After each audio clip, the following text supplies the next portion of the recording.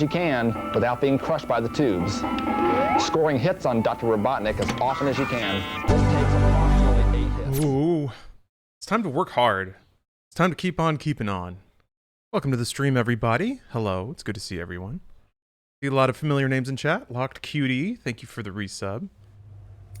Playing Death Stranding Director's Cut. This is a hashtag sponsored stream, so you guys know. If you want, you can use the DS command for a tracking link that the sponsor would love for you to click on. But perhaps after seeing the game, you'll be so enthralled that you want to investigate more on your own. Hello, Hootie Blowfish.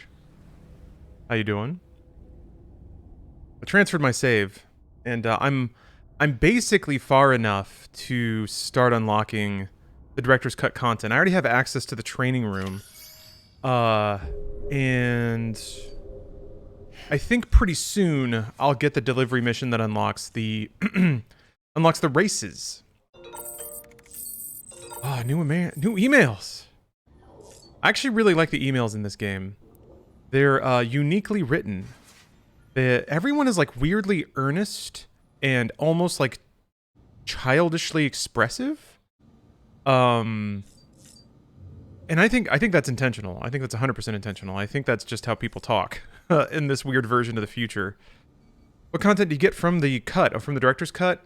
I'm not 100% sure about all the changes. I know that they made some tweaks and stuff to the intro of the game to make it kind of easier for new people to come on board. In terms of the top level content, I think that they did change a little bit of the game's graphics. Like the draw distance is a little further out because this is the PS5 version, basically. And then they added a training room with a firing range, and then it has like Metal Gear Solid style stealth levels and stuff. There's just a variety of like bonus missions basically in this VR. It's basically like VR missions for Metal Gear Solid, if you remember that. That was a long time ago. But if I get the upgrade, will my save file carry over? Yes, it will. They have specifically added a save transfer that so you can take your save from the original game to the director's cut. Yeah. They added some more roads to make it easier to get down from the mountain. Yeah, they changed some of the terrain. They added races. They added the challenge rooms, like I said, and they added what is it? It's like an ordnance cannon. You can fire materials from a gun to somewhere else, and it'll land without damage. So essentially, you can mass transport building materials, I think is the idea. They also added like a little helper robot that'll follow you around. So they have the like delivery drones in this game. And then they had like a sled that you could pull around on like a tether, or you could skate like a skateboard. So now they have I guess they have a little bipedal robot that'll just tromp after you and carry stuff. I don't have that unlocked yet, but I will. Yeah, the monster, the contract with Monster appears to be gone, so now it's Bridges Energy.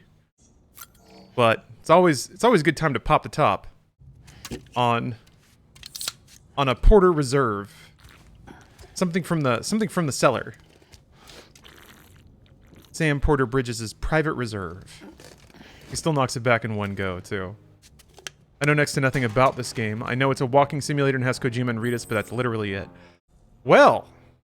We have a lot to go over then. So let me think. This will be a lore primer, because this game is special. This game is special in a lot of ways. Yeah, I haven't unlocked the Bridges beer yet. What is it, the like Timefall Porter or whatever? Alright, let's see here. How to talk about Death Stranding. So Death Stranding occurs after an extinction event. It's sort of Evangelion, maybe, if you want to think about it that way. There was something called a void out, which there were several void outs actually, and everyone thought it was like nuclear war, but it turns out, it's slightly technological related. So in the world of Death Stranding, humanity is starting to understand and quantify death. They're starting to understand what happens to your soul when you die. You go into this other dimension. And then they figured out, wait a minute, we can use that dimension as a medium. And it is immune from all of the Newtonian laws of physics. So essentially, they could use that as a different kind of internet. the death dimension, basically. They could send information through it, and it would cross the world instantaneously. Yes, it's also filled with death whales. Everyone has a beach, and that is where they cross over into the realm of the dead from. Okay, so humanity was experimenting with this, and then whoopsie, there's void outs, because apparently this part is not very well known in the universe of the game.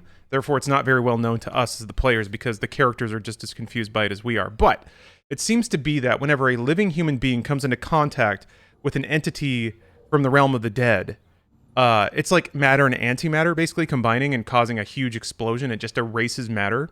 That's what's called a void out. And they can still happen in the game. You can kind of engineer them if you really try to be bad at the game.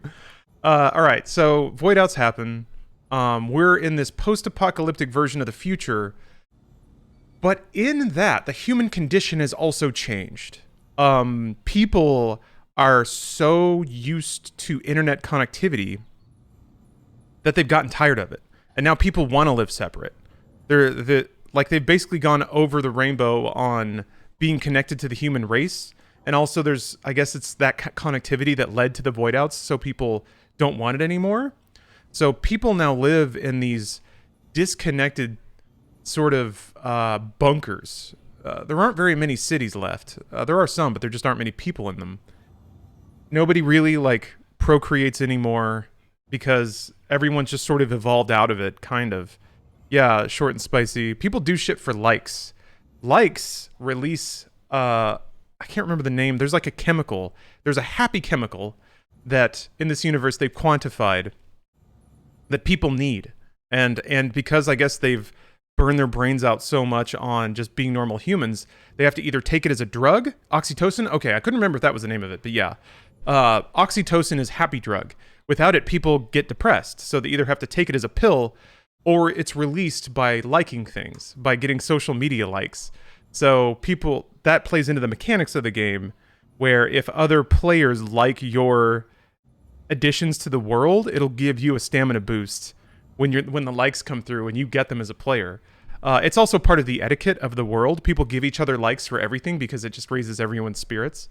There are times where, there's a few times where for some reason Nicholas Mining Refn will turn to the camera and give you the player a like. So, Kojima, Veriscosity, thank you for the prime. And also Zoltron, thank you for the cheer.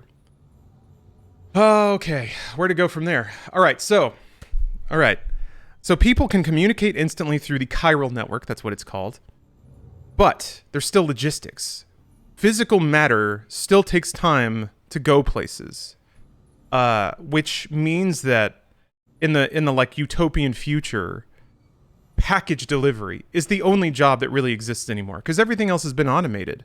AI run machines that do all the work for the human race. So delivery people, porters, are really the only people that do anything, or that have to do anything. Everyone else is doing research and exploring the arts or whatever for the betterment of mankind.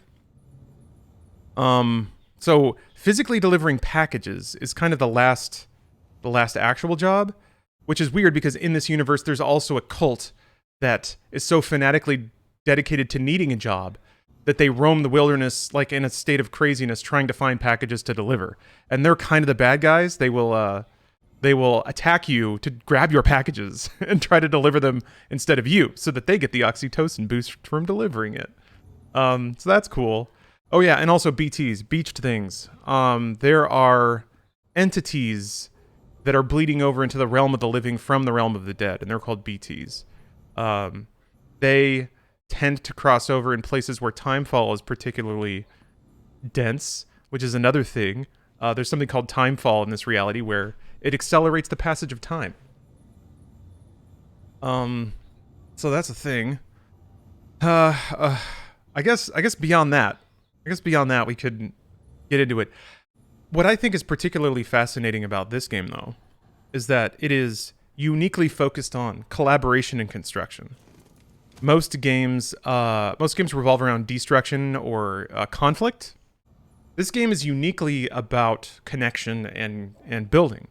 The game objectives are always deliver the package, get it to where it's going to people who want it and will use it for good purposes.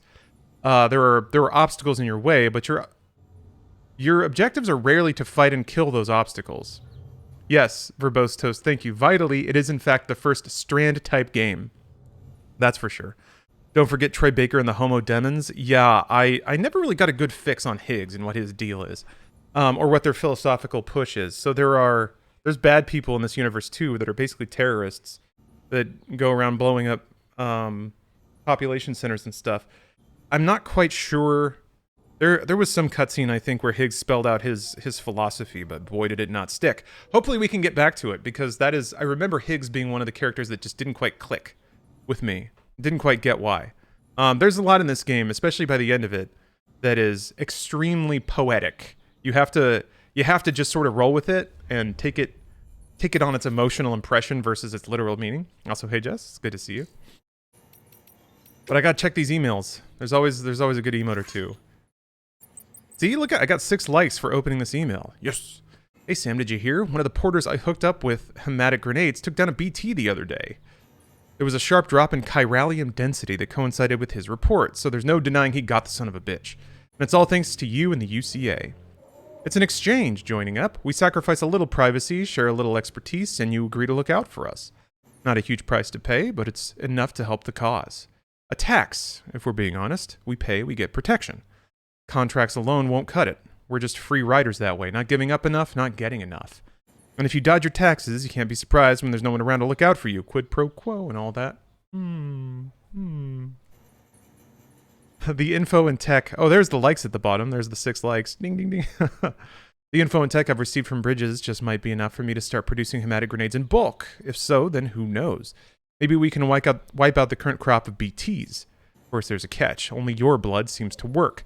Don't misunderstand. I'm not going to ask you to bleed yourself dry. To be honest, I'm surprised we got as much from you as we did. It's like you're donating a pint every time you take a break. Well, it can't be easy, and we sure are grateful. But we sure are grateful, and don't you forget it.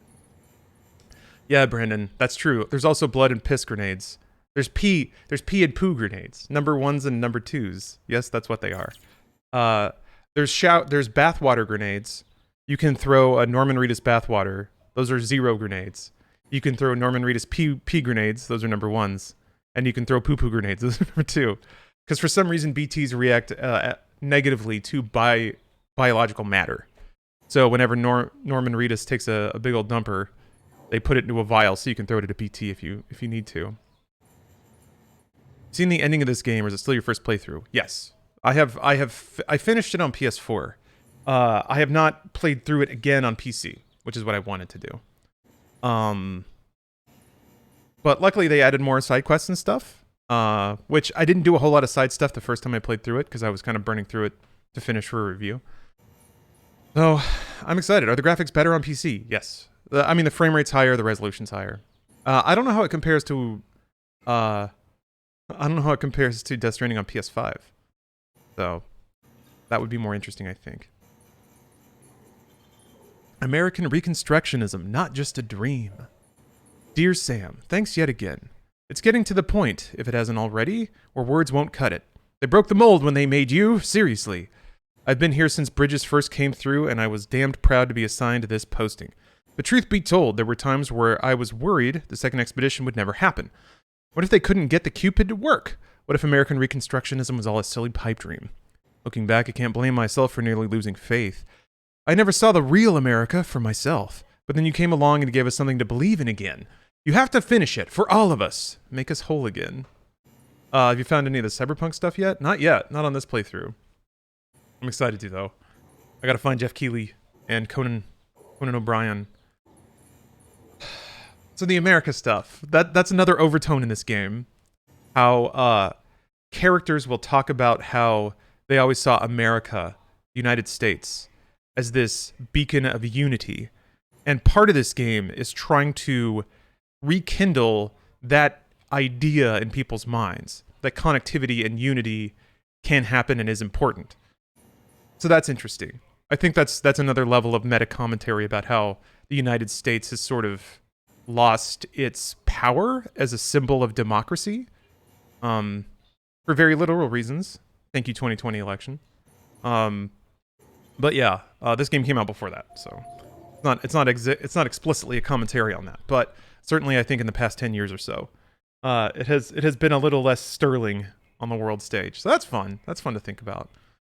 Oh yes, also the expeditions. God damn it. Okay, so in the universe of this game, once all the void outs happened, basically everyone gave up. Everyone was like, "Well, fuck, that's it. Goodbye, human race."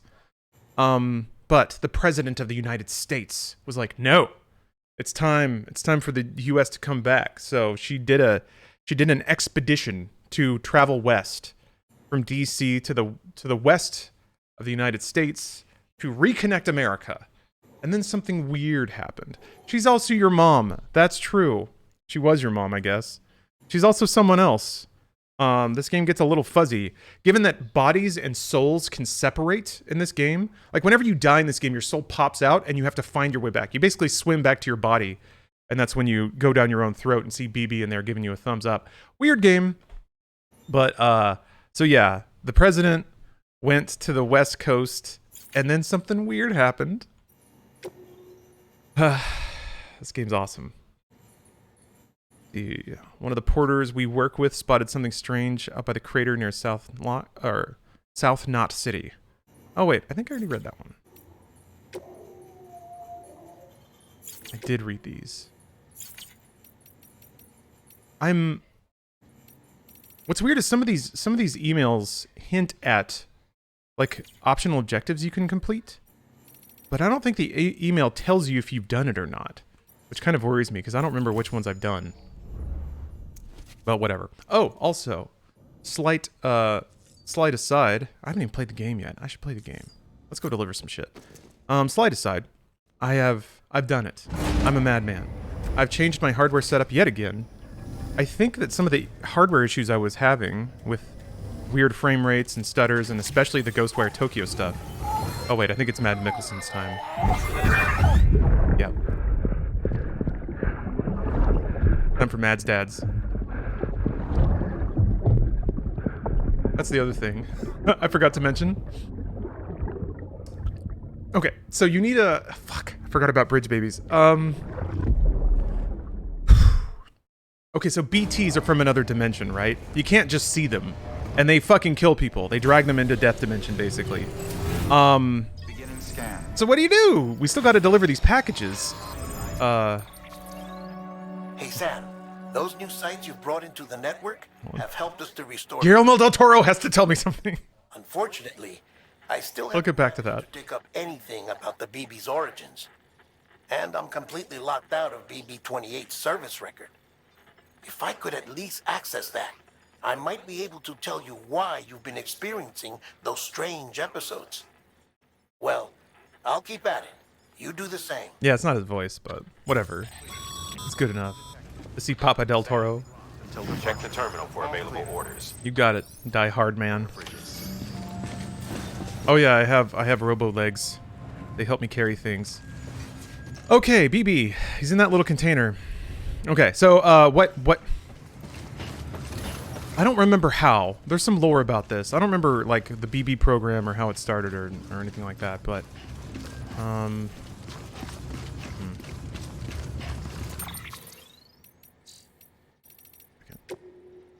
but basically, the way that it works now is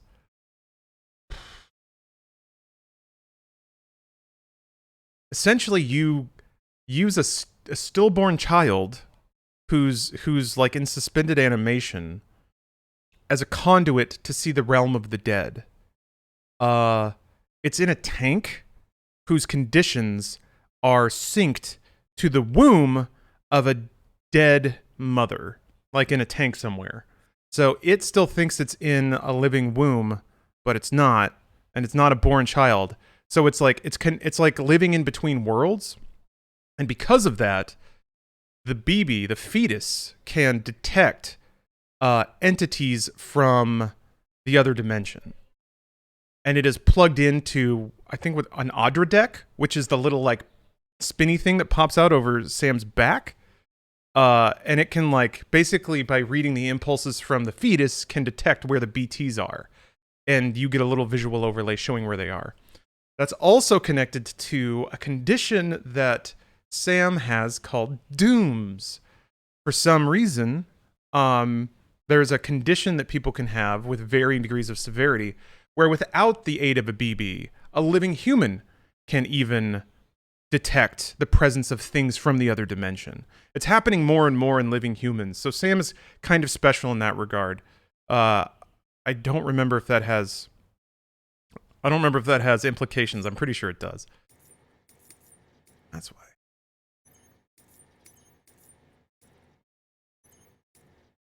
Okay, I'm gonna crank it. And because, like I said, I have changed my output. Hope this works okay.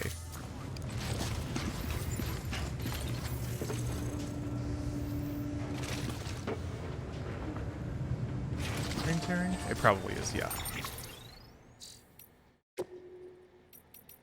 Here, I'll just... Nope. Hold on a second. I'm gonna have to... Oops. Gonna have to... Wait, it doesn't go higher than 1080p on windowed? Alright, okay. That's fine. That's fine. Make that work.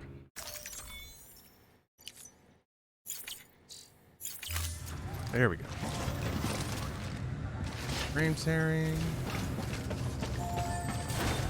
Alright. Let's deliver something. I'm sure that I'll, Eavesdropping again. It's all in your cuff logs. And with the aid of the Cairo Yeah. network, we were able to restore Fragile. Leia Sadu just told me all about her tragic backstory. Story. Don't need you to tell me what's true and what ain't. I could hear it in her voice. Son of a bitch fucked her over good. No reservations about working with her then, I hope. Good news, Sam. The bot you sent out made it to its destination. The test was a success.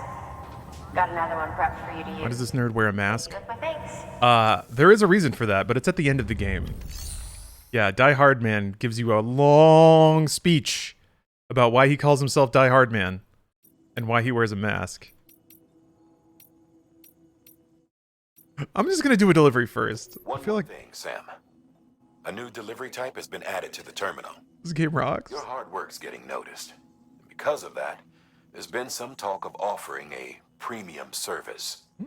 Now, it might seem like a hassle to willingly take on extra restrictions, but if you succeed, you'll boost your rep even more.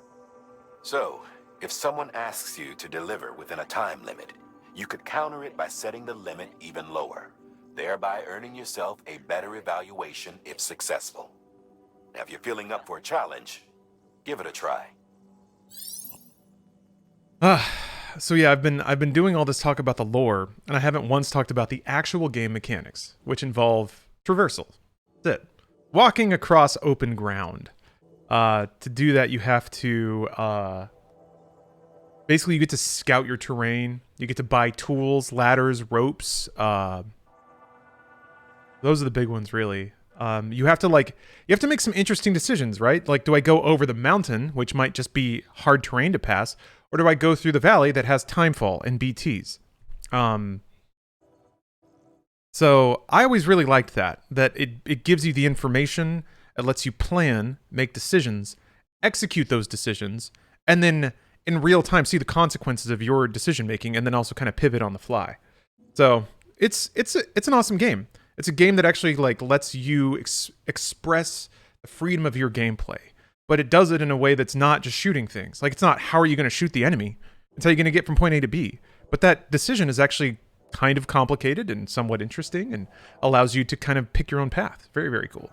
Now, the world design does lend itself to certain paths and stuff like that. But Yondo says, learned about chirality in chemistry class. Per Wikipedia, chirality is the property of asymmetry important in several branches of science.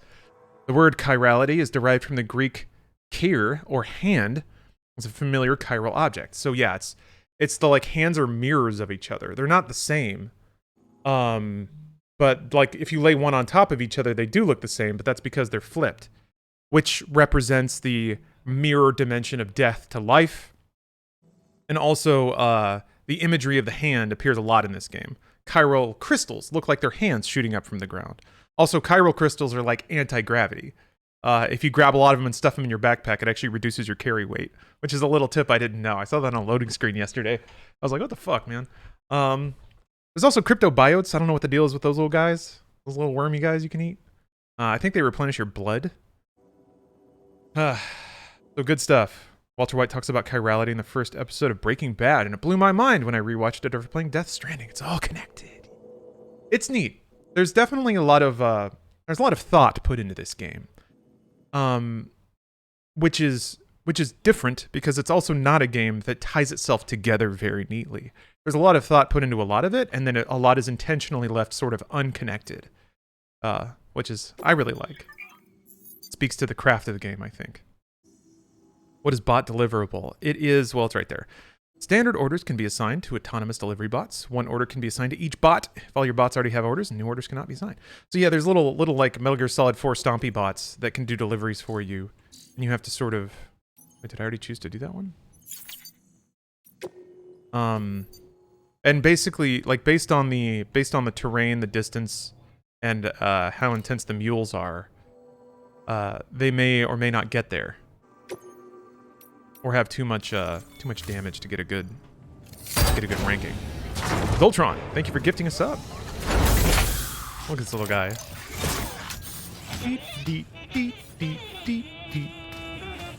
Oh, other players can help you travel. Yes, Jet Cougar. So this is the first Strand game.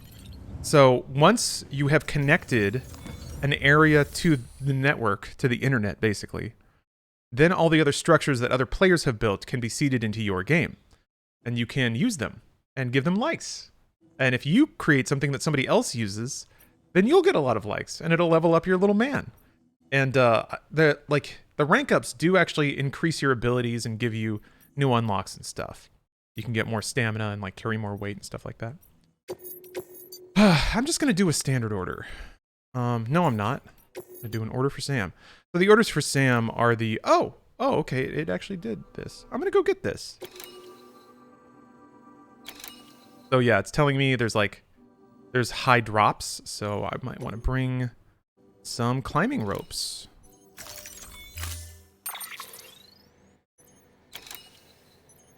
What's your response to the hate of this game? There wasn't really a whole lot of hate of this game, Morgie. I don't remember there being a ton of hate for it, but I just remember a lot of people rolled their eyes at it, which I think is a perfectly acceptable response. It is an eye-rolling game. But it's not trying to trick you into thinking it's anything it's not, you know? It's not trying to be any game other than what it is, and I think it is very intentionally what it is. Oh. Sam, sometimes other porters will return Bridges' vehicles to the garage. They're for everyone, so feel free to use them if you want. So that's the other fun thing about this game is that, and then again, I think this plays into the idea of chirality. Much like Demon's Souls or Soulsborne, you're playing the game by yourself, but you are always surrounded by the actions of other players. They leave emotes for you that actually like give you stamina and stuff. They leave vehicles for you. They'll leave items in storage containers, and you can do the same for other people. And there's a lot of game mechanics that incentivize you to interact through those Strand tools. So I think that like the idea that you're playing a video game alone with a machine, but you're seeing the after effects of other humans through the lens of this digital, like unfeeling video game through a program is, I think, part of the idea of chirality and mirrored symmetry. Not to mention just the game's themes itself of like life and death. Sounds lonely? I think playing games can be pretty lonely. Not necessarily always in a bad way, but I associate playing games with being by myself a lot of the times. Oh, that's right. I went back. I figure I would have put all this gear. I got new shoes.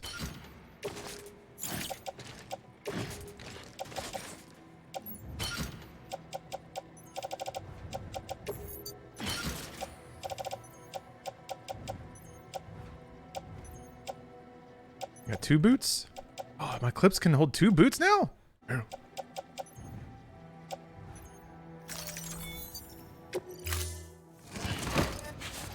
supposed to feel lonely, at least at first. Yeah, because the world is disconnected and empty. There's there's musical cues that are pretty depressing and empty at the beginning of the game. All right.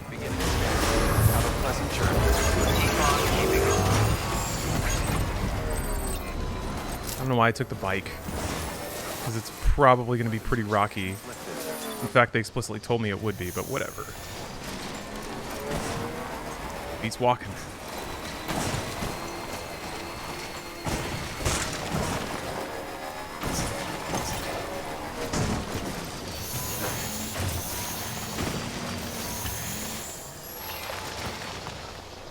I'm gonna go along this ridge for a while, see if I can get closer to the objective. Because if I can just make it to where I just climb down a rope, grab it, climb back up, and get back on my bike. Just a bit further now. Over here! That would be the most ideal, I think.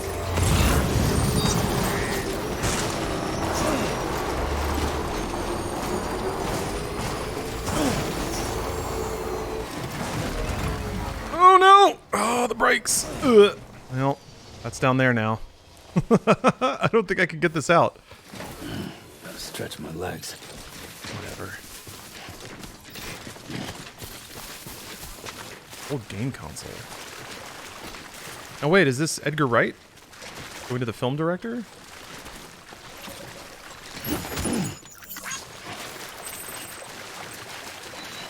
Oh wait, no, that's not the thing I need. It's up here.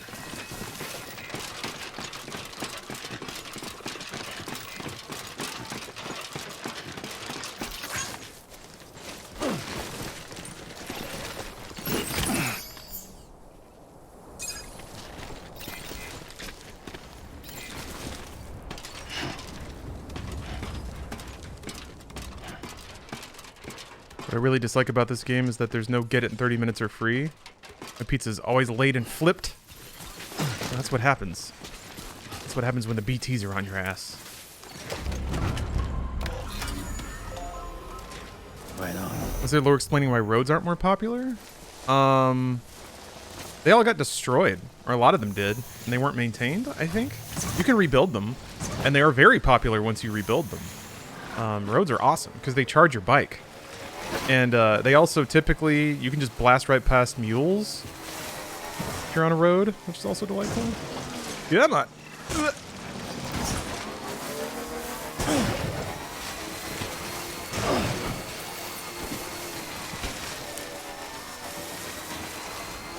I don't know if they're going to let me drive out of this. I think the ability to drive out was probably the other direction. Yeah, that is not a way to get out. That, no. Yeah, I think this bike might be stuck down here.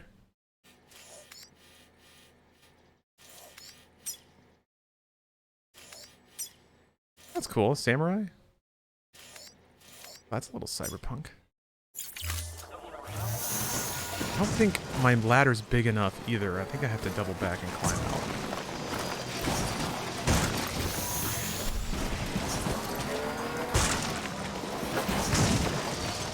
Come on, you. Come on, you. Is the way out it's behind you? Okay. I thought I saw like a ramp leading out. I mean, there's multiple bikes in the garage back at the city, so there's really no reason to fret about this one, but that's one of the interesting things about this game is when you actually do slip into the mode of realizing that all the other players and their like efforts are there for you and to support you, and that you don't have to sweat it. Like, it's okay to accept the help, the mass help of the rest of the human race, as long as you chip in as well. That's one of the things I did like about this game, is it does focus pretty heavily on... There we go. Like, you don't need to be the hero, you just have to do one person's part. And there's a lot. If there's a lot of people, that doesn't have to be that much. You can, as long as you just pull in the same direction as everyone else. Very different from the typical video game experience of being like the chosen one. Now there is some aspect in this game. Sam Porter Bridges is important in the universe and is special for some reasons. But they're pretty vague about what those reasons are. Yeah, many hands make for light work, exactly. As befitting of the world's first Strand game.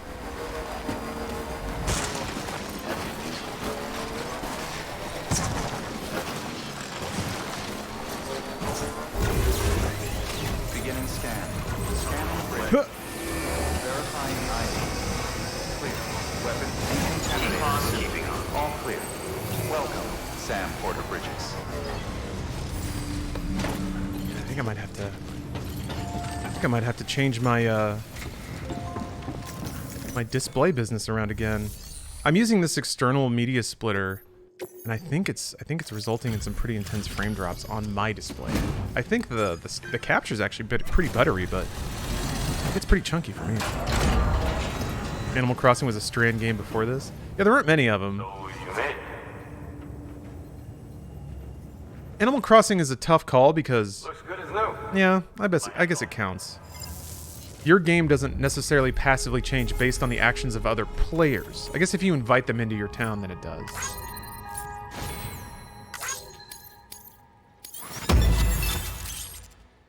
Oh. Oh. That's cool. Actually pretty useful. Explain to me the symbolism and theme behind the name Sam Porter Bridges. Well, he's a porter because he delivers. Oh yeah. His last name is Bridges because he connects people, and also he works for Bridges, and also he's in the Bridges family. I think unfortunately it ends up being pretty literal. Sam might be some Uncle Sam illusion. Awesome. Well, take care of yourself. Well, I have to put that on. Good work. To be a Cyberman. Order available. Please access delivery terminal for further information.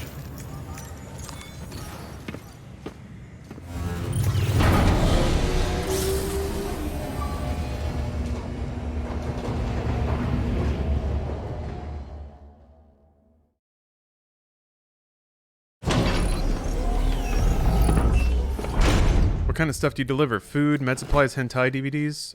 Yes. The answer is yes to all of it. There's a variety of weird objects you deliver. I mean, I did pick up a classic video game console I have to take to the film director. I don't have to. You find these random packages in the field that have been dropped by other players or by mules. Good morning. You do deliver cum, yeah. Yes, you do. Thank That's you. very true. You deliver your dead mom to a furnace.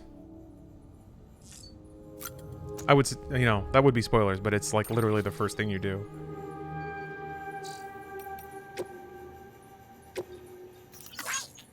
No more smart drugs for me. Hey, Sam. Is it just me or are things pretty lively around here ever since you first came through? Checking the staff's vitals lately and everyone's in good health and good spirits, it seems.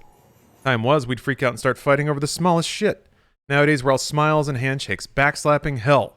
I've even doled out a few hugs. Best of all, we've got peace of mind. And you know what? I think we're using less smart drugs because of it. Might be our bodies are producing oxy on their own again, even. And if so, the day we ditch smart drugs altogether could be just around the corner. You made it all possible, Sam. You've been a hero to us. You've given us hope. Ooh. What the fuck is this? You have no clue who I am. But you I know. You are Sam. Sam I am not. Sam the man mono, you have the chip. That I know. That and a bridge. Sam Porter Bridges. This Bridges used the... Wait, what? This Bridges used the data on the chip to activate my systems. To wake me. Wake my ass up. This is not my world, Sam. What is my world? What am I? It isn't me. If equals then, if that computes. It's just, you know what that feels like? To feel like someone crawled inside, slotted into my skull, and took a bat to my bites. My memory is wiped, broken, and I don't know, I can't remember, I don't know recall, but bitchin'. I'll make it better. Name recall entity. Let's call me J. The letter I keep retrieving, it pops up into my archives. J. That means something, right? Like the V on the chip, a link to home. V, home. Home sweet home, mi casa es su casa. I've got the real me back, Sam. I need more data, and I need more chips. And if I think that I'm thinking you're the only one around here I can count on to help get the job done. Help me, I will help you. I have something for you. I will hook you with V's face pattern. Sam, a bona fide Valentino. Bona fide Valentino with the ladies, right? Sam Portino. If that's not good enough for you, well, the deal, I will sweeten the deal. I scanned. I saw the chip you found had data on cyberware tech. I used it to prep a software upgrade for your compass. Dang it, sorry, it keeps flipping to the top. Software upgrade for your compass. Well, me maybe not. It wasn't all me. Your systems did the heavy lifting, like they knew. They knew how to make the most of it. Fuck if I know. I don't know how any of this shit works. Maybe it was just meant to be. Anyway, you don't gotta worry about losing sight of your destination when making deliveries. Not now. Now all you can do is set it so it's always on. Open up compass mode and focus on your destination marker to give it a try. So that's the pitch, Sam Porter Bridges. Find me more chips. For me, Sam. Or for me. For you, Sam. I don't know. You never know. You can't know what are the goodies you might get out of it, you know? Cool. How do I put that shit on my face? Let's find out. It does indeed appear to be a cyberpunk tie-in. And equipment?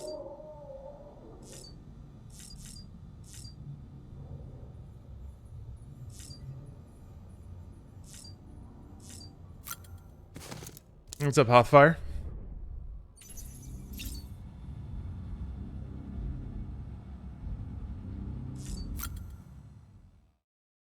The monster still in the game? No. No, it is not, unfortunately. How do I equip that?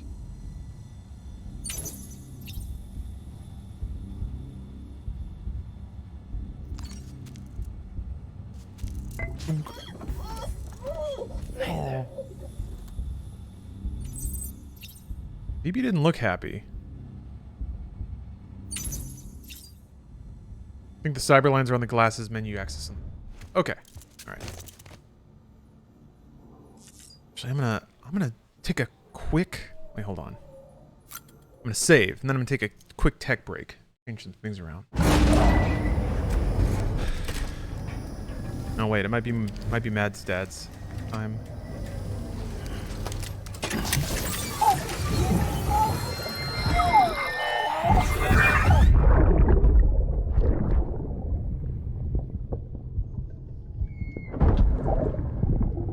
Sorry about the mess. I got caught in the rain.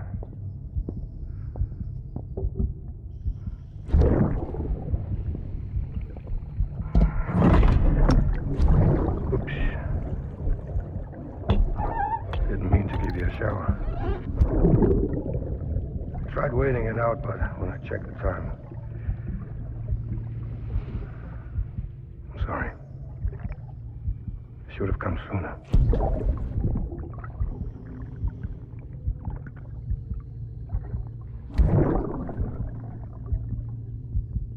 I got rain in my eyes.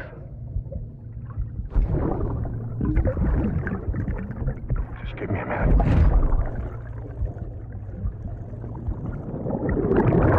What could it mean? So yeah, you get flashbacks to Mad's dad's Mickelson. Dad's Dickelson? Yeah. You get flashbacks every time you like connect into BB, and you don't know why. But that kind of reveals another story about what happened to BB, or where BB came from. Or where, specifically where your BB came from. Yeah, there's kind of an interesting story arc with BB later in the game. Wait, almost. That seems like, it almost seems like it's going to a stereotypical, like, kind of storyline. It's interesting, the BB stuff, I was like, oh, okay, this is like the most normal, for lack of a better term, the most like normal and approachable storyline this game might have. And then it kind of didn't really execute on that? I don't know. This game rocks.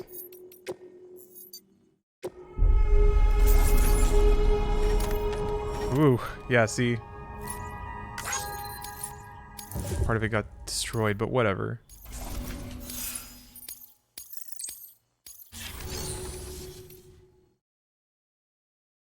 This might work because there's a road.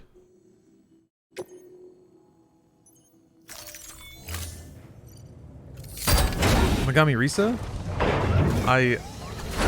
I'm happy I'm streaming this too. This game is fantastic. You and the crew possibly play EDF again at some point. When EDF 6 comes out, sure. I don't think we're just going to go back to it, though. Alright. Another delivery.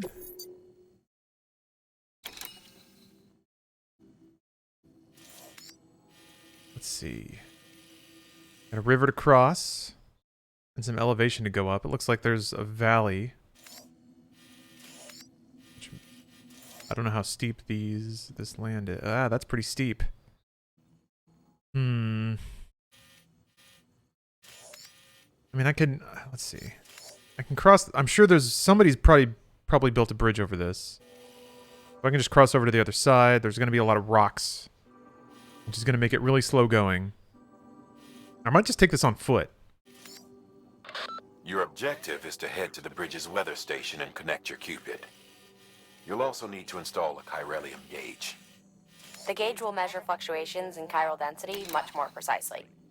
We'll be able to provide more accurate forecasts for timefall and other phenomena. Timefall and elevated chiralium levels have a strong correlation with BT activity. So, installing this gauge will help us to help you and others like you.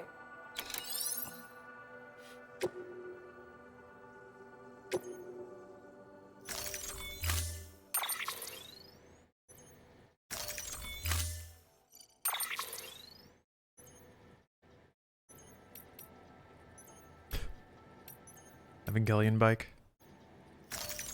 Love it. Is this the first playthrough or a revisit? It is a revisit. I have finished this game before, but I didn't really take like the ultra scenic route my first playthrough, so.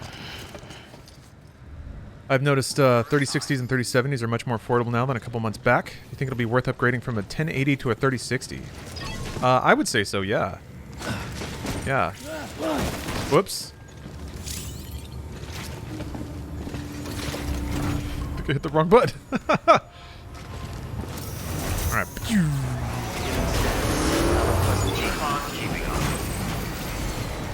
Let's see here. Okay.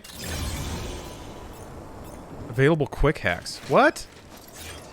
Yeah, it actually did change my UI to be a cyberpunk. A cyberpunk thing. Weapons restrictions. Oh, that's great. Yeah, this terrain sucks for bikes. Someone's happy.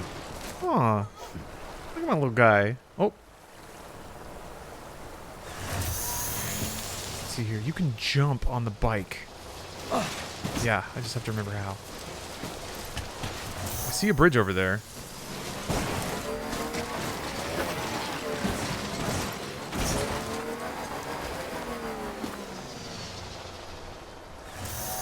So yeah, you find these packages. This is going to Elder, who is right there. That's not that far, but I'm going the other direction. Oh yeah, the upside down rainbow is also an indicator of where timefall is happening. The inverted rainbow. It's reflected, you see, chirality. There's a lot of symmetry to this game, and a lot of like related and reinforcing imagery, but it doesn't ever really cross over into the narrative. Well, I guess I don't know what I'm saying. I like how this game seems to be like stitched together really intently, and then it also just is a really weird fucking strange thing that doesn't explain itself or feel the need to.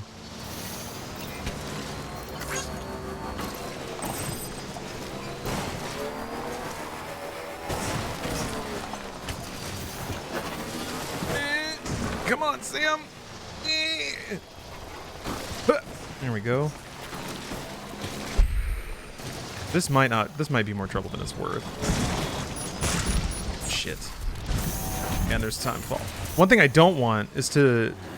What can't you do? Be on my, be on a bike and run into some BTs. Because they basically cause these giant oil slicks to spread, and then your bike just gets immediately stuck. And then they yank you off the bike, and they pull all the shit off your back. It's a bad time. BTs are stressful. Shit. Well, there's that then.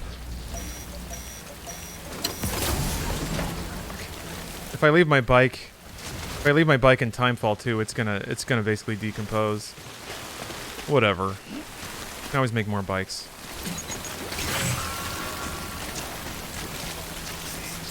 I have to remember how to play this game.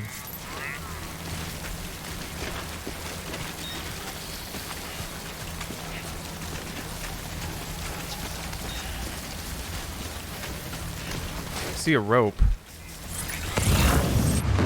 Fuck. That's the clarion call that BTs are around, basically. And then once you're in the round, once you're near BTs, the outer deck points to them and freaks out the closer they are. Are the pants a chunky Samite? Or are they just like that? This is an upgrade you can get. It's like cyber legs that help you carry stuff. Where are we pointing? I don't think I have the... You can eventually get the ability to, like, stealth kill BTs. I don't know what this green thing is. So, yeah, there they are. Clouds. They float via, like, these long sort of strands. Not only is it a strand... Oh, wait, is that a mushroom from somebody pissing? Is that a piss mushroom? I think it might be. You can see, like, the flowers growing and wilting, which is really cool. But, yeah. The imagery of umbilicals, of ropes, of connections, very, very strong in this game.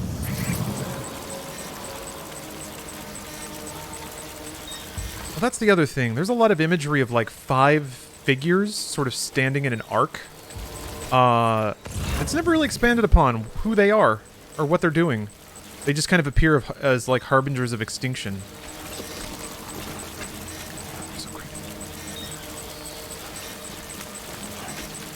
Piss mushrooms have a purpose. I think they do, but I can't remember what it is. Okay, I think I'm just gonna put a ladder here. I hope it's tall enough.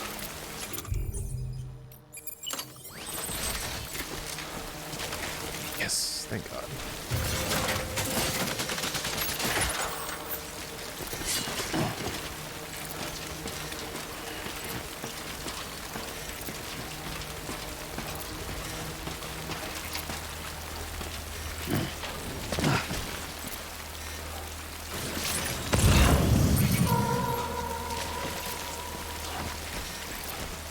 Use this rope.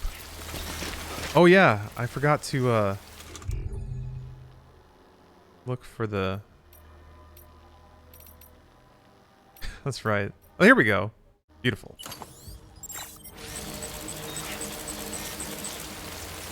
Awesome. Yeah, they have Gordon Freeman glasses. There's a little valve plug you can stick on the back of your head.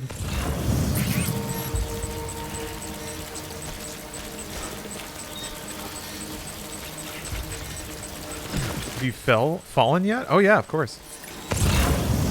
That's one of the most fun things to do in this game. Just to fall over. Come on. Yeah. Yep.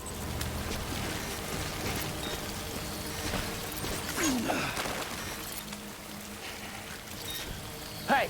Shit. I wanted to like it. Can I not? Do I have to grab it? There we go. If you level up your, like, social ability, you can drop likes faster. There you go, debating Popo. Enjoy. Enjoy those likes.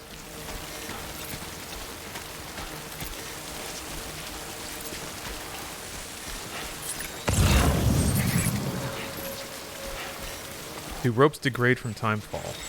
I think so. I think. It would stand to reason. I guess I'm not sure now that you mention it. If, like, ropes and ladders and stuff degrade out in the world. Timefall is sort of the way that they have atrophy in the game to be able to remove and decay elements. Otherwise, everything would be built everywhere all the time, right? So I would assume so. That they would eventually break and disappear. Oh, there you are.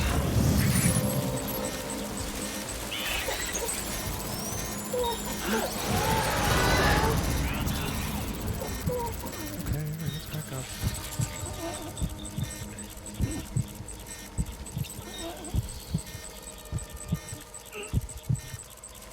I'm trying to remember the series of buttons you have to hit to look at BB. You have to like go first person and then look down and then hit another button to be able to like soothe BB.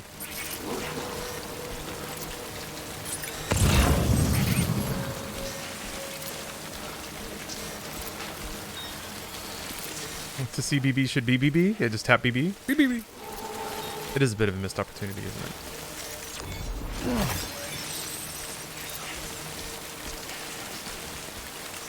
LB and down and then X. Yes, you're absolutely correct. Oh, it's so cool. So cool, little BB.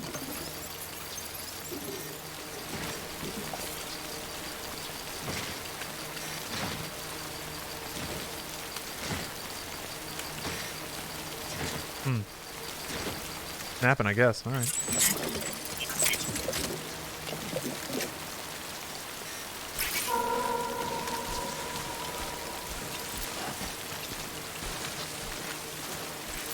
You can actually shake the baby with DualShock. Oh, with like motion controls? Still can't decide if I want to play this game. Yeah, it's not a game for everybody. Which is maybe not what I should say on a sponsored stream, but it is a wonderful game. And if it is... Oh, I'm done. Okay. If it is a game for you, I think you'll love it. So, I encourage you to take a look and see if it is the game for you. And also ask questions. I like this game a lot.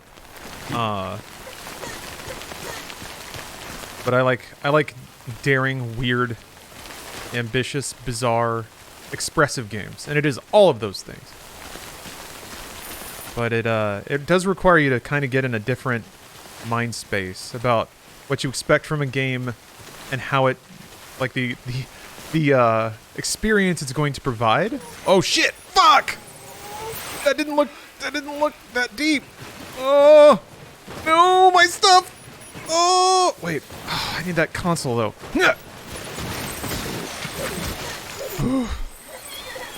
Oh, okay, BB's happy. All right. Do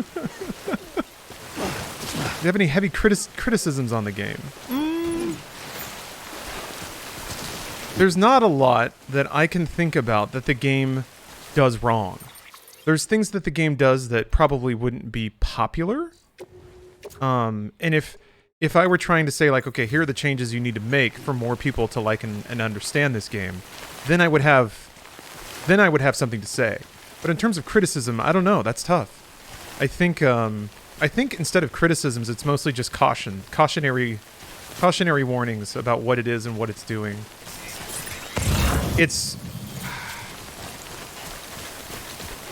I think it's okay. It's more widely enjoyable than something like Shenmue. But a game like Shenmue, like you can criticize it for being boring, but it wants to be that. It's trying to be that. It's not trying to be like a mile-a-minute action thing.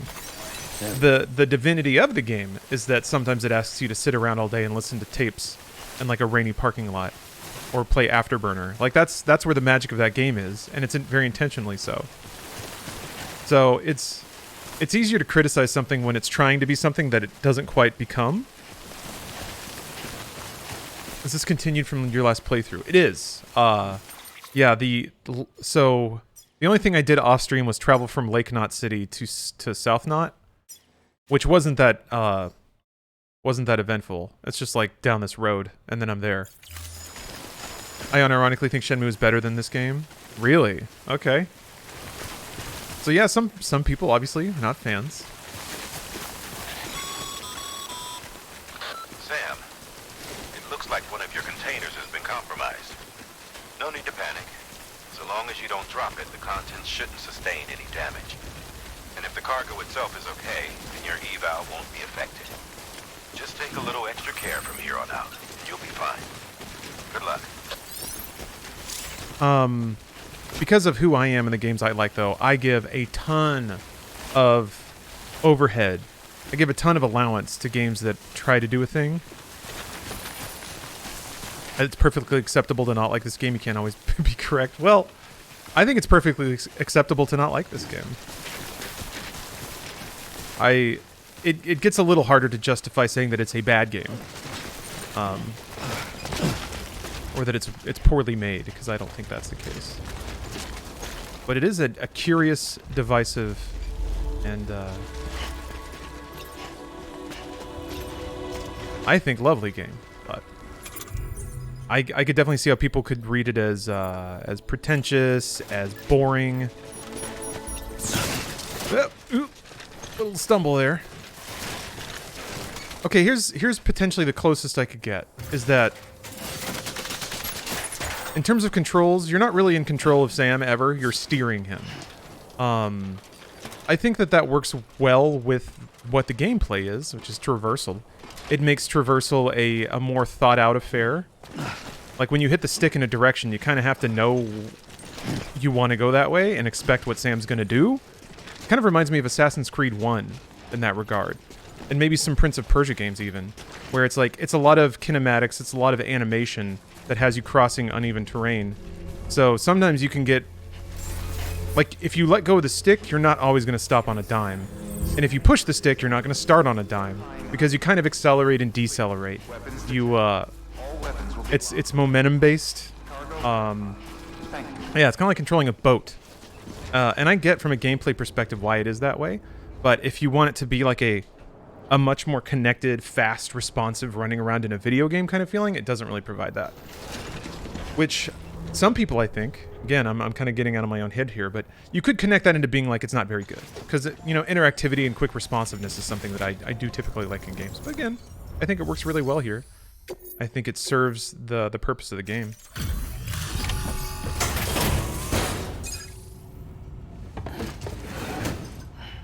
But I really like it. I would definitely encourage everyone who's curious about it to give it a shot. Hello. And certainly, if you use the DS command, The gauge you brought is going to save a lot of lives. you will get a link to a store page with much more info about it. What would you like to see in a sequel to this game? Wonderful. It's in perfect condition. Thank you. That's a good question. I mean, this is the kind of game where I wouldn't mind just more content. More levels, more delivery missions. Special alloys.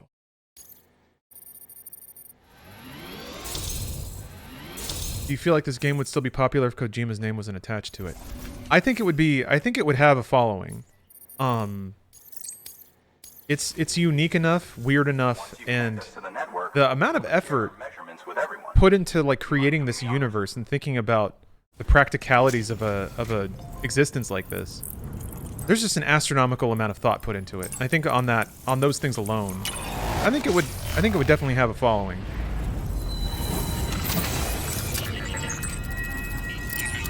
Well, I mean, the truth is, without Kojima's name, it wouldn't have gotten the budget it did, and probably never would have been made, especially not at this production value. So, in that regard, I'm thankful for his name because it meant that this quirky-ass idea got a AAA budget.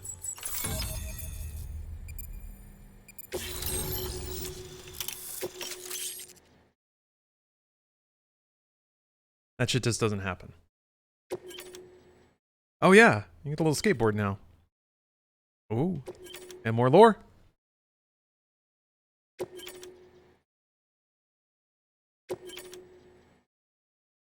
Oh, I can see the weather now. This is one of the only games where getting the weather forecast is an upgrade.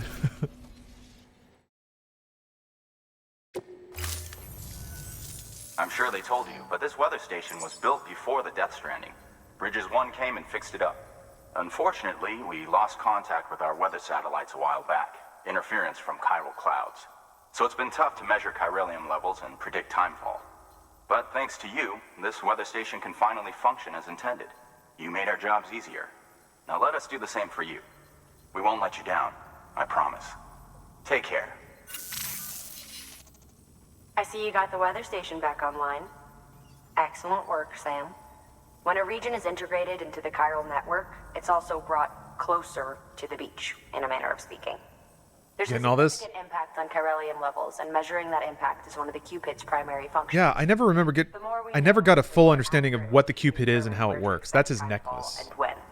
Without the chiral network, we'd be left. And it's sort of like a thumb drive. And thanks to your latest accomplishment, you can now review the weather forecast via your compass. That connects terminals to the chiral network, which is the internet, basically. I'll keep an eye on the chiral density from right here in my lab. Would you say that Soulsborne games are like a Strand game? I would. Nick Cage. Kojima made some statements about this being the first Strand game. Which from his perspective, alright, I get what he's saying. But there are games that have had asynchronous multiplayer features, Animal Crossing being one. And yeah, Demon's Souls. Demon's Souls was a Strand game, I think. Could be useful when plotting your routes. Demon's Souls even had the attribute of the collected actions of individual players changing the game state. It was really fuzzy and weird about it, but it was there. Demon's Souls was kind of a first mover in a ton of ways. And those features I see leading directly to Death Stranding. They're not the same kind of game by a damn sight, but I like connectivity, single player games. What the fuck? Sorry, I hear somebody. Oh, it's the music. Weapons restrictions lifted. Yeah, when you put stuff down in the universe, you can put a song on it. Which is also pretty great. I'll give Dragon's Dogma some credit. That's true. But I guess so. Dragon's Dogma had the pawns, but it's not necessarily like the actions of other players influenced your game world, right? It was just the pawns that would carry over, which was still cool. And I think it's a version of that sort of thinking. Oh, this is pretty. Weapons restrictions lifted.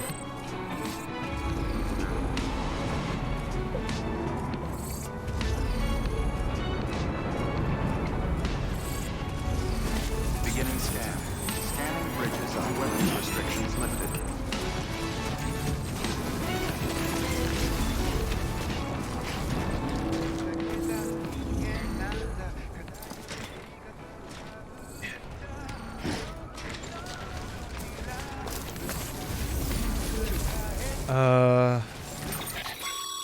Oh. Weather forecasts can now be viewed via your cufflinks. Should come in handy when you're on the road.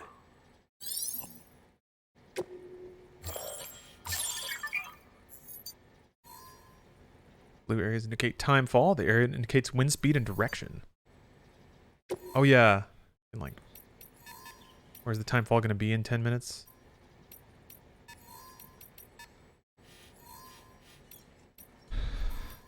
So I guess I can go back the same way I came in if I get there in the next 10 minutes or so, I can just take a straight path. Wonder if I can find my bike. Wonder if it's still around. Yeah, there it is. There's probably a mission to go back to South Lake Knot. I think that's it. Yeah, all these like outposts have like one human being in them, and they don't even come outside. There are some cutscenes where the person like comes outside, and it's, I don't know, it's weird. Film direct.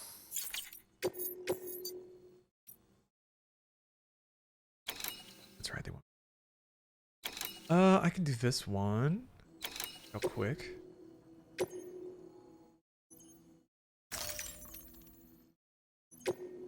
I'll just take that after this one. I think this game does a lot of interesting things that never quite fit into a cohesive thing. Yeah, with the controls. Shenmue was a lot of interesting new stuff, which I think worked / fit together better at the time. Oh, okay. No, I think I get what you mean. We've added a timefall shelter option to your PCC. They're perfect for keeping you and your cargo dry until the weather improves.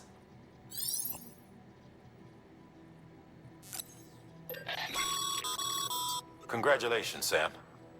Your PCC's leveled up, so to speak. It now has the capacity to produce more complex structures. I'll let Mama fill you in on the details. I get. Oh, I've added a safe house schematic to your PCC.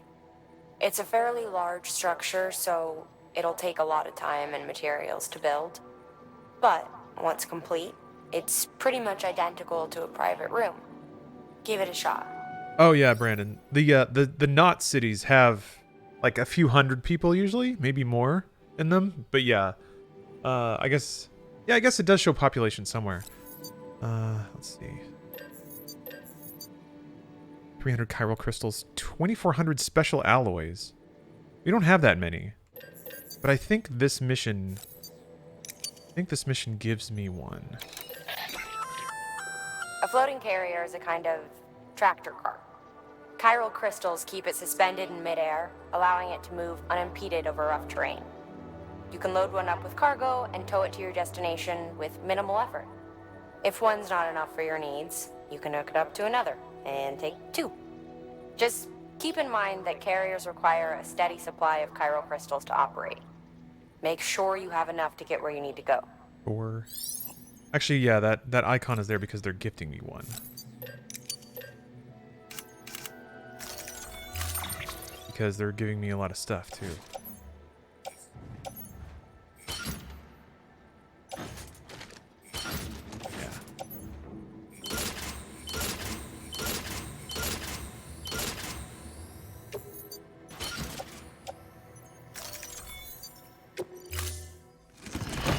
But yeah, I can see what you mean.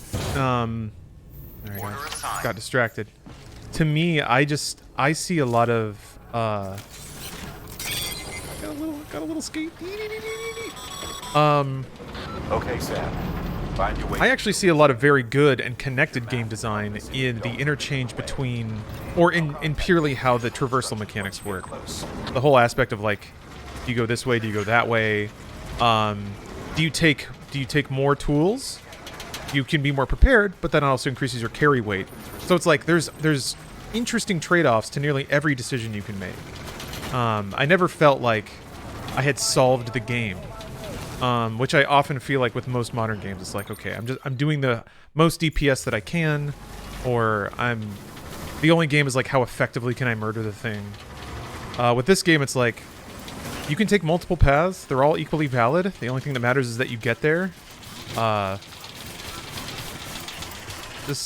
liked it a lot.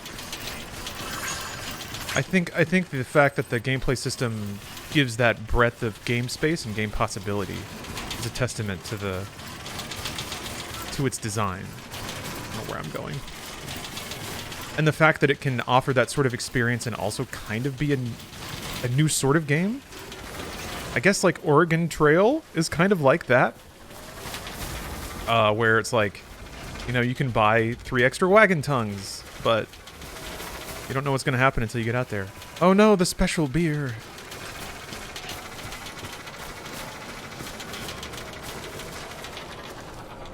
Can't really wrap your head around the game. There's a lot to do. A lot to do in this weird-ass game. Don't worry, I plan on playing it all day, because I really like this game. So hopefully by the end of it, it'll make sense. Oh no, my grenade.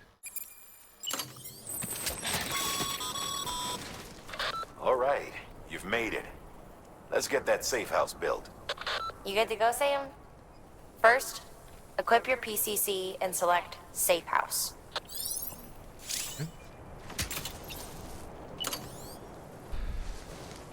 Bridge, safe house. RT to build it.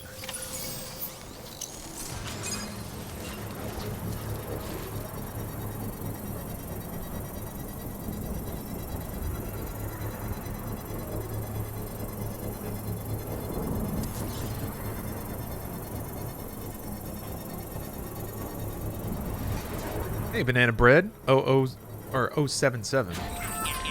It's going pretty well. I have to admit, it's been a bustling week. Materials over to the safe house sooner rather than later. But it's been a productive one. I have a functioning ice maker. I have a shower that drains. I have a hot water heater that is not spraying water everywhere. So, you know, everything's on the up and up. I actually just reorganized some stuff in my like capture setup, so I'm trying a new setup here. Hopefully you guys are getting some buttery smooth frame rates on stream.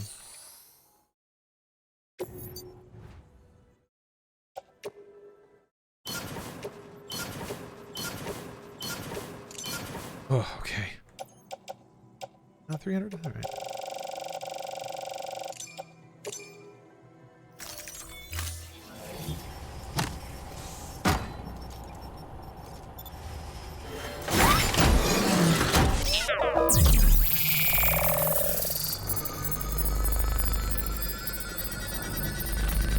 Did you get another couch? Well, sorta.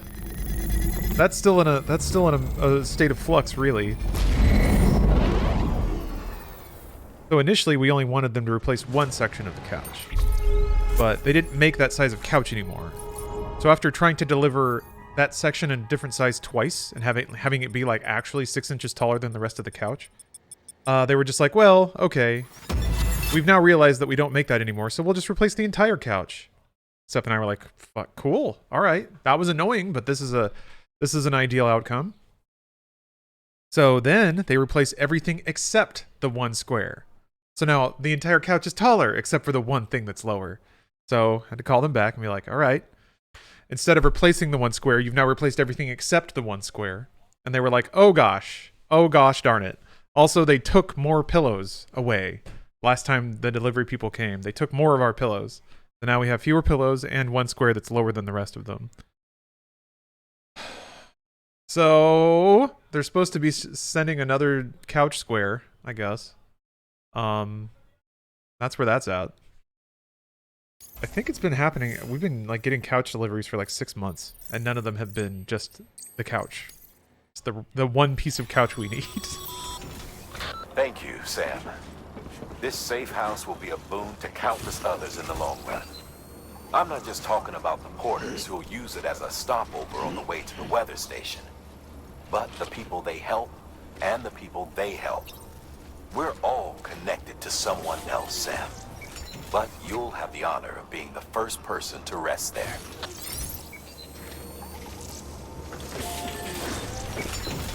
Why are they taking the pillows? I don't know. I guess they thought they had to. Yeah, you can write it. Oh! Cargo severely damaged.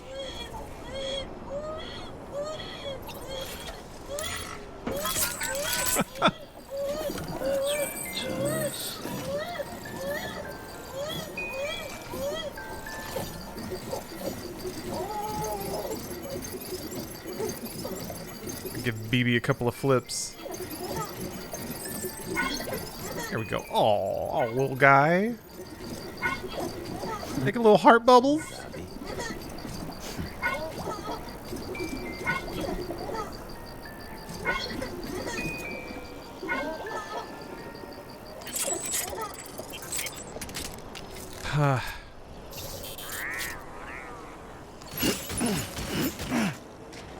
Okay.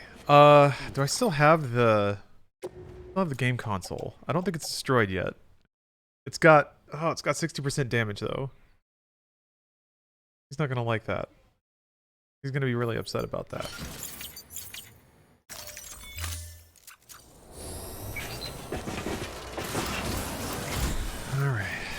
Alright, no getting on the hoverboard while on a steep incline.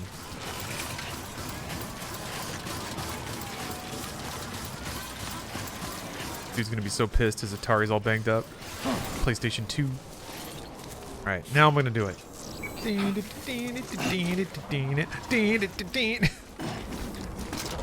No! Oh!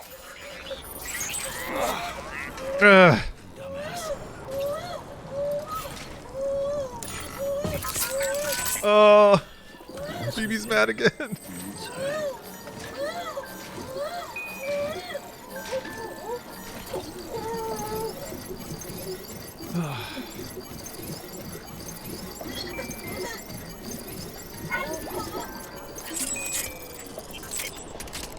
Okay, that Atari is almost destroyed. Let me take a look at it. How's it doing? Ooh, 96%. Do I have... I don't think I have I don't think I have repair spray.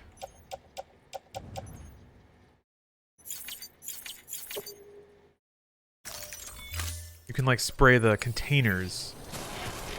Because the container takes damage and then the package itself takes damage. And the container is the thing that gets damaged in timefall.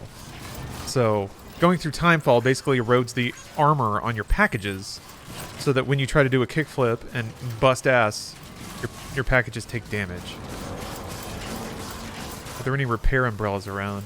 I don't think mine can repair yet.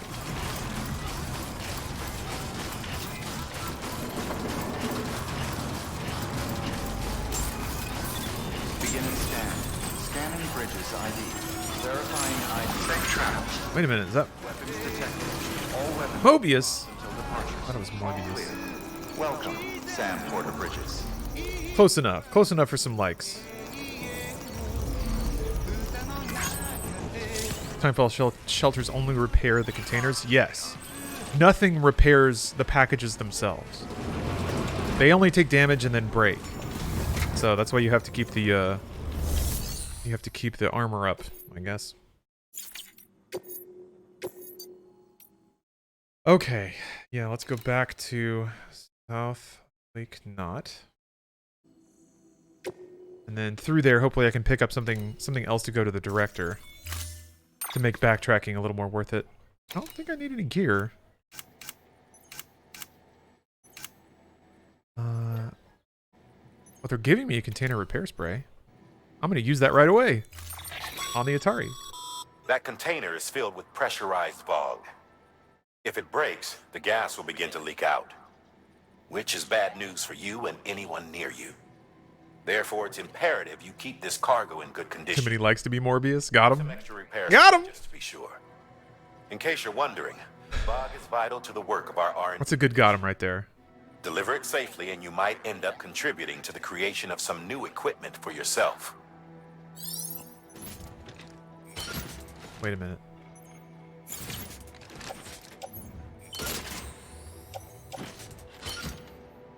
Kind of want to make more repair spray, but I'm not going to. Time to do some sick tricks on the flooded carrier. Yeah, with the pressurized freezy gas. All right, let me.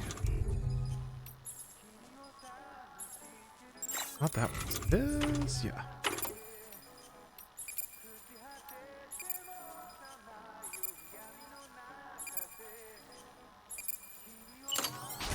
Do this, and then you give your. You equip it. Point backwards. Spray. Yeah, there we go.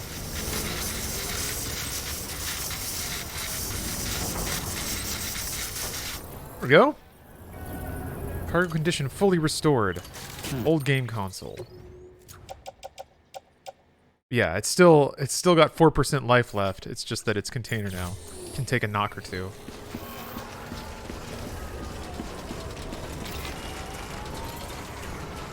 All right, here we go.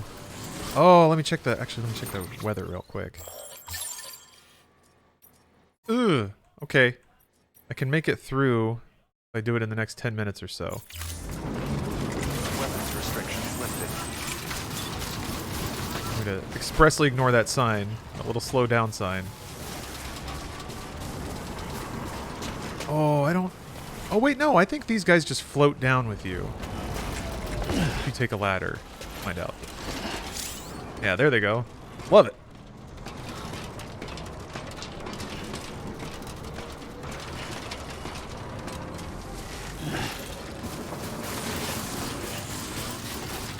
All right, Cyberlegs. It's time to go.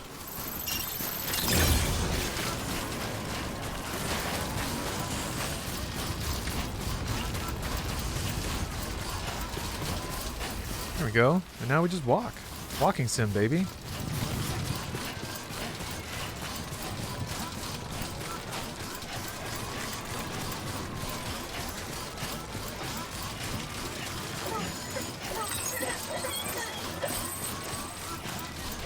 South of Lake Knot City? Sure.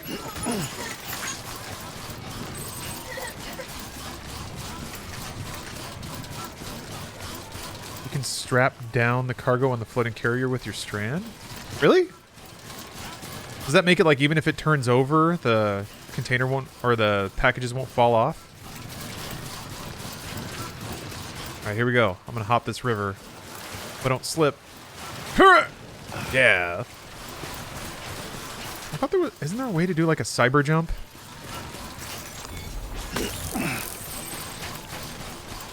I thought you could do like a Mario style long jump.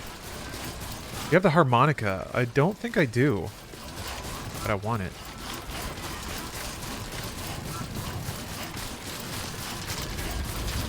Rocks, rocks, rocks.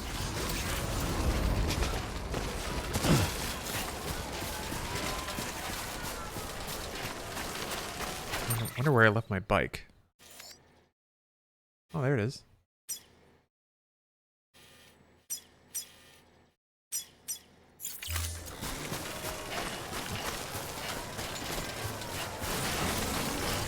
Although I don't think you can't use this little skateboard guy with the bike, right? You have to pack him up and put him on your back. I think that's what you have to do. I think I have enough carrying capacity for it, though.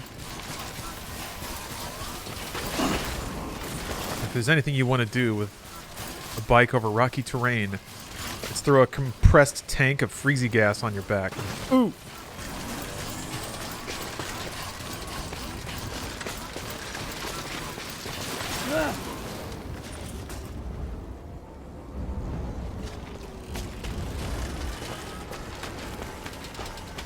Hey, what's up, Fludens?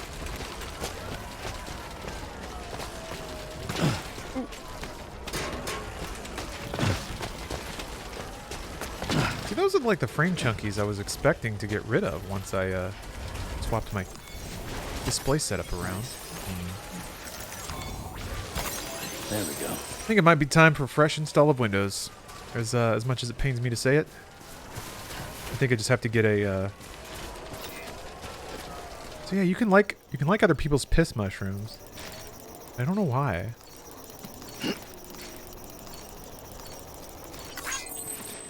Yeah, just get one single chunker M2 drive. Yeah, load Windows 98 up on it. Install DirectX 3.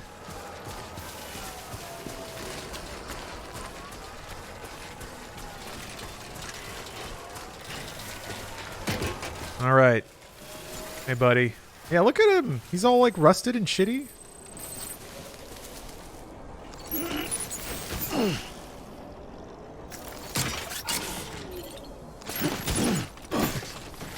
Oh, one too many.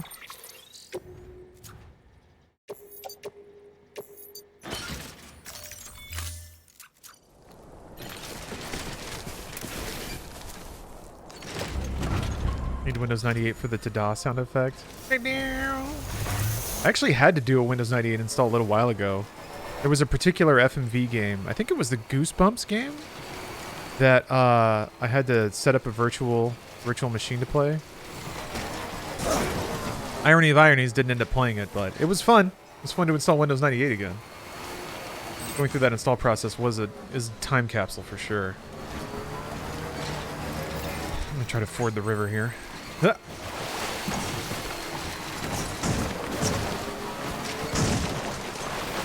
Drive my electric bike right into the river.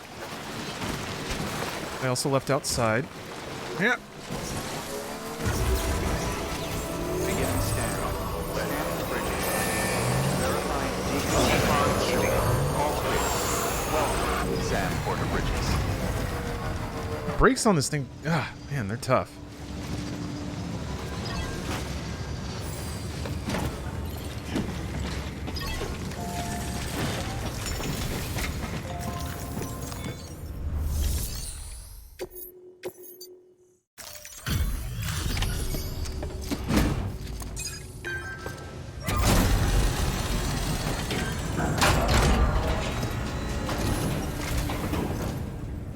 Everything all right, Sam? Looks good as new. My hat's off to you.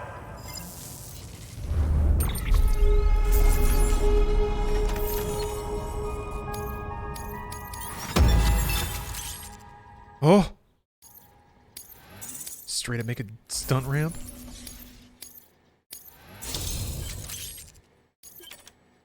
Ooh!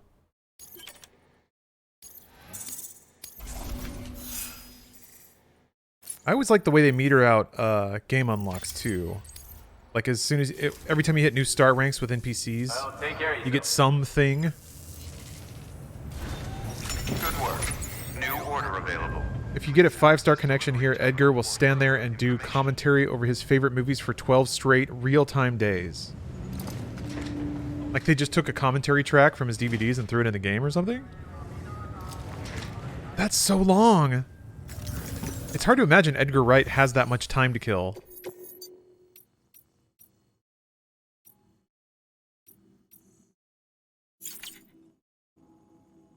It was a joke because he loves to do that.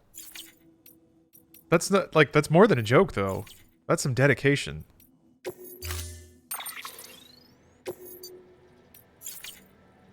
There we go.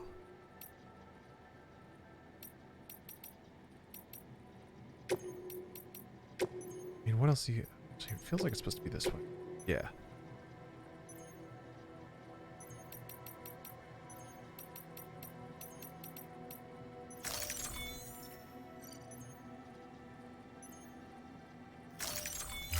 I thought it repaired the bike. Okay, yeah, it does. Okay, let's go deliver some DVDs.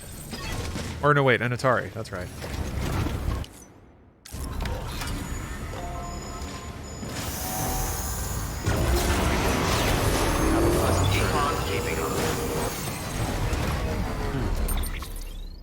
Let's see. Film director. God, you're far away. Holy shit, that's far.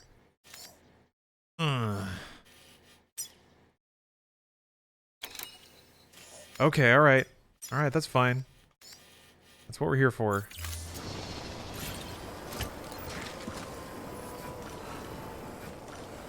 Old man Dom, hello. Got a weird question. Currently watching an old podcast. You mentioned ELO. Are you still an ELO fan? I'd say so. I don't necessarily like every single track that they've ever made. Some of it's a little too easy listening for me. Although I am settling more and more into that kind of music the older I get, so it's happening. The great change is happening. But Twilight is just a magical track. That reminds me, I gotta add the gosh, the studio that turned into Gainax did an animation to Twilight, which it turns out the intro of Densha Toko was totally referencing. I didn't catch on to that, but that animation's rad. I need to add that shit to MediaTek. They did it for Daikon, I think? Anime convention in Japan. That's a lot of rambling that probably means nothing to anyone. But yeah. The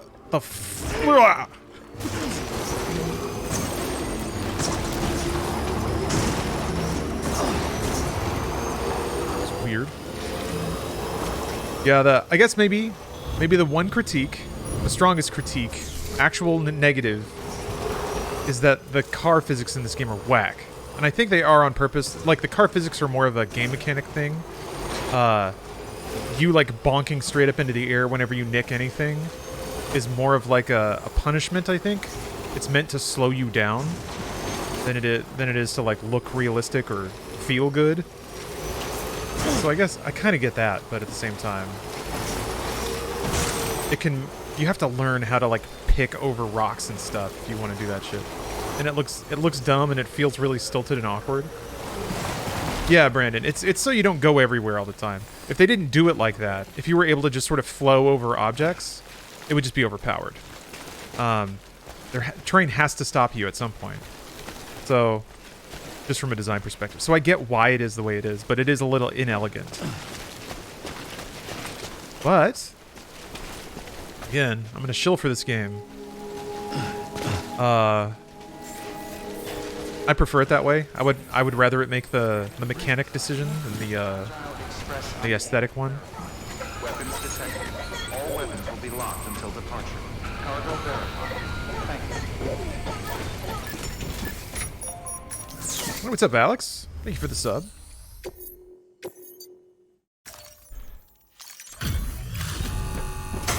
Oh, the icon was like a handheld thing. Looked like a Lynx or something. I wish I'd taken longer to look at that. What do we have here? A delivery? For me? Looks like this delivery took a lot out of you.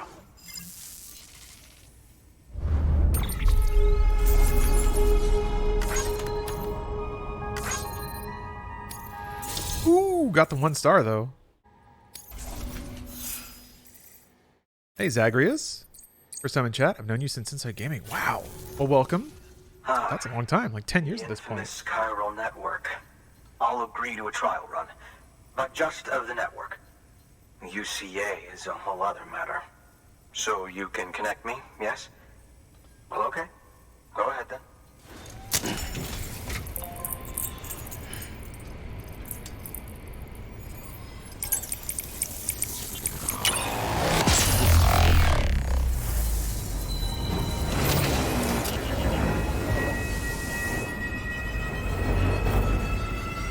Oh yeah, he's crying. So he is allergic to the chiral network. There was a lot of imagery of Sam and other characters crying, which I think played into the game's pretentiousness a little bit before it came out. What's more pretentious than like a celebrity stoically looking at a camera with one tear solemnly rolling down their cheek next to the logo of Death Stranding? But as it turns out, in the lore, people with dooms, it may be people with dooms or it may just be everyone, are actually allergic to chirality.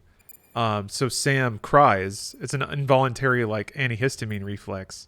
Yeah, he also doesn't like to be touched. He has like scars all over his skins of handprints. Again, this like imagery of hands showing up. So in the intro, whenever they show him crying and they show like, there was that shot of like his skin going kind of goose fleshy and pink. One at that, like in one of the intro cutscenes, it's kind of a tech flex on the engine, but it's also his allergic reaction. The fuck does it mean to be allergic to chirality? Okay, good question. I kind of lore dumped when I started the stream, but in this universe, the dimension of death is becoming a known quantity. It's being studied and observed. It is known as like the chiral dimension, is the realm of the dead, basically. So Sam is allergic to it, allergic to death.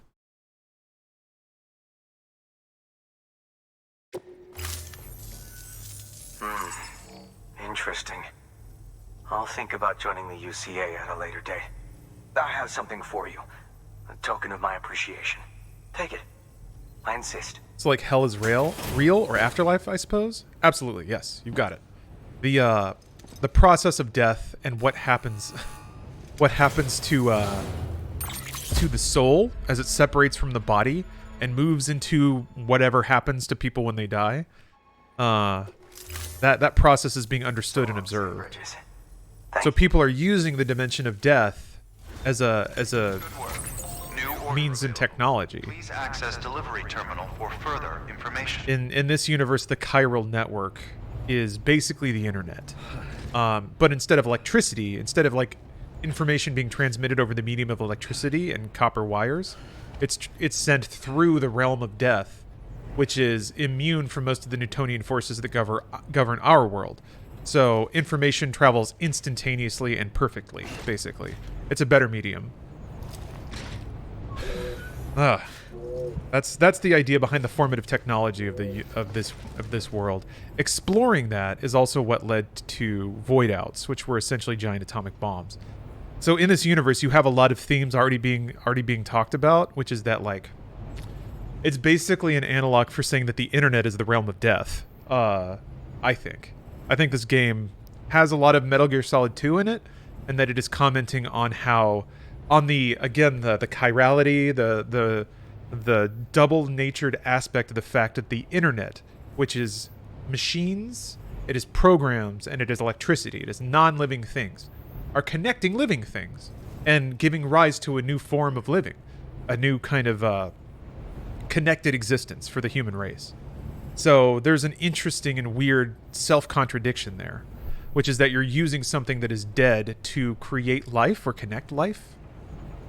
Again, just more thought starters. Could you explain voidouts again? I don't think they're super well understood in this game, but my understanding is that a voidout happens when a creature from the realm of the dead, a chiral creature or a BT, comes into full contact with a living person. There's something about the nature of that contact, because you see BTs interacting with living people in cutscenes, but it doesn't really cause a void out. So I'm not 100% on what the actual technicality of when a void out happens is, but essentially the idea is it's like antimatter coming into contact with matter. It creates this like chain reaction that just erases a whole like sphere of matter in our world. It just blinks out reality. So that it basically causes an atomic bomb. Which, again, is the other point I was going to get to. Allusions to the literal atomic bomb, which is kind of talked about as evidence of diving into technology without properly exploring the consequences first. It's the Icarus idea. Everyone was rushing to explore and develop weapons with nuclear technology, without. And I guess the idea is that people should have stopped and tried to fully appreciate where things were going before just charging headlong down that path.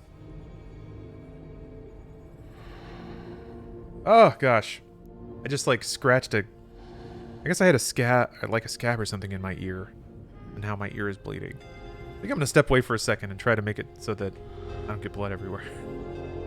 Talking about Death Stranding lore made my ears bleed. So, BT innards are antimatter, so when they absorb something from the real world, that's when matter and antimatter connects and things go boom. That's what I thought. Which is weird, because you would assume with that description that it would happen more often, I guess. But yeah, that's the problem, is like, porters can't get caught by BTs. They have to kill themselves first. Which is why in the cutscene, when the dude's getting grabbed up by the BT, he's stabbing himself. Because if a living person does come into full contact with a BT, it creates a void out, and that's what he was trying to avoid. So, it's awesome. This game rocks. It's super well thought out, and a lot of stuff that seems dumb actually has, like, a lot of lore and thought behind it. Anyway, I gotta step away for a second. I'll be right back.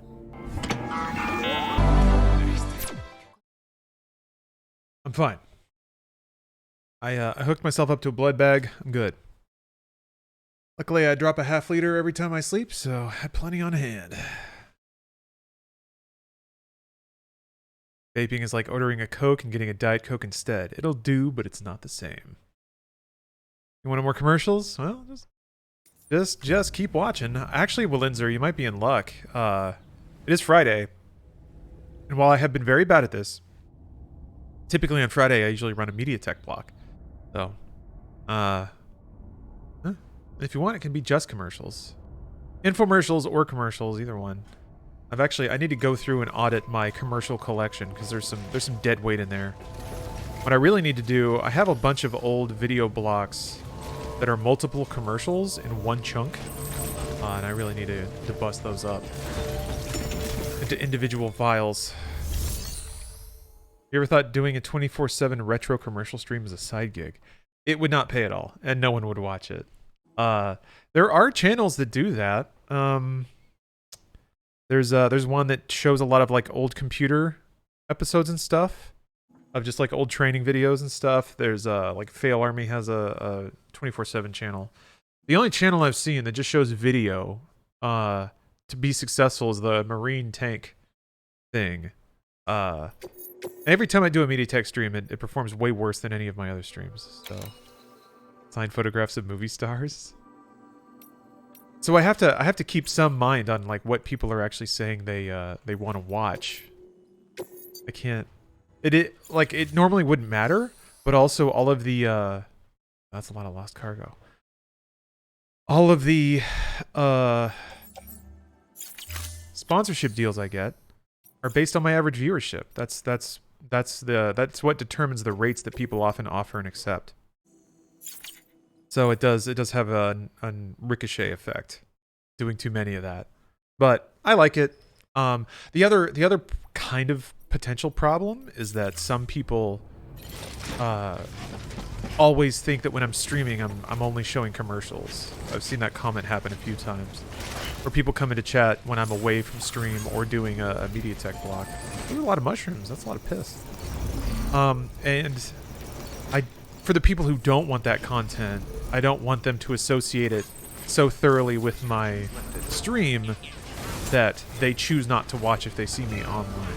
Pee on it? Oh, does that add more mushrooms? I will gladly pee on this mushroom. So yeah, it's I'm sure I'm overthinking it.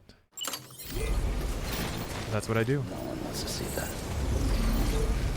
No, not with people around. What are you talking about, bro? Let it rip. No one wants to see that. Huh? Not with people around. This is weird. You gonna whip it out with them just looking right at you? Yeah, like fuck you are. With them? What are you talking about? How did this other person piss here? Scanning bridges ID. Can't do it. Verifying Do I not have enough piss? Clear. Weapons detected. All weapons will be locked until Maybe that's part of the... Maybe that's the reason why Scanning those mushrooms are there, because it's really hard to pee here. So they found a way to hide and, like, arc piss over something. until departure. All clear. Welcome. Begin weapons restrictions lifted. He's scared. Yeah. There, okay. You can piss here. Aim it over. Oh, you didn't even pee. What are you shaking off for? He's nervous. Alright. I can get it over the rocks here. Up and let it go. Push! Push, Sam! Push harder! No, that's it then. Gotta drink more Porter Reserve. Because you were facing the building? Yeah, I don't know. Whatever. This game's weird. It's one of the reasons I really like this game. It's so strange. It's the best. I guess I probably should have taken a delivery from him, right?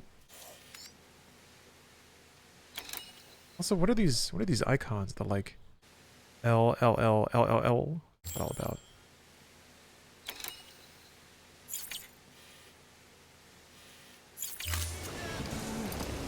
Ah, whatever. I'll just go pick up a story delivery. What are some other games with a P mechanic? Just this and Postal. Sims?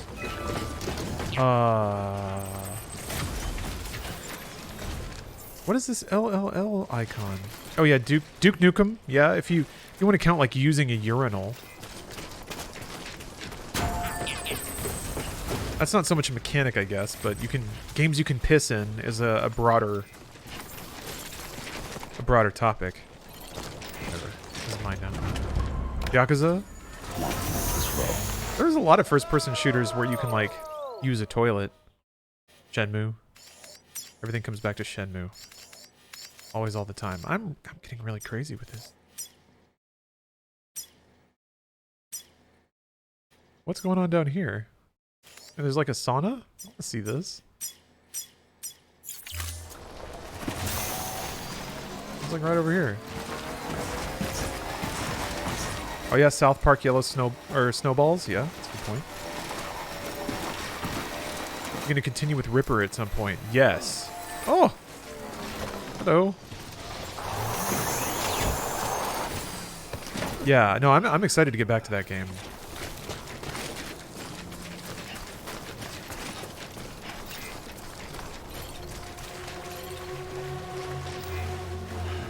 It's good to get the feet warmed up. Yeah.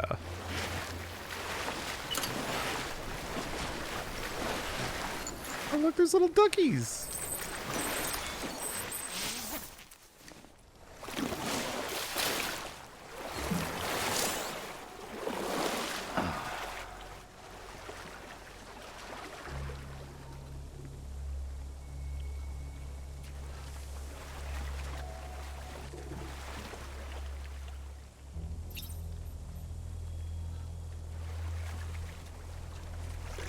Wait a minute. The elevated chloride content of the spring is speculated to be the result of close proximity to salt water, as well as the tar that... Oh! Makes you shit. I didn't finish it, but... So yeah, you can see the, like, handprint marks on him, pretty clearly here. Zareth, thanks for the sub. Is BB swimming around? Oh my god! Look at those little arms and legs going. So get in. That doesn't make any sense, but it's great. Oh my god. This game is a treasure. Yeah, screw physics. Doesn't matter. When baby wants to swim around, baby swims around. God. Nice and warm. How can anyone dislike this game? I can understand it, but gosh, it's beautiful. This game is a treasure. This game is such a mystery because it presents itself as this weird, arcane, like, smarter than you, deep thoughts kind of thing. And then it has a little fetus flopping around like a fish. Okay, sure. Can you pee in the poo bath? I mean, there's a sign specifically asking me to not pee. Look at that. It says no pee.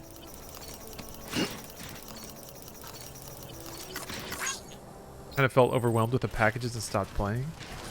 Yeah, I guess it can be a lot. It can be stressful. When the game first starts and you're encountering mules and BTs for the first time, it is very stressful. But, like, kind of like most survival horror, not saying this is survival horror, but like most survival horror, after a while you just kind of get used to all of the threats, and they cease to be such a big deal. And you're like, oh, okay, I know how to deal with you. I'll just go over here. It's not a problem. And then eventually you get the ability to take them out, so that matters even less. What is this little...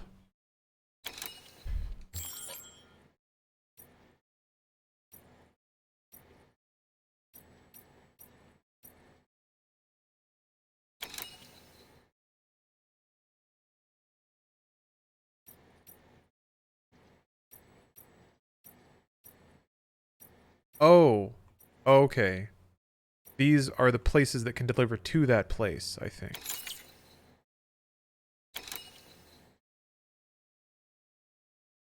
I have to go back here. I'm trying to remember where my... Okay. I'm trying to remember where the orders for Sam. Where I abandoned those.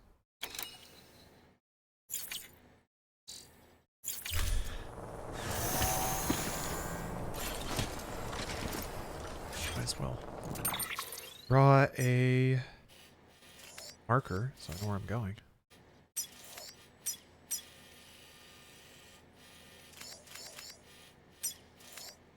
There. Let's go straight there, easy. Just couldn't take the plot of this game seriously. Yeah, I would say you don't have to, but there are some very long cutscenes. Some Kojima cutscenes for sure. And if you're not even a little bought in, it's just going to be boring probably. And I do think that the story itself would shake off most reasonable people. It doesn't really give you enough, I don't think. What it does give you is extremely melodramatic. But then again, it's Kojima. Oh shit. I think if I cut that. Those are the mules pulsing me to figure out where I am.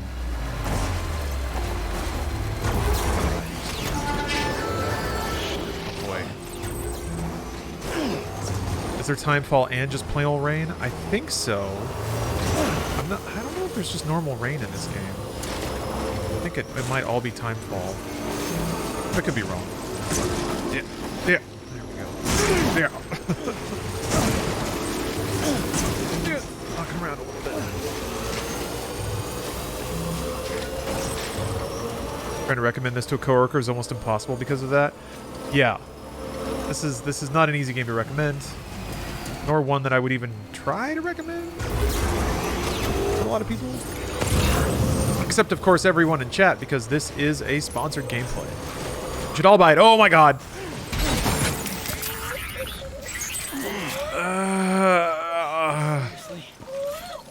How did I survive? How did my bike survive?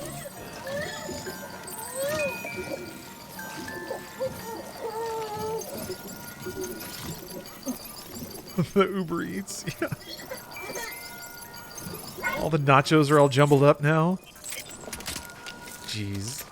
What a mess. Hep, hep, hep, hep, hep, hep, hep. Uh-oh.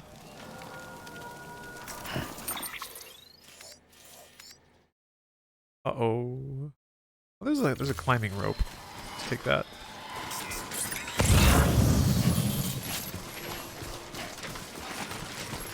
I thought there was.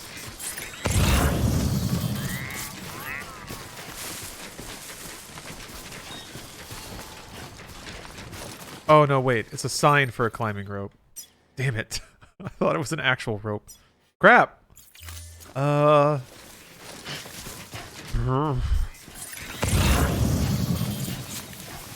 package for the film director. Okay, I can probably ladder out of here. What's up with the baby? That is BB. It's a tool to help me see BTs. Which are ghosts, basically. Ghosts that want to absorb me into the realm of the dead. Cause a nuclear explosion.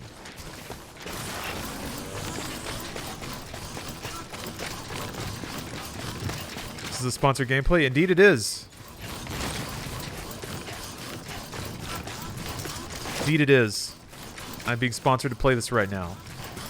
But, don't tell anyone. I would have played it anyway. Because Death Stranding rocks. And despite what I said earlier, I'm telling everyone in chat to buy it. Beginning scan. Scanning bridges ID. Support the arts. ID. Clear.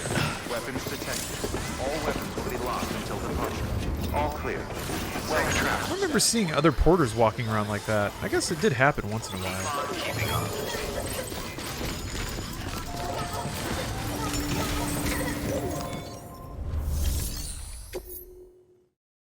Uh-oh.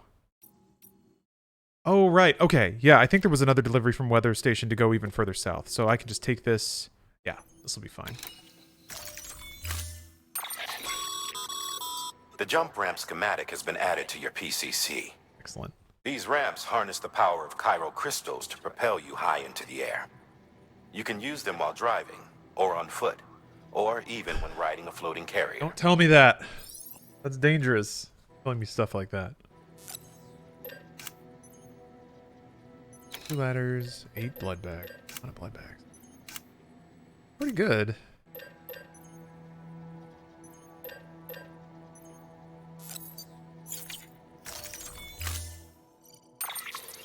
To do a sweet trick on that ramp. Unfortunately, I'm not bringing a carrier with me. I'm not bringing a PCC, whatever, the constructor unit that would make the ramp.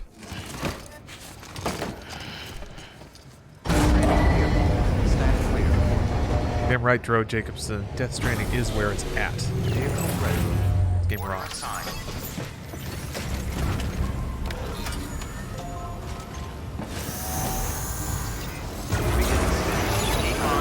Okay. Let me see. Because I bet there's going to be timefall. God, there's timefall everywhere.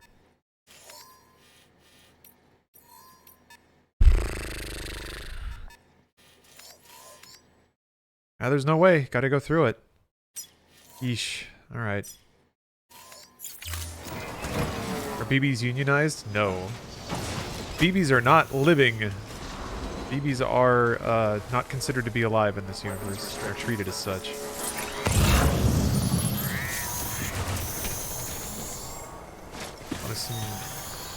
I'm going to the weather station. If I can pick up that little guy right there. Go fuck Timefall. Yeah. Timefall sucks. And I guess if you really wanted to, you could satisfy your very Shenmue urge to just sit there. Just like build a shelter and wait for the Timefall to pass. Do that. Timefall only affects organic living matter. No, it affects inorganic matter too. It accelerates the decomposition of your equipment. So if it's on your backpack, all the containers from your gear basically decompose under Timefall. on there. Take some house plants.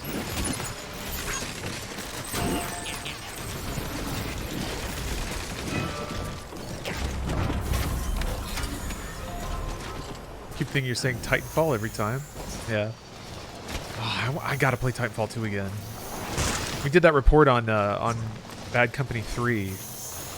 Or I guess really, rather an opinion piece on Bad Company 3. Anyway, just got me thinking about Titanfall 2 again and how sick nasty that game is.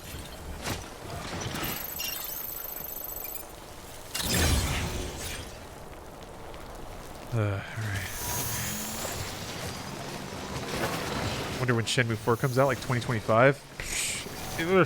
We're gonna get real lucky if Shenmue 4 is ever made. The publishers of Shenmue 3 were basically like, yeah, that did not sell, and that was a mistake. I think it was Deep Silver? They were polite about it, but they basically said, no thank you. No one bought that game.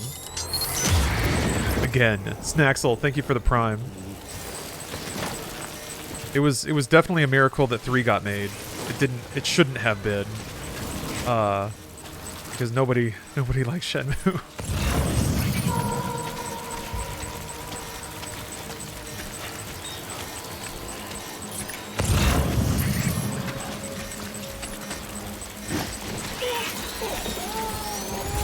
Fuck.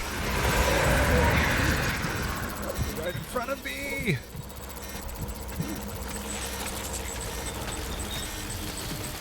Problem in the game industry is that not a lot of people take the risk.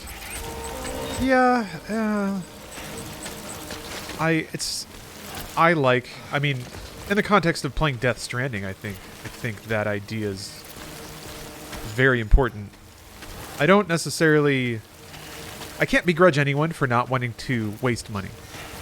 I can't sit here and tell any publisher, you need to publish this game even though you know it's going to lose cash. Like, you just can't tell someone to do that.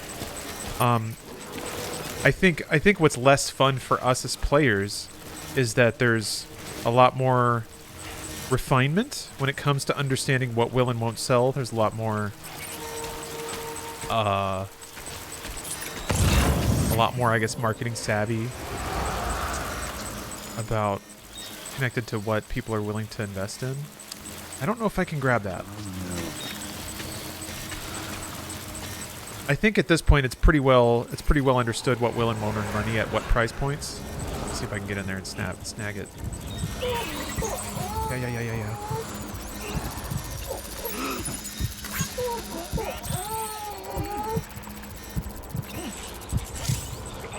I'm stressed.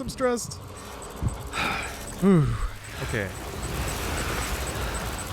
So things like Death Stranding don't really happen that often because if a random producer pitched this idea, most publishers would, I think, rightly say that's not gonna make any money.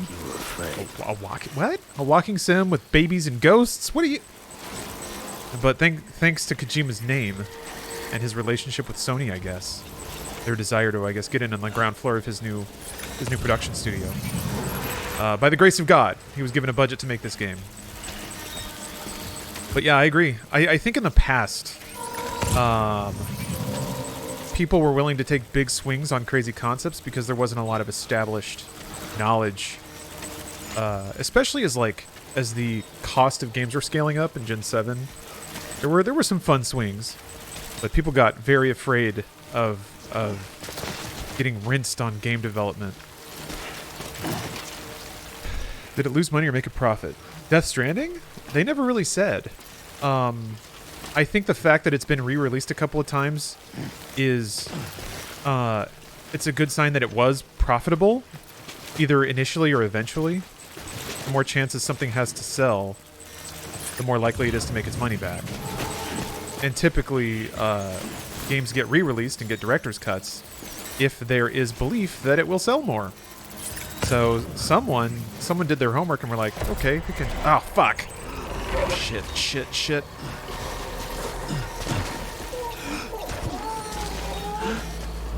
wonder if I can get away from it. Oh, he's skulking after me, I think.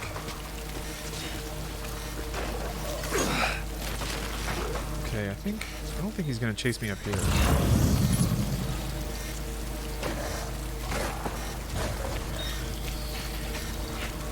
I think there are a ton of risky games too. They just get the amount of investment that risky games typically get. And it's always this sliding scale of like what's proven and an effective moneymaker versus what's risky and potentially is a new market or a new kind of product.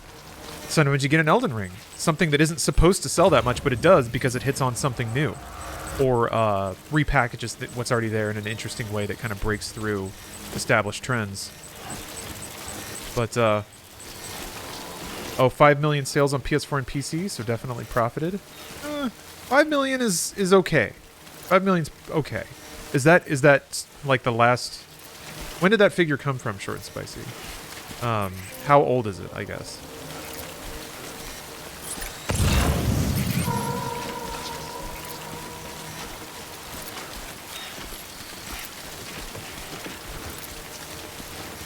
Yeah, that's pretty good. It used to be good. If you're in the AAA space, 5 will mean that you might get more work, but it's not. It's like 10 is really good. 10 returns like it was last year, July 2021. Okay. Thank you. That thumbs up. So what compounds this, and this is capitalism, baby. Dun, dun, dun, dun, dun. Oh, my footwear. Oops. Is that for a publisher that's operating a business, it's not enough to make your money back. You have to make more money back. And it's not enough to make more money back. You have to make the most money back. So if you're going to invest money in something like Death Stranding, that's money that you're not investing, or it's budget you don't have for another game. So it's not purely did it earn its money back. It's what could that money have turned into if we paid for 3 years of development at a AAA studio. If we greenlight Project A over Project B, which one's going to return the most money? I think existence of games like this are proof that not everyone thinks that way, but it is the business way to think, and there's really no way around it. And it's not bad either, how it ought to go. I think. Got some new shoes.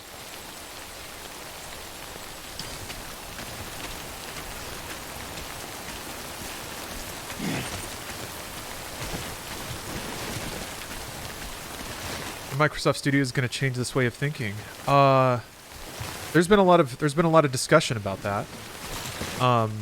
That is a very traditional way to think of money in, money out. Companies that have deep I almost tried to jump it, but I chickened out. Companies that have deep pockets like Microsoft have the liberty of thinking in different terms. You know, they don't have to worry about making payroll every quarter or whatever. Microsoft is thinking more in terms of 5, 10, 20-year plans. So they don't have to be as necessarily bound to purse strings every year. Here we go. No. You were supposed to jump. Phew.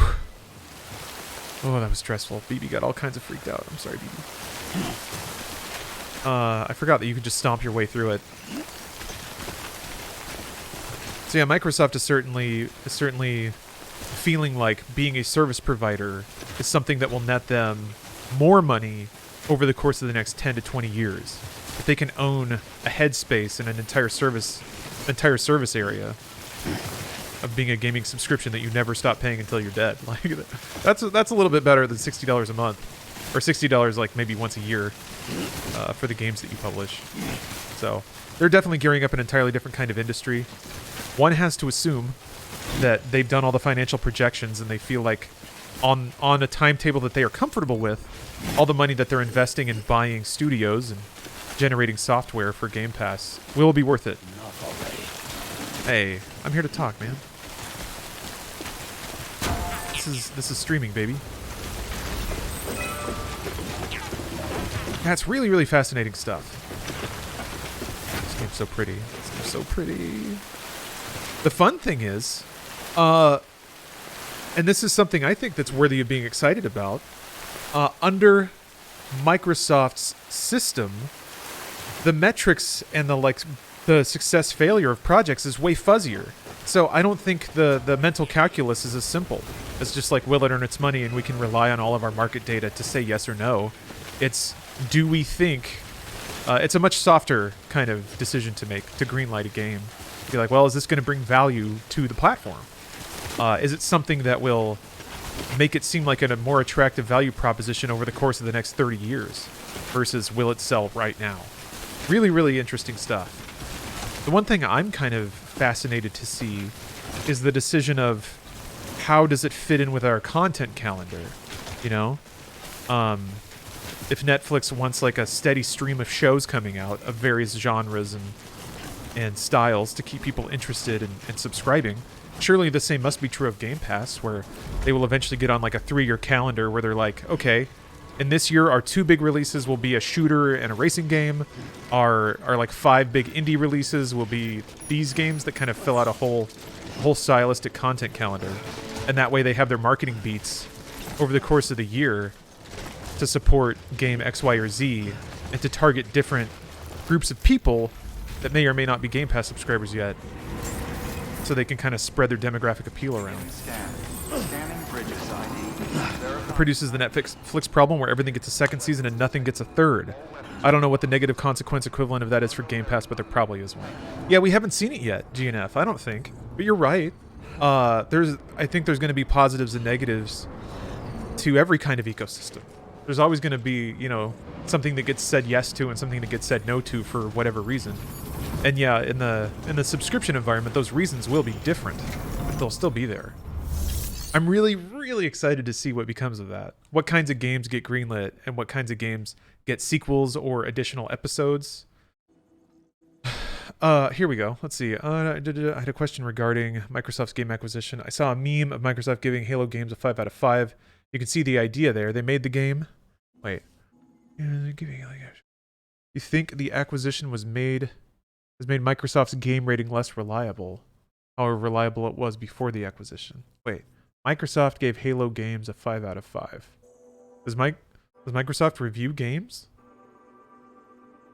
I mean, yeah, certainly you should be skeptical of a company that made a thing telling you that it's great. I guess I'm curious what context that's in.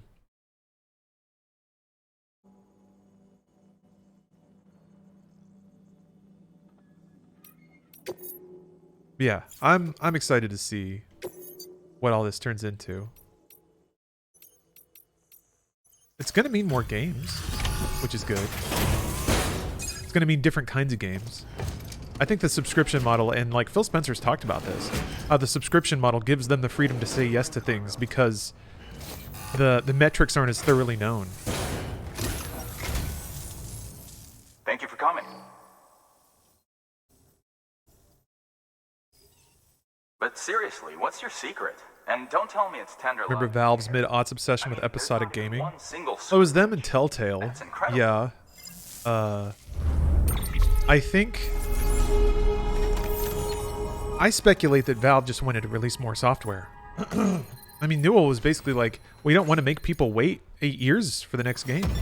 So I think he was trying to reduce the overhead and the turnaround for games just to make it so Valve and its employees would want to release more software. But yeah, that didn't end up working.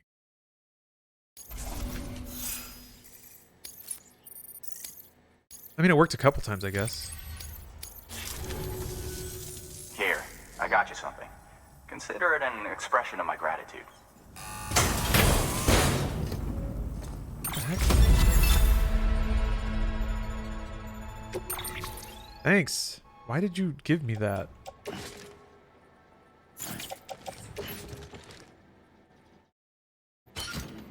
I have to like put it on my back and then recycle it, I guess. Really don't have a lot of faith in the subscription model long term. I think it'll be another Netflix where we get a bunch of mid content and we'll have like 5 other services like Hulu, Disney Plus, etc. Yeah, probably.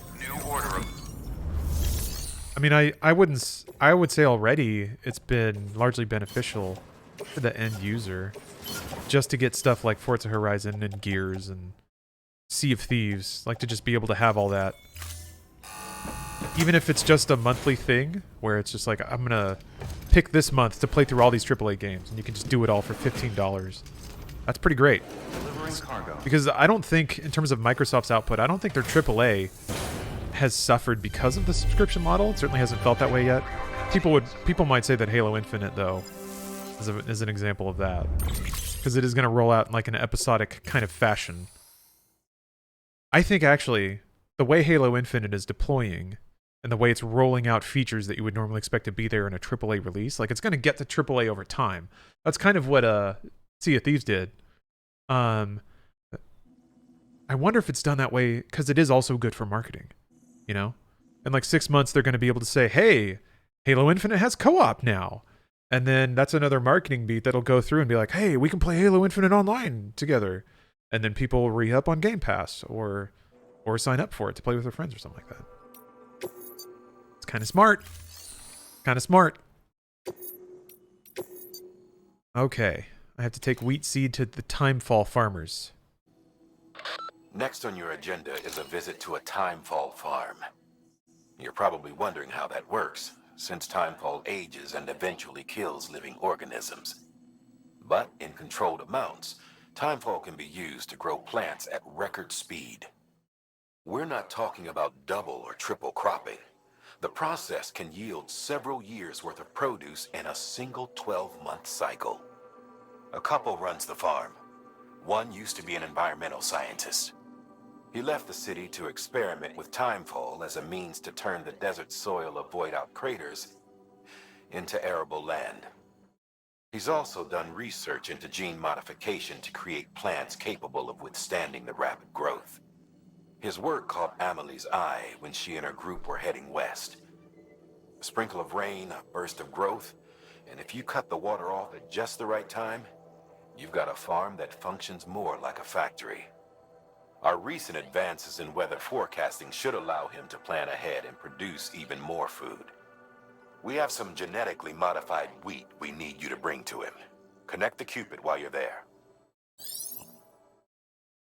Cool. I think the release of Infinite was detrimental. I know my friends' group dropped it after a month, and we have no plans to go back even if they update it to bring it back to what other Halo games have had on release. Perhaps, Bartholomew, you have no plans right now, but the update's not out, right? So maybe if there's a really cool trailer that they show during E3, might change your mind if it hypes everyone up enough. It doesn't feel like that because nothing's happening, right? That's how it seems to me. Also, like, how much did you and your crew play other Halos? Is it something that you would just do for like months and months and months? Yeah, not E3, that's true. No E3 this year, but you would have stopped playing Halo at some point anyway, right? I guess it is more of a brand problem. Halo can't keep like whiffing.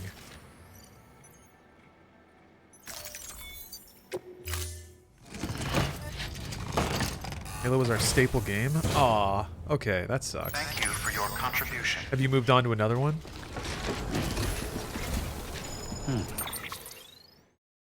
Let's see. Like just a straight Woxy poo. Yeah? Yeah? No Timefall either. There's gotta be something going on here. Maybe I can just barely skirt the Timefall. I don't have a bike. Whatever. Time to walk. Path? Goodwill burns easy nowadays. It does, but I tend to think it comes back pretty easily too. Audiences are passionate, but very fickle. It really only takes like a badass trailer, and then people's minds reset. So, which I'm grateful for, honestly. I would rather people move on quickly than hang on to their anger and frustration. As soon as that Witcher 4 trailer drops, yeah. I think it's also like... Predicting the weather is akin to predicting the future. Some animals have a kind of Hartman? sixth I think it sense is. that helps them to avoid danger, but we have something far better. The ability to gather data and act accordingly. Only humans possess this power to plan ahead.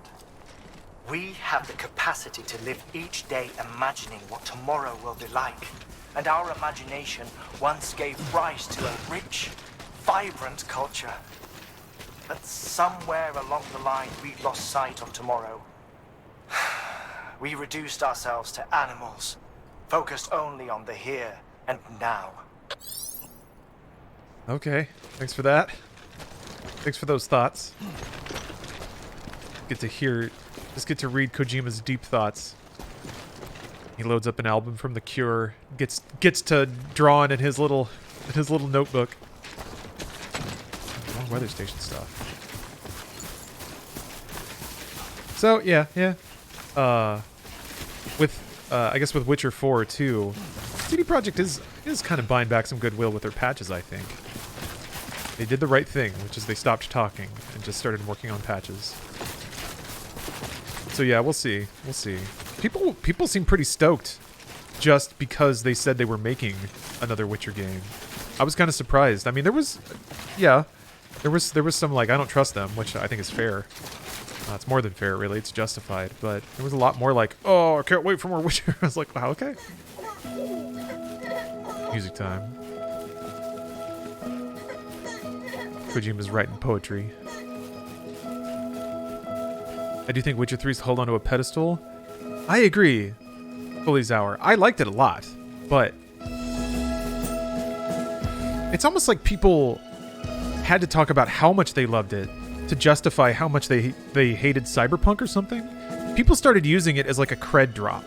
Like if you say Witcher 3 is good or was the best, that means that you're a like you just have to prove to everybody that you played it, I guess. I don't know. Weird. It's really good though, but it kind of does the Assassin's Creed thing right. Or better, I guess I should say. Hot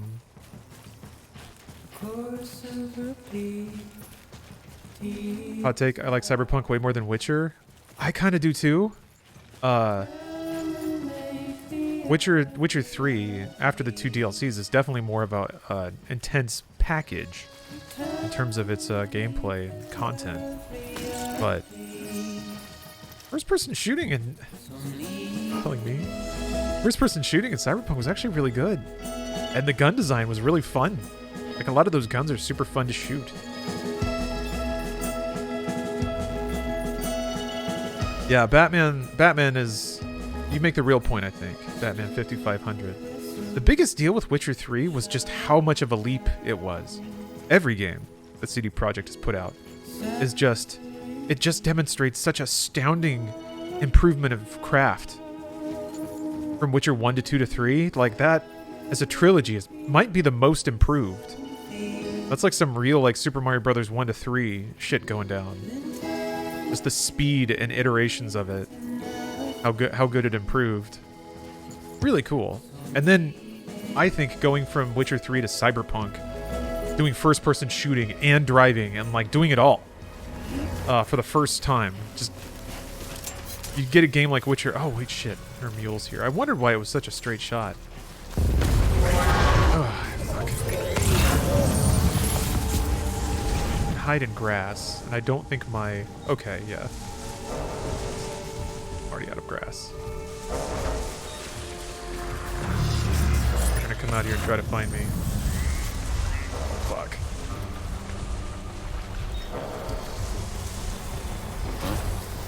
Fuck, he sees me, I'm pretty sure. Yeah, they're scanning me. Alright, new plan. I'm gonna bolo them, and then I'm gonna steal their car. If they decide to fuck with me. Okay, they're fucking with me.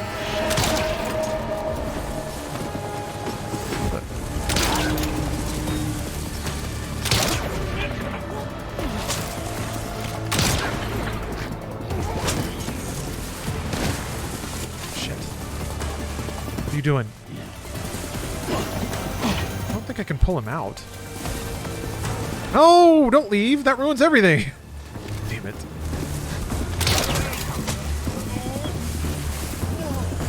Okay. Alright. They got one over on me, I have to admit.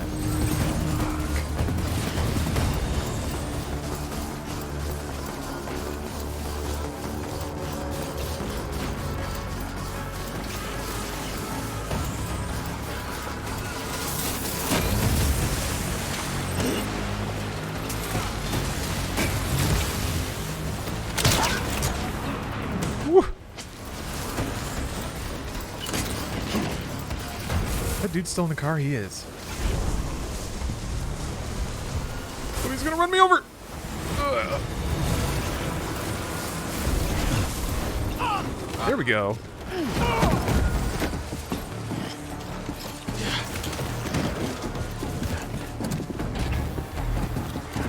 Step on it.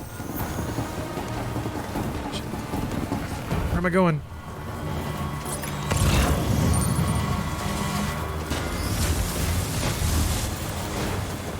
Okay, is that where I'm going? Are you?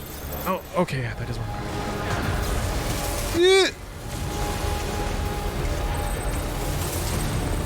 Why are you emailing me?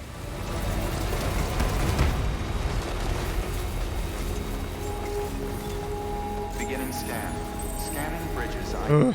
Fragile Express ID verified. Got a free truck though. All weapons will be locked until departure. Can anyone actually use guns in this game? I know it warns you against it. You can, yeah. Killing people is not in your interest though, because I think it summons BTs, which can cause a void out, which basically eliminate all of the like improvements that any players have made, and it actually puts a huge crater in the game world.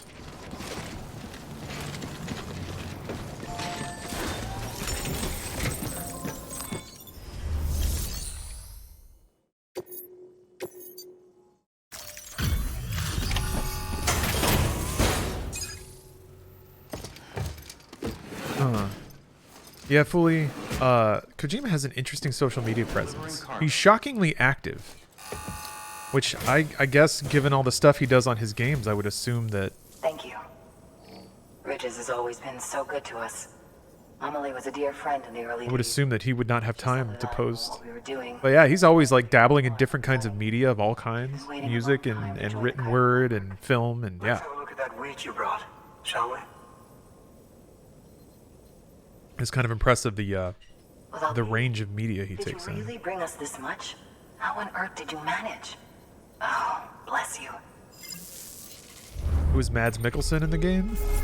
He is Vivi's father, sort of. If an enemy you kill gets attacked by a BT and starts a void out, it triggers a game over screen and forces you to revert save. Awesome. I think I saw a screenshot of that. There's a way to have void outs happen in the game world though, right? Like in a non-game over way?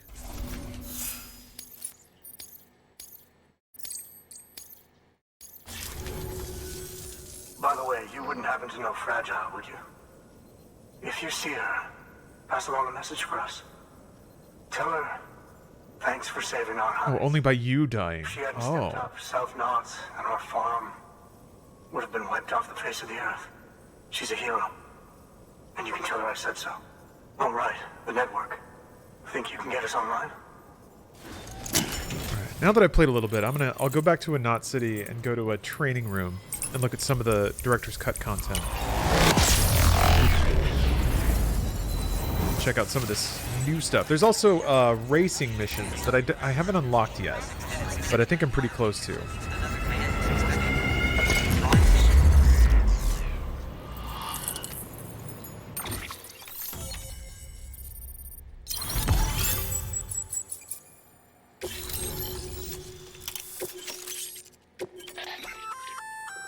So, Sam, you've been run down by mules after they pinged your cargo, right?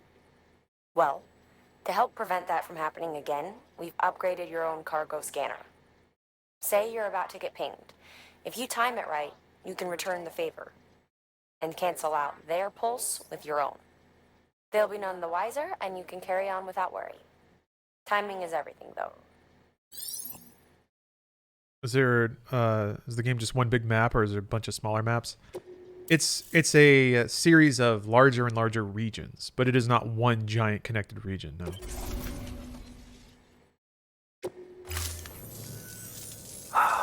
Thank you. Now to start really using timefall to our advantage. Our farm will be a world first. Truth be told, we've got some test fields, but without the ability to predict timefall, the results have been less than stellar. The timefall around here was fairly regular, so we had a reasonable idea of when to plant and when to harvest. But then the terrorists went and threw everything out of whack. Too many dead, too many craters. Weather became impossible to predict. The network's forecast ought to help us get back on track, thank goodness. That Adam Jensen? You know, I was thinking that. It kind of sounds like it. We'll be able to expand our operation. Okay, it is. Yeah. Cultivate whole swaths of land. Elias We'll Tufexis. continue our genetic research too, of course, and see if we can't find a way to help develop a sustainable ecosystem. It's got that smoothness, that gravel. Maybe we'll even stumble into some answers about the timefall while we're at it. I heard in a boot. Got our work cut out for us. But I'm up for the challenge. Thanks again, Sam. You've given us hope for a better tomorrow. I can't wait for the harvest. That's the way, Sam. Halfway there. You can do it. Huh? Well, would you look at that? You've only just brought the Timefall farm into the network and already we've got new orders. May as well make use of the return trip. Good work. New order available. Please access delivery terminal. I have a car now. Oh yeah, Timefall Porter. Might as well do this while I'm here, I guess.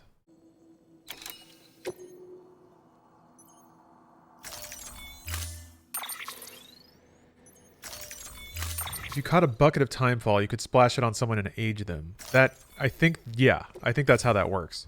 Also, as soon as it lands on something and ages it, it's just water. It actually, like, changes somehow.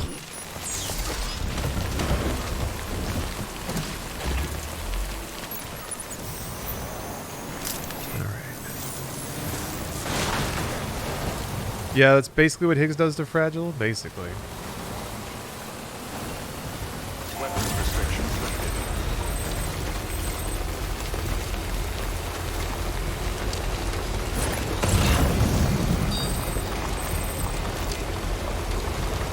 Do do do do do do do do do do do do do do do do do.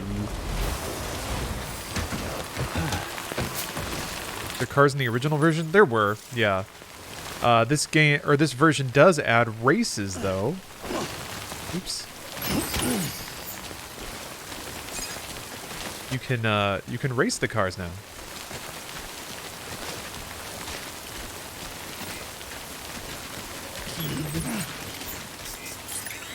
More of this stuff around? Yeah, there's more. Interesting. If I over-deliver, I'll get a better rank.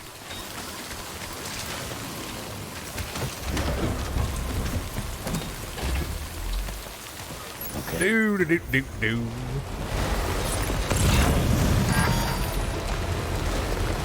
Truck's battery's running out. Ah, shit. I think that... No. I think that can over there is a generator.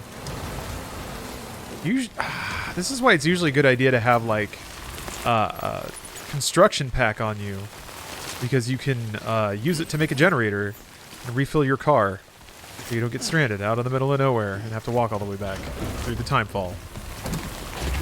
Let's just agree whatever the Timefall mechanics are is whatever they need to be for the plot.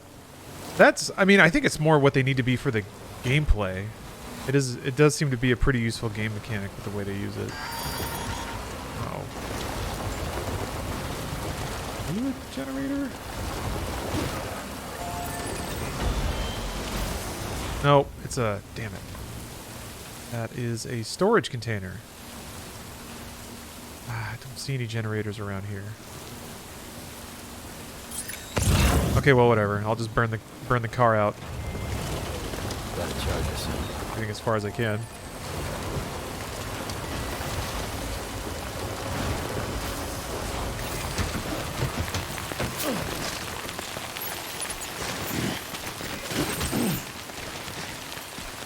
Need a garbage truck arm to pick those up with that leaking truck. I agree. Right on. Fully make this like a simulator game. Battery's almost dead. Never read the 500 emails. Ah, Moobsy. There's actually a ton of very interesting lore in the emails. There's a ton of small details about how the game works. I'm not telling you to do it, but reading the emails is a pretty rewarding thing to do if you like feel like appreciating all the minutia effort that went into this game. Oops. Does it go into the origins of Timefall? Sort of. A lot of what's in the emails, honestly, is also the characters in the universe itemizing what they don't know yet. Sort of like taking stock of the mysteries they have yet to explore. Because there's a lot of that, too.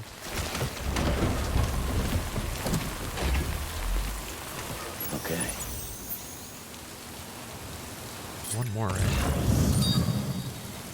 Yes. Ooh. There she goes.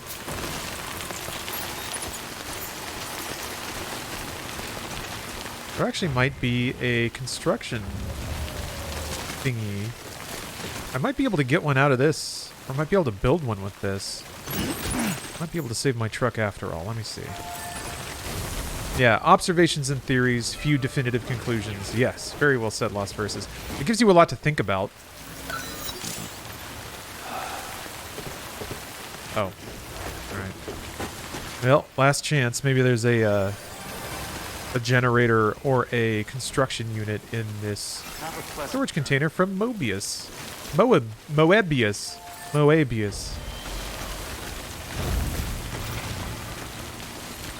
Deadman tells you about where and when Timefall began. Yeah, you get a lot of history of it. And you get like a list of their observed phenomena. So they do lay out the rules of it pretty well. Oh, there's nothing in it.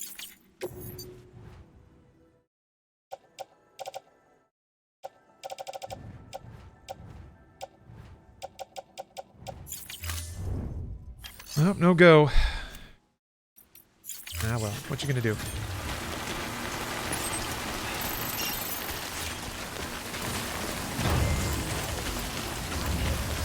I'll see you, Zagreus. Have a good day. Thanks for watching. Yeah, exactly. Plenty of time to think while you're running around. Exactly, Isaac. This game gives you plenty of time for introspection, so it's no shocker that I love it. Whoop! Little tripsy poo. Careful now. Come on.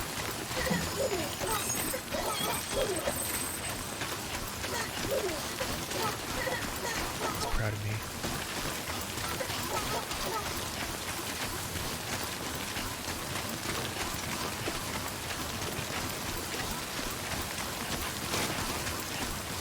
This game is so relaxing. He doesn't like tromping through the rain. Hey, Pineapple Kit. This game has Monster Energy drink. No longer. No. I guess the contract is done. It is now a I think it's called Bridges Energy. Friendship terminated with Monster. Now Bridges Energy is my best friend. Beginning scan. Scanning Bridges ID. Oh, that's right. Yeah, container repair spray comes out of the Timefall umbrellas. Yeah, you can see the little boxes getting all repaired. Drop some thanks. Today's a good day. This one's for you. Today's a good day. This one's for you. Beginning scan. Scanning Bridges. Verifying ID. Clear. Weapon. Today is National Have Fun at Work Day. Law Dog, you having fun? I am now. It's been a shockingly work-laden work week, I have to admit. I've been doing a lot of business shit this week. A lot of paperwork, taxes, and figuring things out, and getting annoyed at Vimeo. But I figured a lot of stuff out this week. It's been a good week. I got a lot done. I learned a lot. Advertisements for Norman Reedus' Shogun? No. Ride still shows up when you drop a deuce. Gotta wait until I get back to my private room to do that. Kind of you to come and see us again. Oh my. Look how much there is. Wow. I wasn't expecting. Stretch break, everybody. Posture check. Alright, this shirt's kind of old, so kind of stained.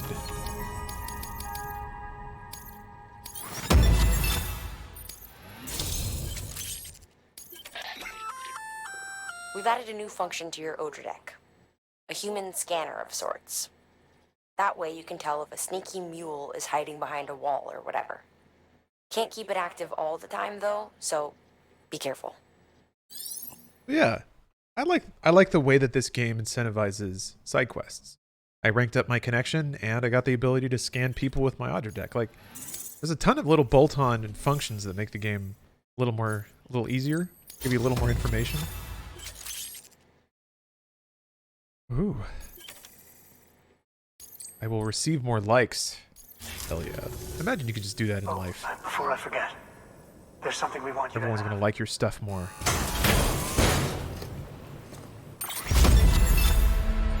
Alright.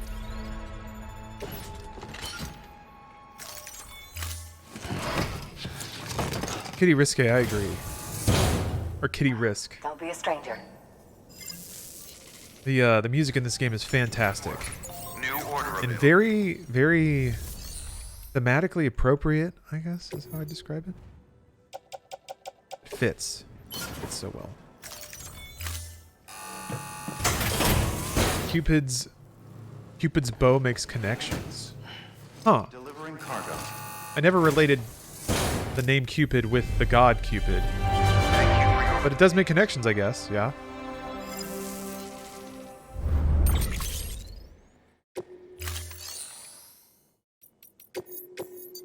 Okay. Take the beer. I'm hoping I can steal another car. I probably should have made a construction thing. I can still do that, though. Let's see here. Isaac says, we have my company's quarterly business review. They go over sales and goals for the year. It's nice and transparent. They recognize employees at it, and there are 2 apprentices, me and the other guy. I went on an install, worked nights for support, alone and underqualified. I performed great, I must say. At the meeting, the CEO thanked the other apprentice for his work. No one said anything. Lol. Ah, that sucks. What did the other dude do? Why does he get to... Why did he get a thank you?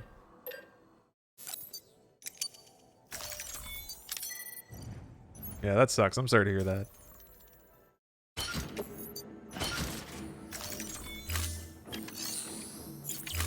Okay. Beer's all loaded up. I'm going to try to go into the mule camp and take a car, because I don't want to walk this whole way. And it's a pretty quick drive. There's a generator there.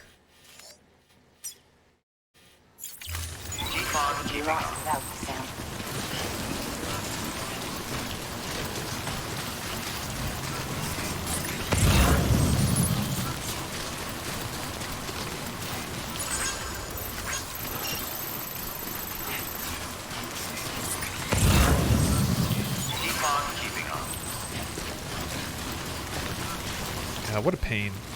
I'm sorry. Weapons restriction. Other apprentice was not present at the install. He got us mixed up. My coworkers thanked me in person though, and that's what I like. Okay. He wasn't even there? And he's the one that got... We have a brave employee.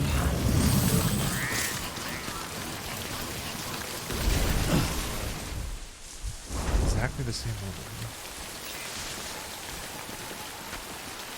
Did you ever continue Disco Elysium? No. Which is a sin. It is a gamer sin. Definitely want to keep playing that game.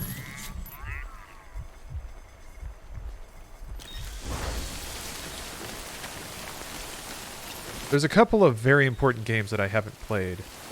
I did recently, or someone in chat suggested a 24-hour subathon for Fallout New Vegas, which is vital. I haven't played that game. I should. I think it'd be fun to, I'm hoping that I can figure out some kind of, like, chat interaction with that, too. Maybe some mods that I flip on or off based on chat actions.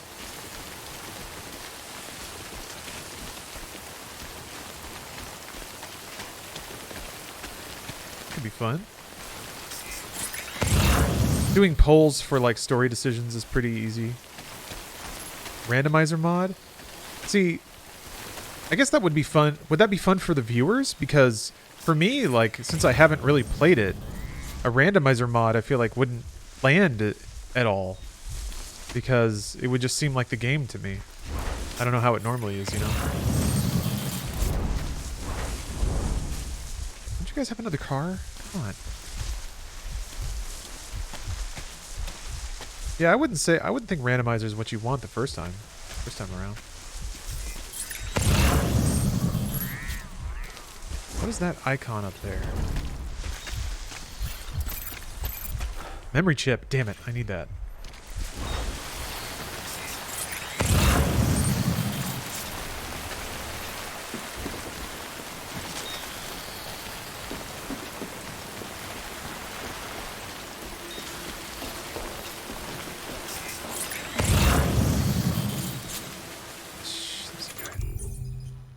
See if I can choke him out. Dun dun dun dun dun. Ah, crap. Crap. It's not connected.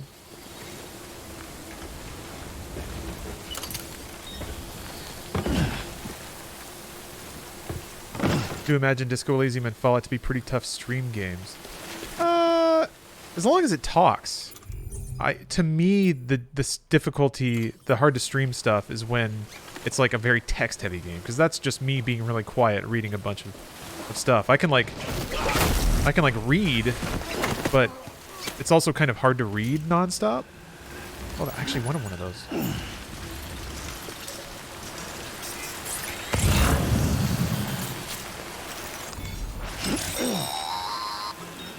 Sam, if you stumble across any memory chips on the road, be sure to submit them via the nearest terminal. There's no telling what kind of rare and valuable data they might contain. You're sure to make someone very, very happy with your contribution. Yeah, but Disco Elysium is, the final cut is fully voiced, which is awesome. I would say makes it far easier to stream. And most of the dialogue in Fallout is voiced, right? Most of the main dialogue, anyway. But you can always do wacky voices. Or I can always do wacky voices.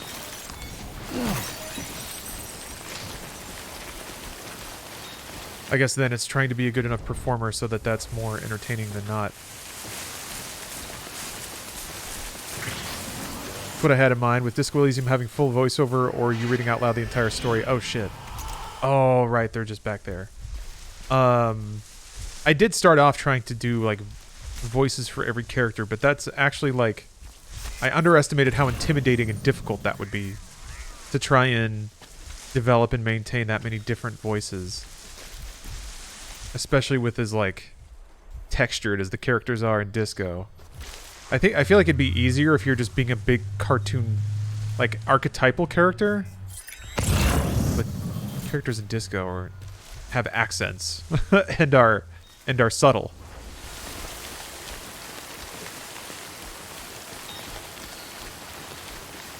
Oh yeah. I mean Fallout 1 and 2, yeah, are just basically all text. And from there, it's like if the music's really good, then I think you can get away with it. JRPGs, basically. Whereas if it has like good music loops, then you're pretty safe. I want to play more Fantasian too.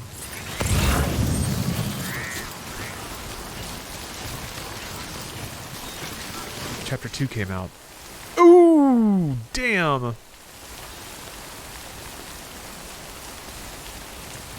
I don't know what that means. How far back do I go? Yeah, that's enough. That's okay. Get back in there. Well, all dialogues voiced in New Vegas? Perfect. Does that happen often? No. That is the first time I've ever seen that happen. No big deal. I mean, I guess the most important thing I did was get that USB stick. I'm actually going to get some water. And I'm going to get up and stretch. I already did, but I'm going to stretch again. I'll be right back. Ruby, talking about my lifelong dream, getting sponsored to play Kojima games. You're not wrong. This is the life, isn't it? It is an impossible dream. Ooh, man. I don't know what's going on.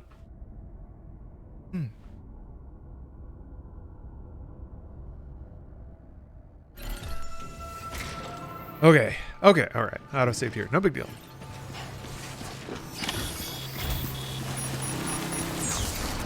It was a pretty easy process to sneak in there and get that lore.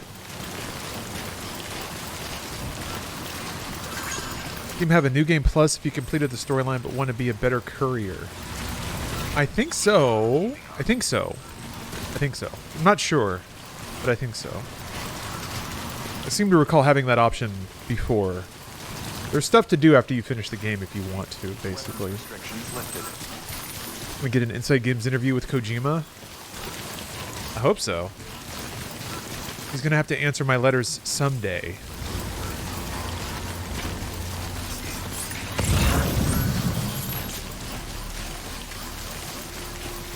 Did I get pink? Yeah, I did it.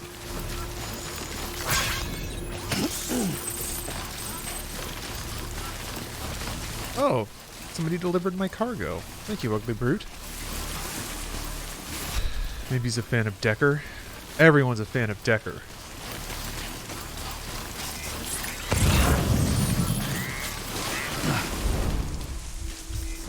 Shit.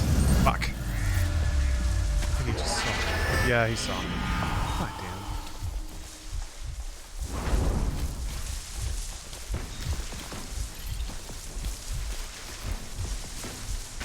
That was a whoopsie.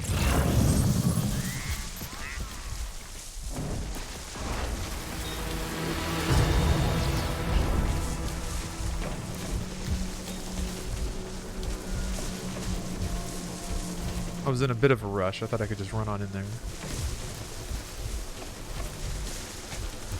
There was no new game plus, but I think you can request endgame items. Oh, okay. All right. Thank you for the clarification.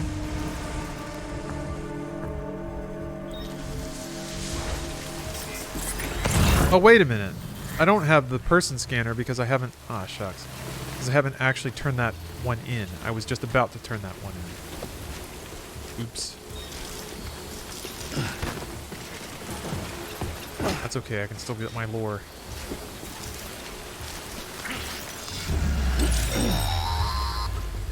Sam, if you stumble across any memory chips on the road, be sure to submit them via the nearest terminal. Damn it! There's no telling what kind of rare and valuable. Why did I just fall over? You're sure to make someone very BB's all upset. Your contribution. I just fell over like a tree. Just a whomp. Oh, Sam, why'd you do that, boy?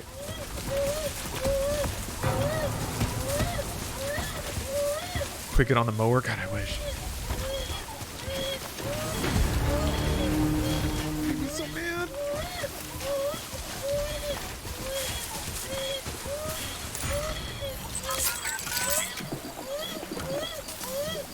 Hey, Jetto.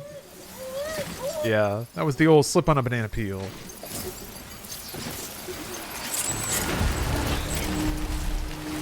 Nani? Oh yeah, they're coming. I'm mad. And I took their thumb drive.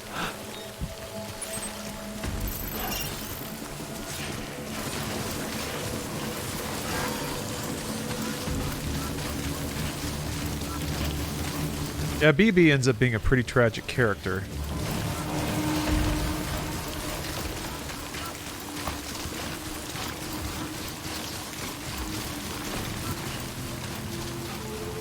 Yeah, that was the baby making that noise. Yeah, sorry. If you're a parent, then a baby screaming is probably pretty incisive noise. Completely forgot how strange this game is. This game's so weird. This game's so weird. When it's normal, when the game is directly down the middle of what it is, it's still pretty weird. But then it also gets even weirder than that. This is a very, weirdly comedic and whimsical game for being also so downery and melancholy.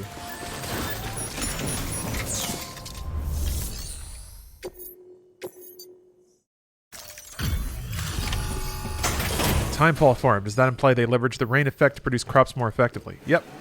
That's literally what it is. They use timefall to grow crops really quickly. Delivering cargo. They also make a beer with timefall porter. They use timefall effects to make it, what is it? Not gestate. Oh my. Ferment. Super How fast. much there is. Wow. I wasn't expecting all this. Oh, you never continued past the first area? In this game? It's, this game rocks. Definitely worth exploring, and yeah, the first area is a little bizarre. Because they're still kind of introducing you to the universe. It does open up a lot. It's the Final Fantasy 13 of delivery games. Oh, before I forget, there's something we want you to have.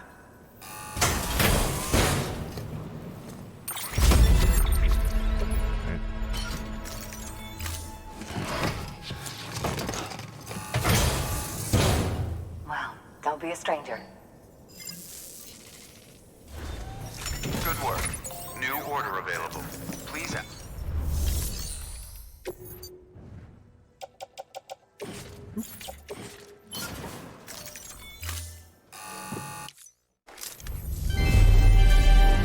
Thank you for your continued support. So motivating. Oh, yeah.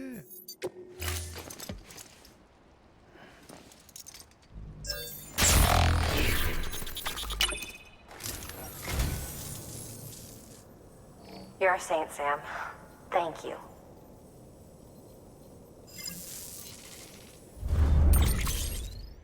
Tried playing on PS4, but the frame rate was painful. Just use your link. So I'll definitely be jumping on tomorrow. Appreciate the lore dumps. My pleasure. On to Rebel 500. What? Okay. Thank you for your contribution. Whatever I can do to spread the good word of Death Stranding. What's up with Norman's Cyberpunk face? Oh, it is a crossover with Cyberpunk. You can equip aesthetics and stuff.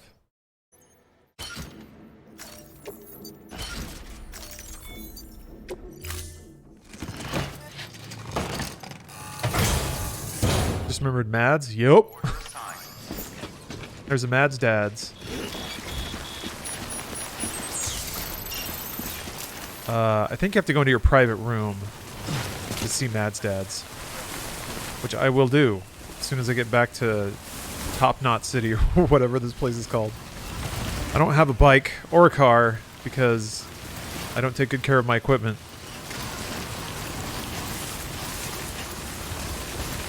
I can, here, maybe it's time to change up the cyber look here. You can put on, Gordon Freeman glasses. Go with that for a little bit.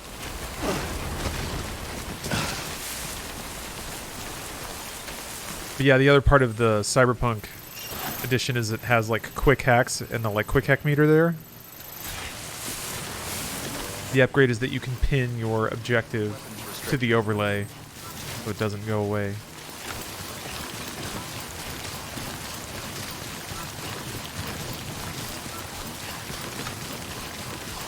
How many, if any, time-gated content is there? I.e., if I wanted to continue to explore an area, just made a delivery to it, I miss out on content from the previous area. I don't think so. Oh, it's too late for that. Seems like it's another... Mule depot. Okay, there is a car here. And a USB stick. Damn it. Gotta get that lore. I have to. It's time to infiltrate. What's the difference in this edition of the game? I remember, so I read the review guide. There were some mentions of like changes to the first couple of chapters, so like the first couple of hours. Sort of make the game a little more approachable for new players. I'm not sure exactly what that means. The bigger features that they've added are kind of additional modes. So there is a race. There's now a racing mode. You can go around racetracks and stuff. There's a there's like a challenge minigame thing. There's now like a training VR bubble you can go into and do like stealth challenges and target challenges and stuff. There's a shooting range, basically. A couple of other things. All right, let's see if I can just... What?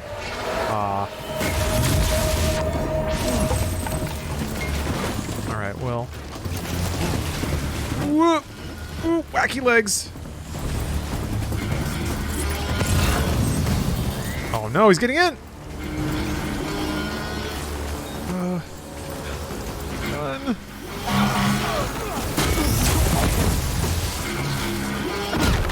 Uh-oh. They stunned the car. Norman! Maybe they'll just chill out until the car stops sparkling.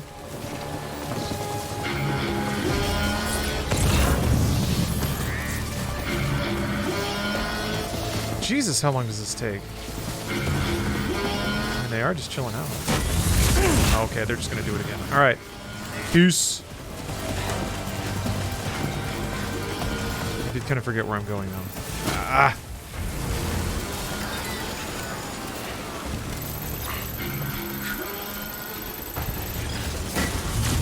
Uh-oh, my battery's empty. Oh, okay. I guess it's been a while since I charged up.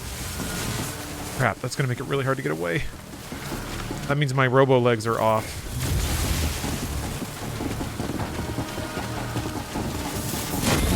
Oh! Let's see if I can get through this river.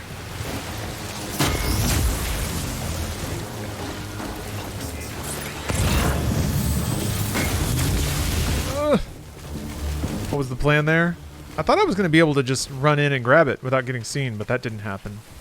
The backup plan was to steal the car, but then they sparkled it. They threw their spark rod at it. They have like electric spears that incapacitate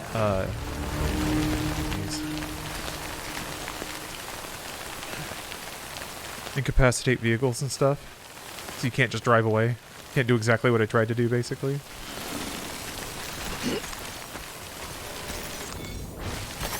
There we go. Oh. Ah, Jesus.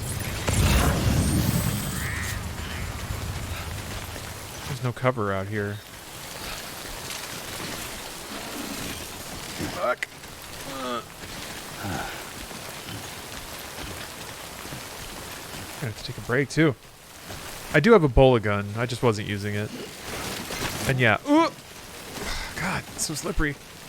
I mean, with the bullet gun, you can basically incapacitate a whole mule base.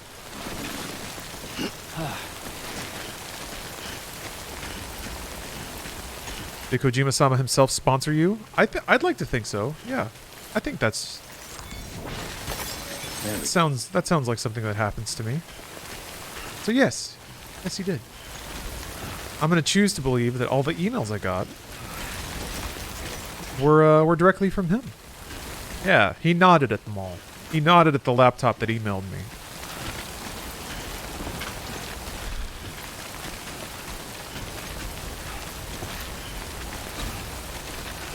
That's right. Real recognizes real. Oh my god, this is so far to go on foot. Oh, Jesus, what's wrong with me? Generator. I gotta go to there so my legs turn back on.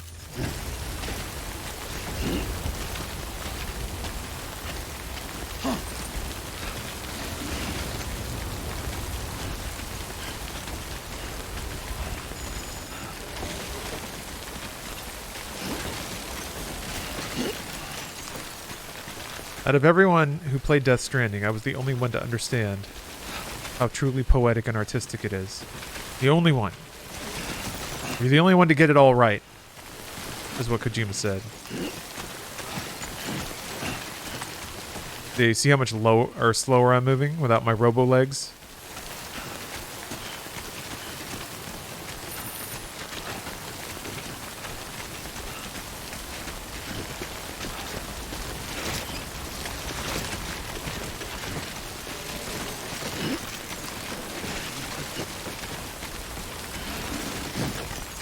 You also have to like readjust a lot when your robo legs don't work.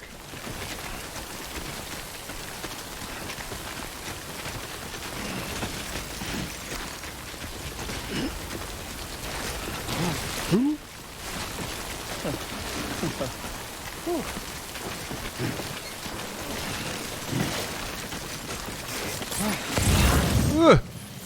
Nice.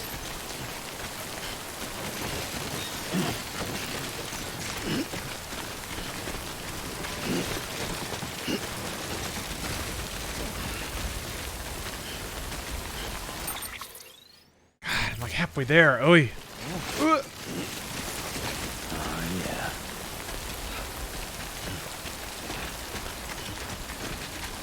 Your pack mule? Yeah. Very literally am. That is what this game's about. There it is.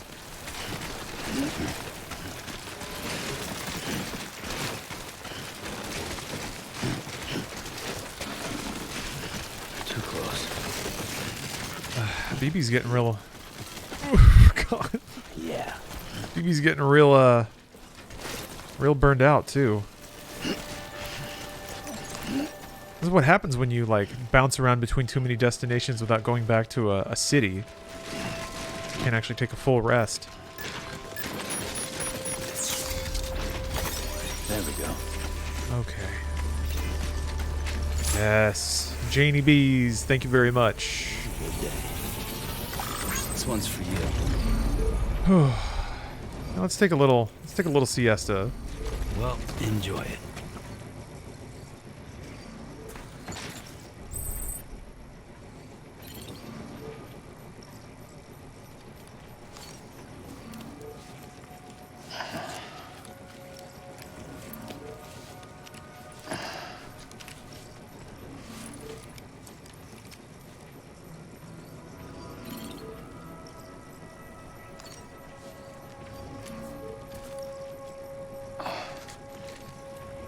Your stuff get rusted?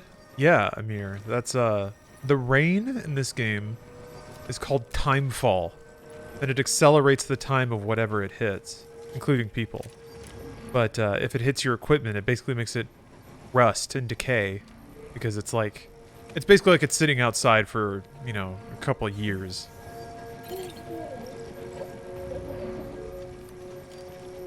All right. Okay. The way that mechanic works is all the cargo you're carrying is in a container. The timefall will damage the container, which will eventually get rusted and destroyed.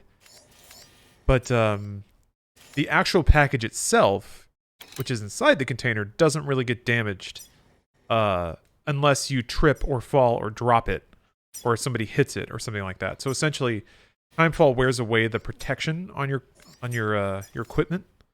And then if you make a mistake or fall over, trip, something like that, that's when your actual cargo takes damage. What about Norman himself? He doesn't get old? Well, he has like a little hoodie that pops out whenever it starts raining. So he would if he got hit by it. But even though there are like parts of the game where you're like, come on, I could see the rain hitting him. It doesn't in terms of the lore or whatever, he has protection from the rain. Yeah, he's got a hoodie. Exactly. Yeah, Immortal Natives, this game can be hard. Some parts of it are pretty challenging. I tend to think it's just about how effectively you use the tools that it gives you. And yes, Mr. Murati, you are correct. There are piss grenades. Is the rust cosmetic? Not really, no.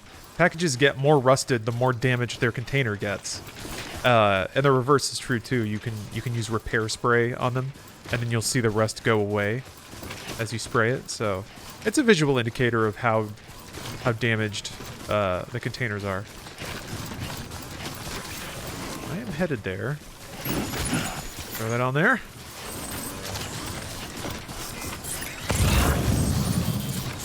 How do I like the game? Oh, Sangroku. I love this game. I've always loved this game.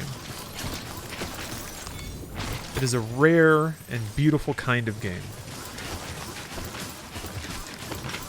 This must be the only AAA game with piss and poo weaponry. It's hard to think of other ones. None come to mind. That's a big reason why I am so what's the word? So bewitched by this game. It is bonkers crazy. It has a weird sense of humor. It's a very expressive game. It's a very unique game, and it's executed at a AAA level. It looks so good. A lot of good voice acting.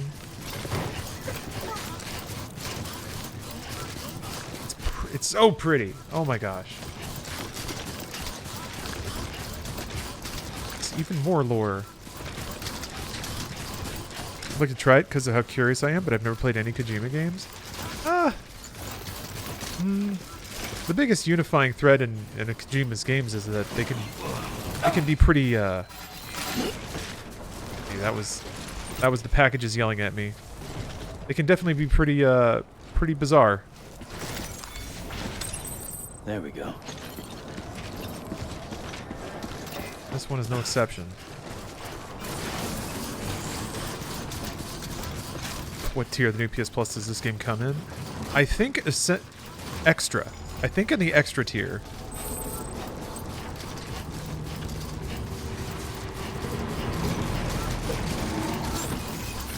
Beginning scan. Scanning bridges ID. Verifying. I keep forgetting that going into bases like this doesn't actually recharge your battery. Will be locked until departure. Cargo verified. Thank you. Hey, what's up, Powers? Thank you for the resub.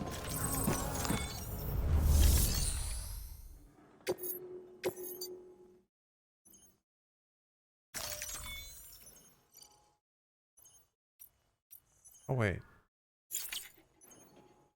That's going somewhere else.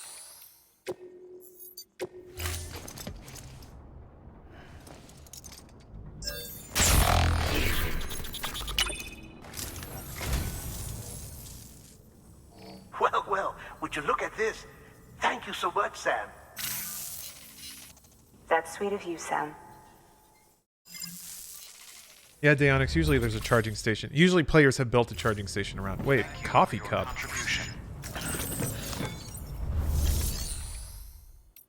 Thought I had another piece of lost cargo that was coming here. Okay, that's the other one. Okay. But I'm not delivering that. Alright.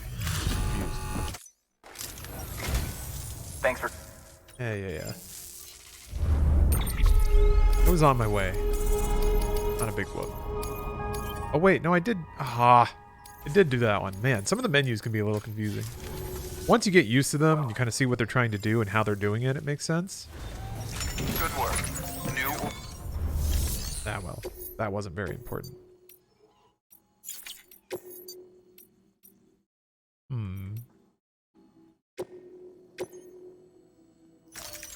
Deploying autonomous delivery bot. Love these little guys. These industrious little boys. Zoop, zoop, zoop, zoop. He humming to himself? Love it.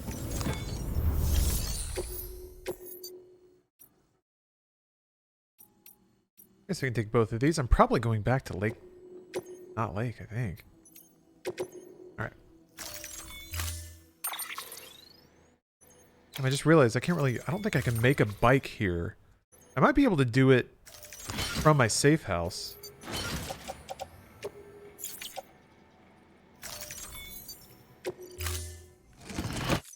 Order assigned.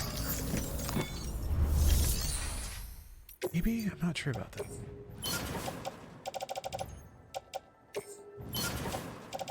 I guess I can also just run and use the skateboard. Thank you for your continued support.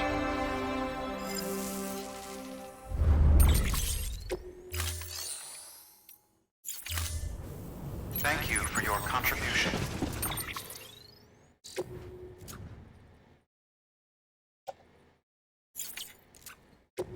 I know, a sword? I guess it already did. Alright. Jade, thank you for the sub. Let me think about this. How do I want to do this? I got a ways to go here. Well, I guess it's not that bad. Watchtower. Okay, there's a generator over there. I'll juice up, and then I guess just... Weapons restrictions lifted. Actually... Yeah, let's use this. There are some That's weapons detected. All weapons will be locked. All clear. Welcome, Sam Porter Bridges. this.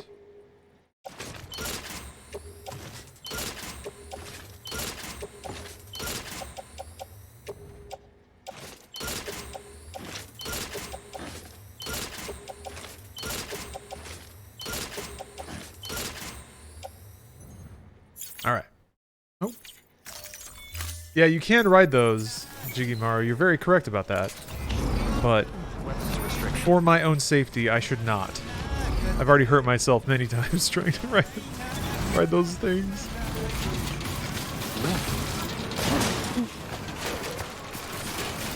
All right. Oh, somebody said you can use... I should probably do that. Somebody said you can use your strand to tie the...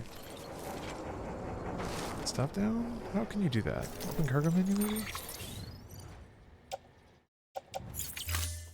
Or maybe it has to be like a...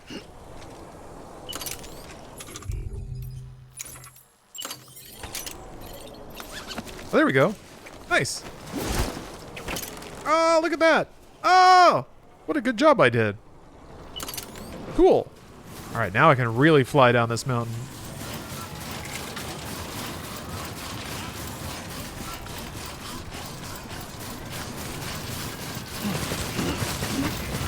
Yeah, we're making good time now. Oh, damn it. I forgot about it.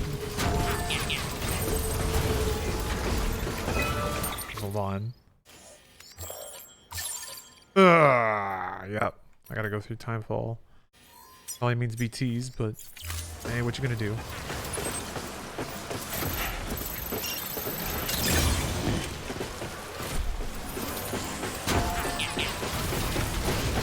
Whoop. Didn't know that thing could knock you over.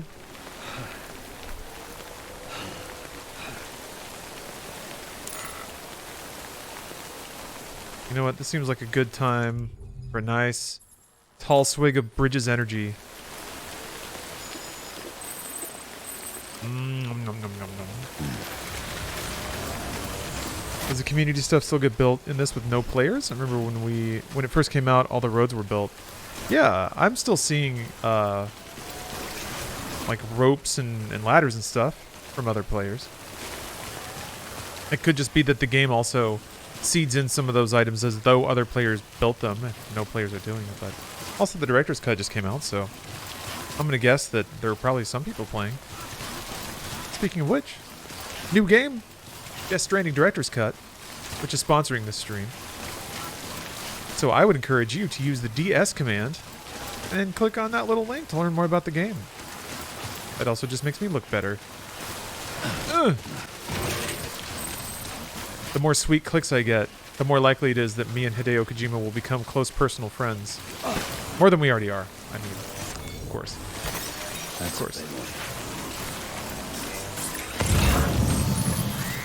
Special alloys. Well, I mean, I'm here.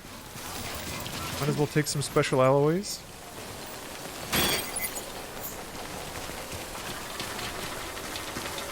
Does the game do a good job tutorializing you on how to navigate the menus? Not really, no. But you just kind of have to look and read at the prompts. You can figure it out. If it were to tutorialize you on the menus, I feel like that would be a little too much, because it would just be like giant screens telling you what to telling you what buttons to hit. Which I guess it does that too. But yeah, the interface is really all about shifting cargo from your back to other parts of your body to things that are around you. It does have a lot of like personal movement controls, which is kind of similar to like Metal Gear Solid 4. You could do a ton of stuff with Snake. You know, you could equip a gun, lay down on the ground, crawl forward, rotate on your back, scooch backwards on your back while aiming in first person. But to do all that stuff was like this very complicated series of buttons. And it kind of made sense. There was a decent rationale behind it, but it took a while to get that. Yeah, Ruby, also very good point. It's very similar to Metal Gear Solid 5, actually, for hopefully obvious reasons. And those menus can be a little clunky when you first start, but given sort of the complexity of what you're doing, it actually is pretty efficient about exposing the information you need to you and doing it in a way that makes sense once you learn how to read what it's telling you. More complicated than Resident Evil 6. Ugh. I don't. No. I would say that Death Stranding's interface is more usable and readable than Resident Evil 6's. But... Oh Jesus. That's me though. It doesn't help that 6's changes based on the character.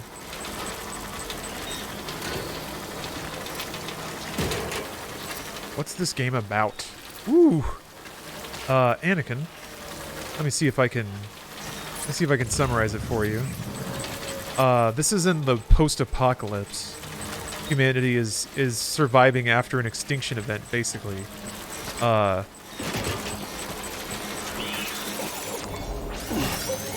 you are trying to cross the United States to reconnect all the various scattered, disconnected remnants of the human race. Saving America. Yeah, it is the United States very specifically. You are preserving peace and unity in the American way. Yeah. Jed Cougar has nailed it. It is your job to make America great again. Through some honest, humble, blue-collar labor. The heartbeat of America. Oh, Jesus. I agree. That's my America. Damn it.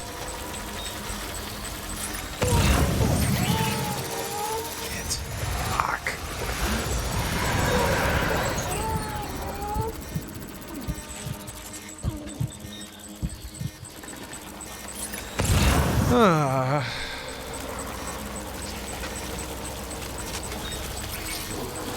Guess I can try and go through here.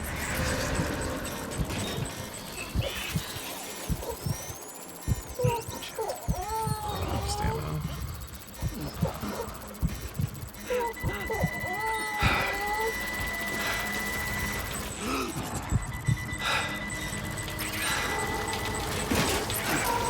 Motherfuck!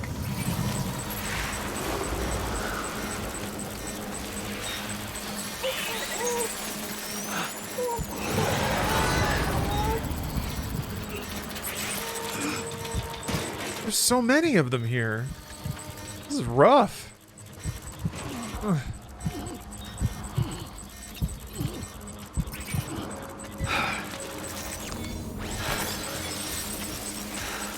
That's right, most powerful gamer though. This game is all about building bridges, not walls. This is thematically, and this is something that's reinforced in the gameplay mechanics, a game about connectivity and about construction, reconnection. Hope. Is the director's cut more difficult? I don't think so. I don't know that they've added anything to make the game harder. There are like challenges you can undertake. So there's content that might individually be more complicated, but I think the game proper is still roughly the same. They did change. Oops. Oh. Ooh, that's a bad skin. That hurts. Oh, it got stuck. They did change the layout of some terrain, I think, to rebalance the game.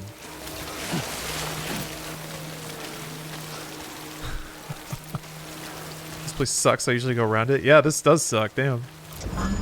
Okay, we're good. Uh-oh, some edible plants.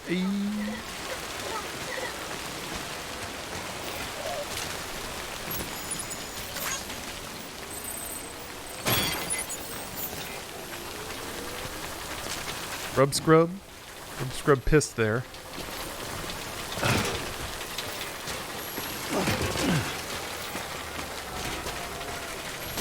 Ooh.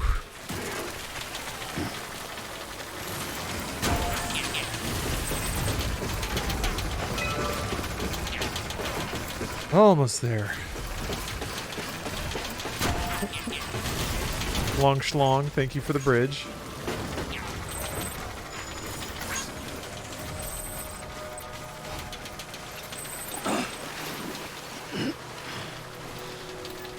Where's your motorcycle? I don't know. Long abandoned. Rotting in some... Oh! Oh, fuck. Did everything fall? Oh, okay, it's still on the cart.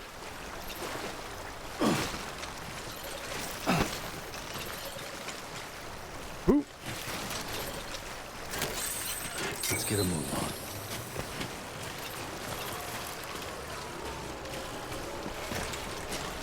God damn it. Ugh. Terrain sucks. Taking the hardest path here. Hey, Aussie Maniac, thank you for the resub. How'd you like my stuff? How'd you like my content?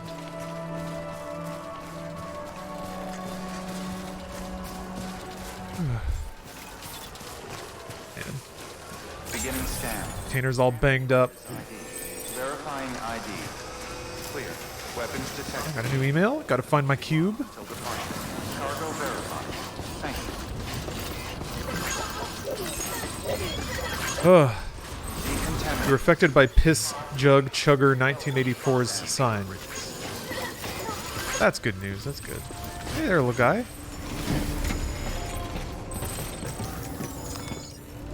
God bless you, Piss Jug Chugger. Yeah, that's the Valve DLC email. Yeah, it's got to be the companion cube shit. Well, let me turn on some streamer lights back here. There we go.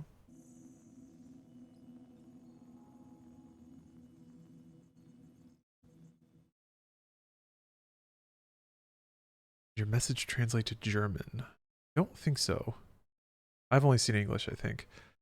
This game is about the disconnect between the convenience of our lives and the fragile system, spearheaded by invisible hard work that makes it possible IMO. I think that's a perfectly valid interpretation.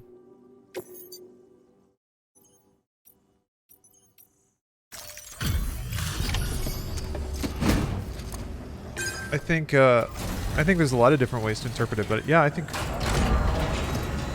that fits. To me, and this is what I'm reading into it because I'm fascinated by the concept, but to me the game is an exploration of how humanity is being connected but also kind of losing itself through the internet. Oh, this is Edgar Wright? I thought the movie director would be Edgar Wright.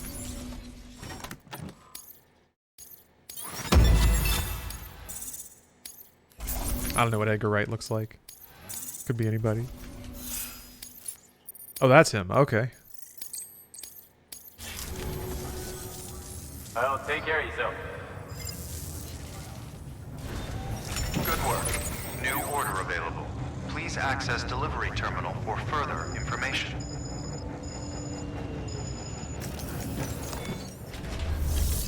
Oh, the director is Jordan Voight Roberts. Oh, okay. So it is another director. Huh.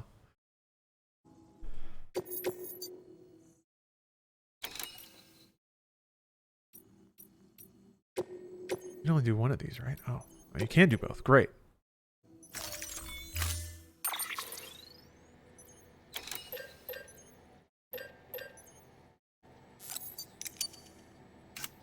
I can get a new car. Actually, there's tons in storage. Yeah.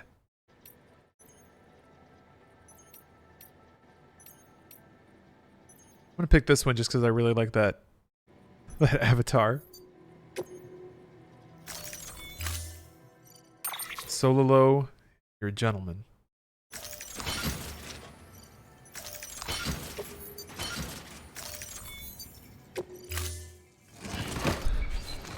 cosplayer is the worst to deliver to, IMO. There's some weird cutscenes with the cosplayer, as I recall. Alright, but first... Oh, wait. That's right. Time limit set. Oh, what? Oh, no. I didn't know this one was timed. Shoot. Fuck. Damn it. Hold on, let me see if I can cancel this. Because I needed to go back into my room and, like, sleep. Wanted to go into the firing range, too. Well, I guess there's still time. Oh, you can. Okay. Time will pass. Damn it.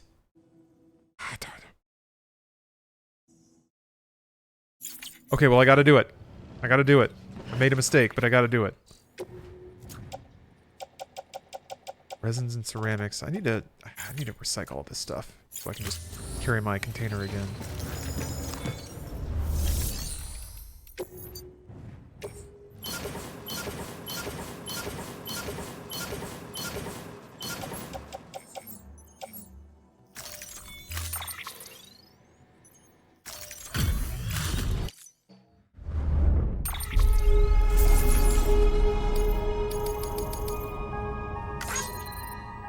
Oh. Oh, that was supposed to... Oh, that was a delivery. My bad. Well, whatever. Can I take it back? I think I can. I can take other people's cargo. Whatever, it doesn't matter.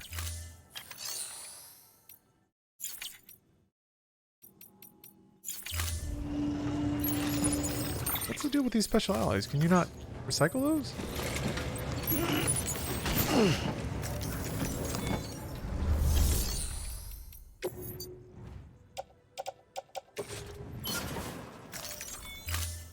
Okay, weird.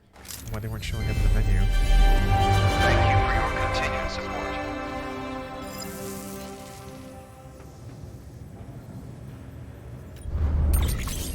support. There. That's what I thought was going to happen.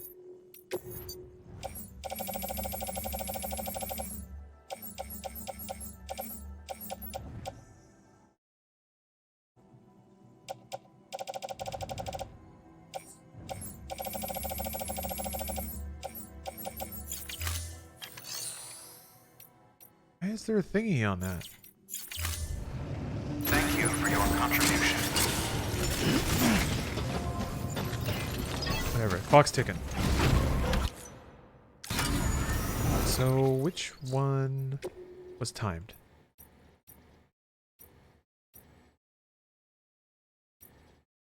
The one to the junk dealer. Okay.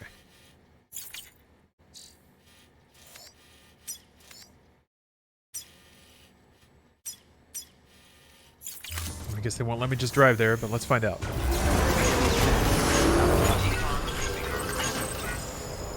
Sam, it's fragile. Though he calls himself a junk dealer now, your client used to work in comms as a repairman.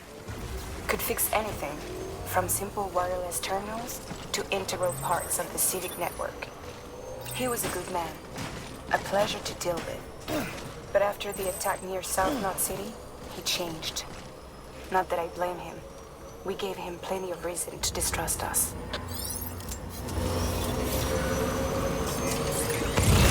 I feel like this would be an excellent place for a stunt ram.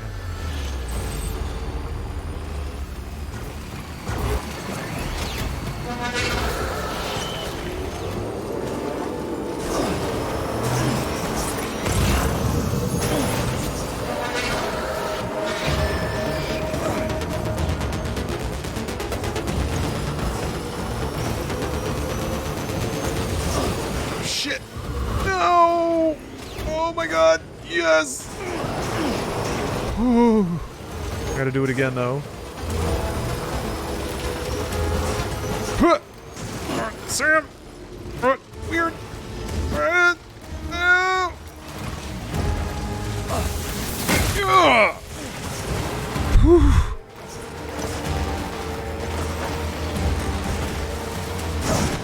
God damn it. Ooh.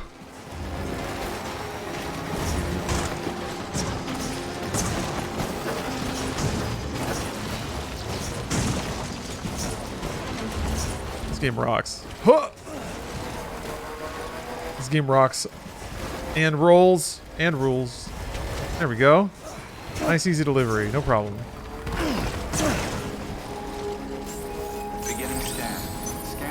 Woo! Fragile Express ID verified. Weapons detected. All weapons will be locked until departure. Why did it jump so high? I don't know. Physics in the cart, like the vehicle physics in this game, can get a little wacky. But always in a fun way. Delivering cargo.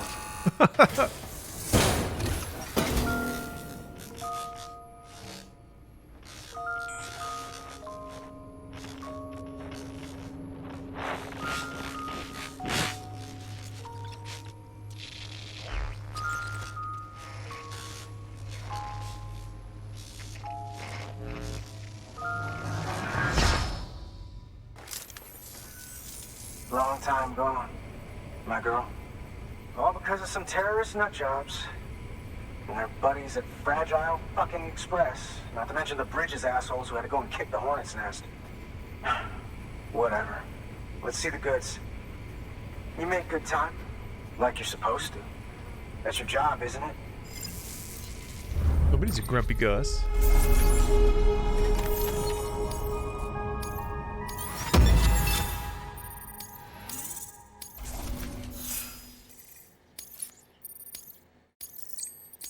One of the rare opportunities to get delivery time rank. As far as I'm concerned, all you porters are no better than terrorists. And nothing you say will convince me otherwise. So take your Cupid and fuck off.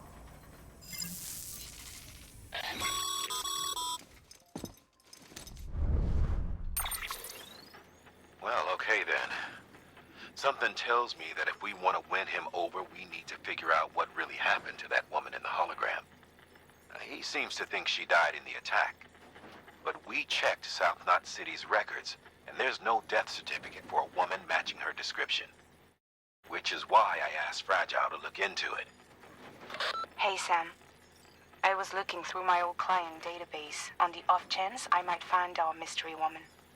And wouldn't you know it, a pretty close match popped up. Facial and voice. She's still alive. Our drug dealer's grieving for nothing. I doubt he'll take our word for it, though. Hang on. He just posted another order. Probably just trying to push our buttons. May as well check the delivery terminal and see what he wants. Good work. New order available. Please.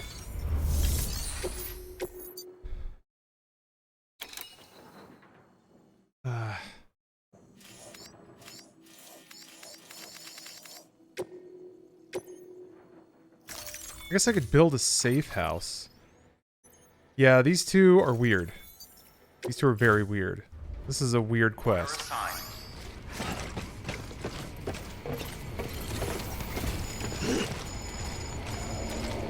this stuff goes to Crater Lake.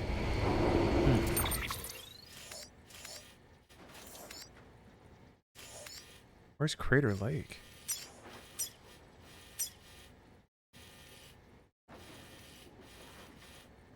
Maybe something I don't have discovered yet. Huh. Just had to give yourself a challenge. It's such a frustrating mission chain because of the eventual email you get. Yeah. That circle on the map. So, oh, that's right. You just throw the shit in, right?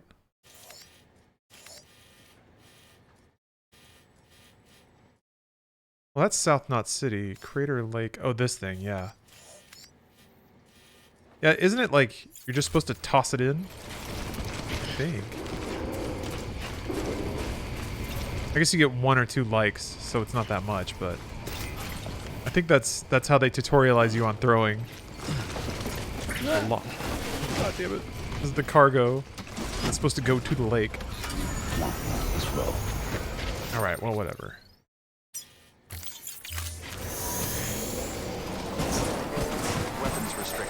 Just yeet the cargo. One of the few times you're allowed to, basically. You're encouraged to yeet the cargo instead of slipping on a banana peel and sending it flinging down a hillside.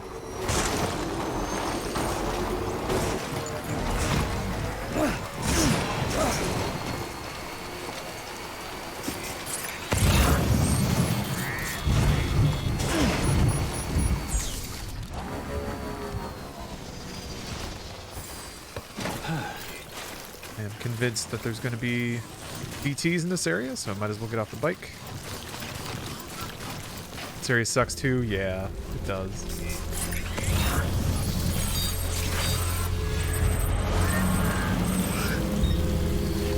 Oh, that's right. Have to get a lot of old components.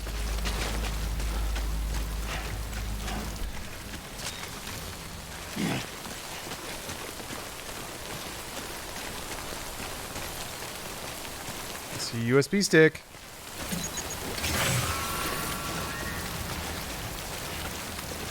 This area's one of the worst in the game? Yeah? Jeez. I really want to show off some of the director's cut content. I keep getting distracted and roped into story missions. Let's see. I think I have PP and poo-poo grenades. I don't. I think I destroyed them all.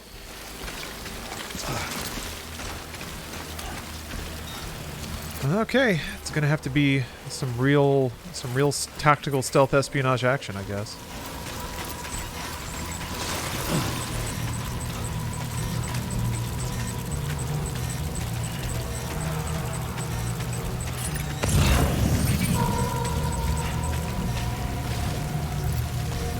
Is it okay to talk about spoilers, or are we staying away from them still?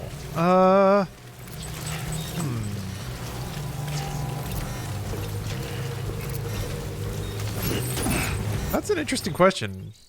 This is a weird game to think about spoilers with.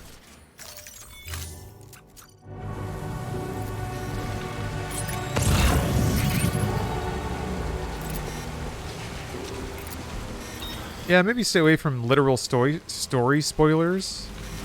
But I think certainly you can speak interpretively about the story, and I don't think that'll spoil anything. Interested to hear people's interpretations.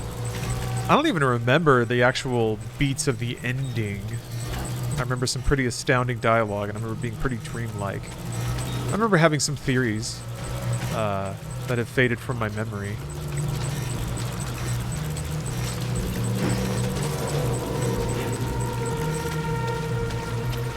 That's why I always wanted to play through it again, so I could see the ending again. See what thoughts would pop into my head. Jeez. Go this way.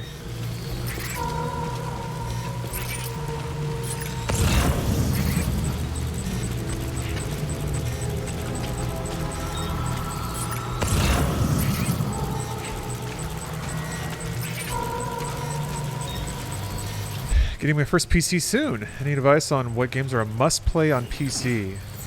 There can be a lot, yeah. Dionix, ask the right question and what kind of games do you like? PC's got a lot to offer, and a lot of different kinds of things. Ooh, shit. Wrong button.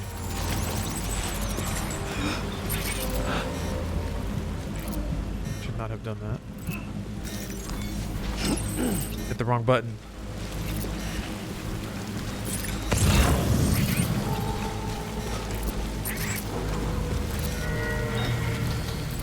Not all of the game. Play them all. Play all of them.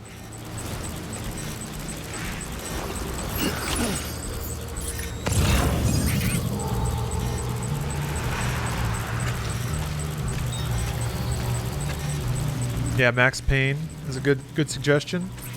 That might be a little tough if somebody's getting used to mouse control, though. If you're coming from a console, you'd probably feel more comfortable with games that you play with a controller. I think from there, it's like, what genres do you like, and do you prefer big, pretty games? Like, are you getting a high-powered PC and you want something that looks ridiculous?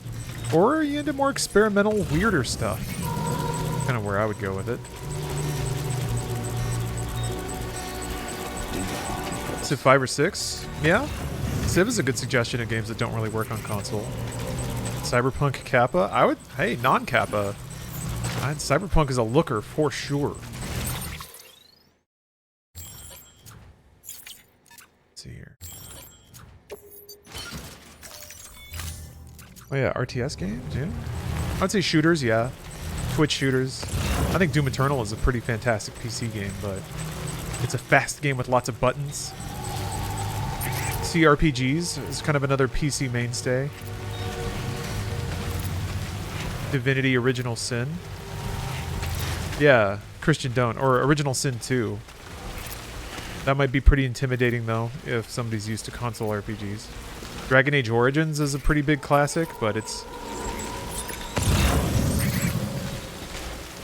a bit old at this point. Baldur's Gate 2, yeah. Play big open world games. Ooh.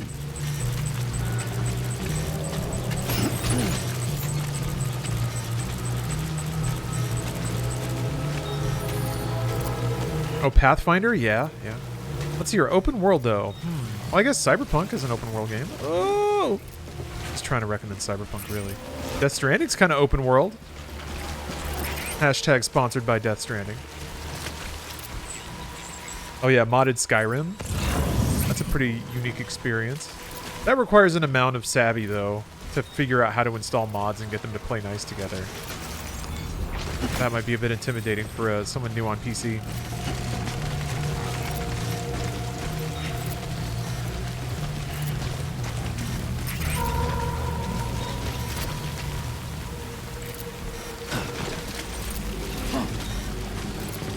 Elder Scrolls Online, maybe?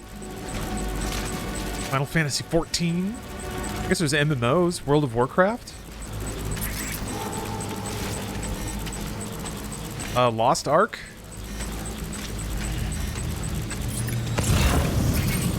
Speaking of, I'm gonna go that way. I got some work to put in on Path of Exile. I'm actually gonna get Path of Exile sponsorship again here in a minute. But I want to get my PC character to endgame, and I think I might roll a new character. I think I might make an explosion skeleton build on PC. That was my Xbox build, but I think if I want to walk through the story, get to the end of the game, that might be the play. Or maybe I need to look up a build. Maybe it's time to like roll a character that I actually intend to do some in-game content with. Are you going stealth? I don't see any enemies. Oh, they're there. See that little fuzzy man floating? There's two fuzzy men. Those are bad guys. If I get too close to them, they will manifest in this reality, sink me in a lot of oil, and drag me into the nether realm. Because this game rocks. Yeah. It's my Audra deck, the little like blinky robot. It points at enemies and freaks out. It's more intense the closer I get. But yes, they are normally invisible, which is kind of how this game rolls. Figure out back over there.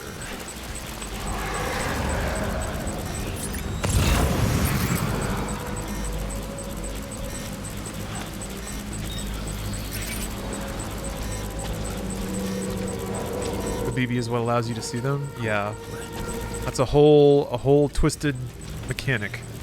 You have a partially stillborn baby in a tank on your chest, and its status of being both alive and dead basically allows you, through this crazy contraption, to sense and detect where the BTs are.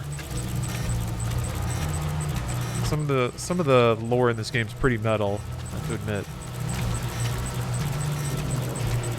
How many hours does this game take to play through? My playthrough was around 30, but at some point I just started mainlining the story missions and didn't do a lot of the side stuff. So if you wanted to do all the side stuff, I'm not sure about how I guess that would be more like 60 to 70 hours.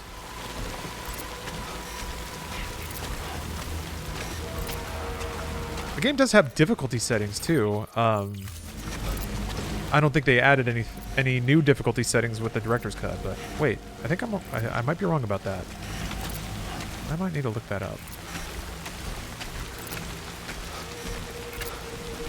I got just about everything, including all the roads. It was like 90-ish. Wow, okay.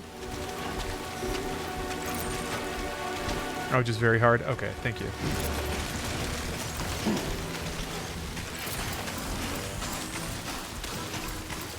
Why are your boots flashing yellow? Because your boots deteriorate. You have to make new boots.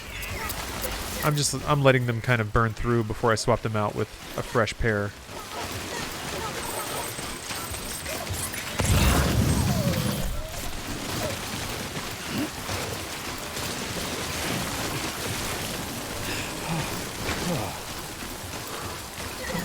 Where did I leave my car?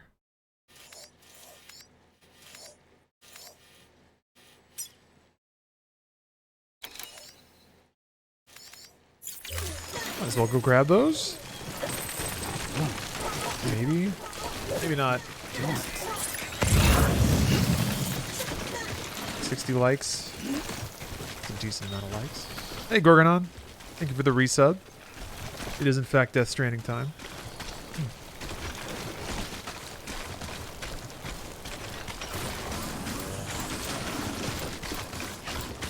It is indeed Death Stranding time.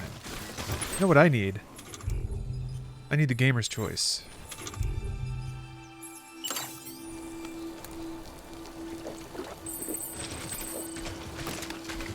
A little nip of that gamer power. Yeah, just what I needed.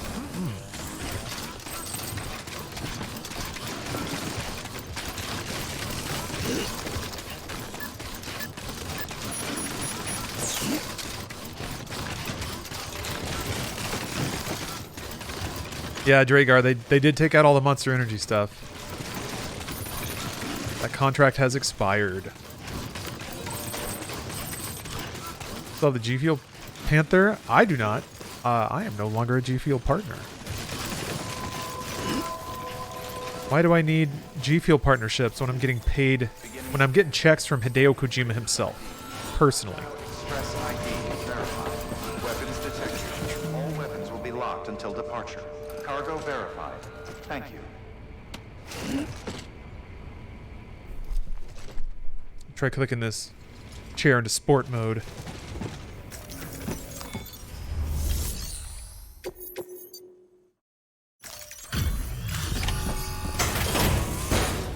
Yeah, Kojima Venmo'd me. Every time I say Death Stranding is good, he hits me up.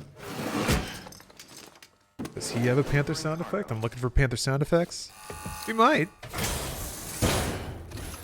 Kojima did say he was lurking. Oh god.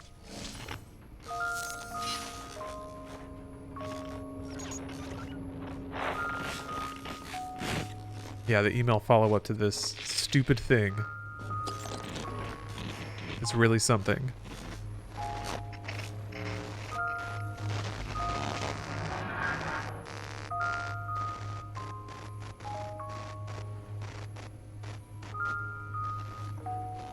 Keep looking at it. Don't look away.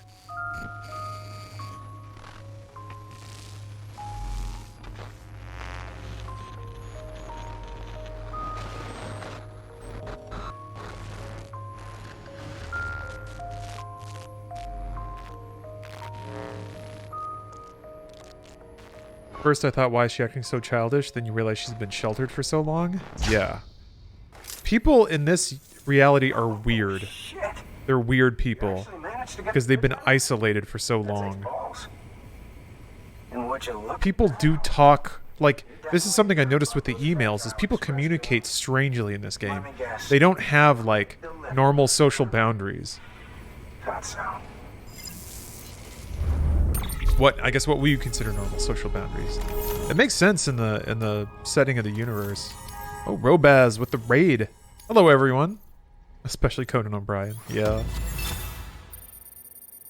Sizable raid, indeed. Thank you for the raid, Robaz.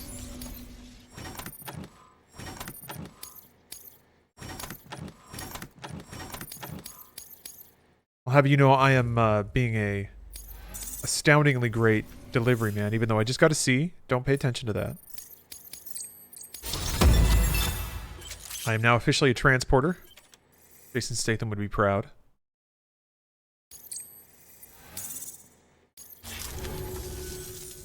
You know, those ruins you went to wouldn't be ruins if Fragile hadn't fucked us over.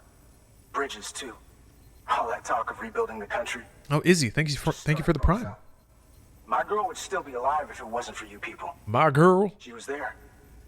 When the terrorists tried to take out South Knot, she was already dead. Because of you. You use container spray. I have. I typically don't, but if I know I'm going to do something stupid, She's in a shelter southeast of the ruins. Mind if I... I'll usually spray up. If he's not coming outside, then it doesn't matter who he yells at over the wire. And I'm guessing he'll feel better taking it out on me.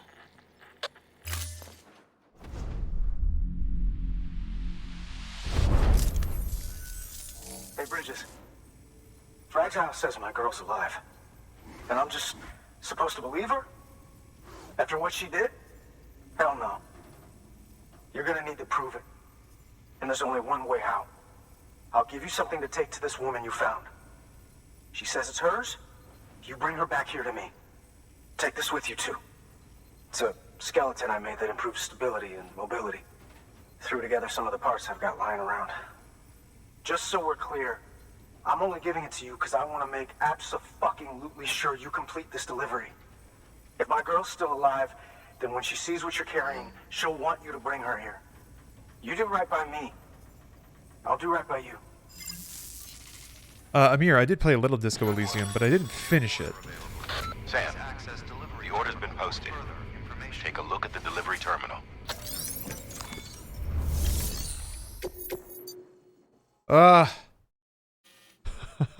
That's so far. I'm gonna say no to that for now. I'm gonna go back to... I guess I could go to the film director. But I need to go back to Lake Knot City so I can sleep. I need to go to my private room and get my stamina back. I also want to check out the director's cut stuff. I want to look at the like practice range. But I do have a delivery to take to the director. Away we go. Is there a generator around here? There's not. Oh, there's a safe house, though. I can sleep there. Yeah, let's just do that. Screw it. Lifted.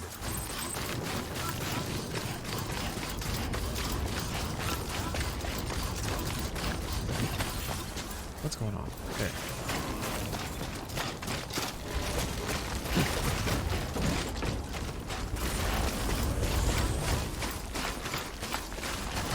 I was completely overwhelmed as well with Disco Elysium. Never got to finish it. Yeah, I won't lie. I was a little intimidated by that game too.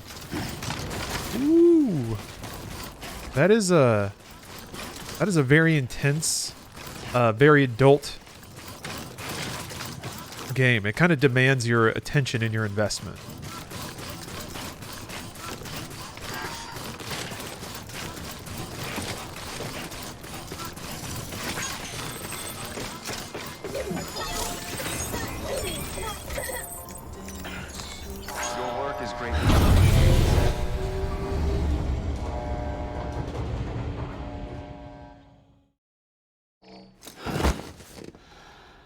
Ah, sleep.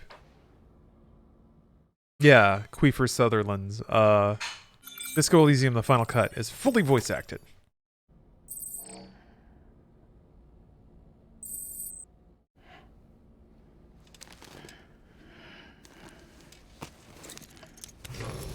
Good morning, Sam. Does he love the baby? Complete. Thank you for your generosity. Not really. He does seem to form a relationship with it. With him, I guess? With BB?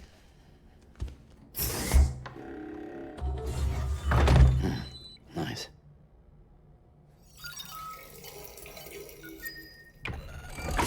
EX grenade number 1. Yeah, pee-pee grenade.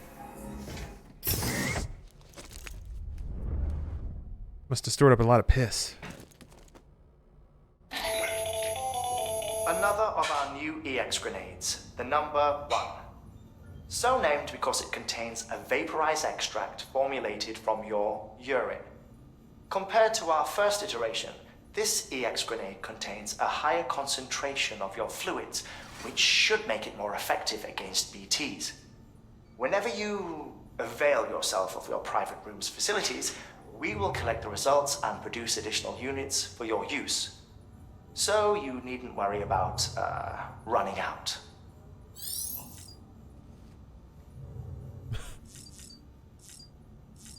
Always have pea grenades.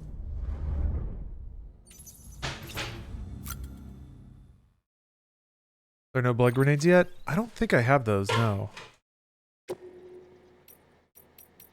Ooh.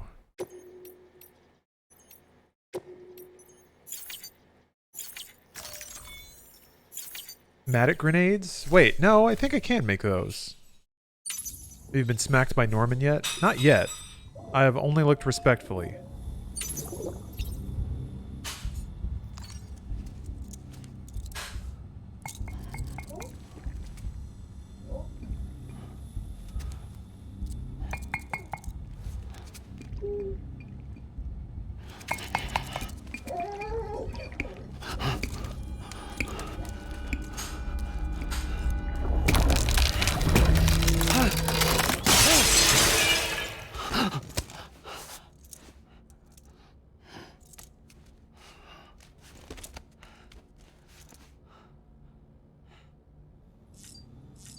Yep. And you can take a shower.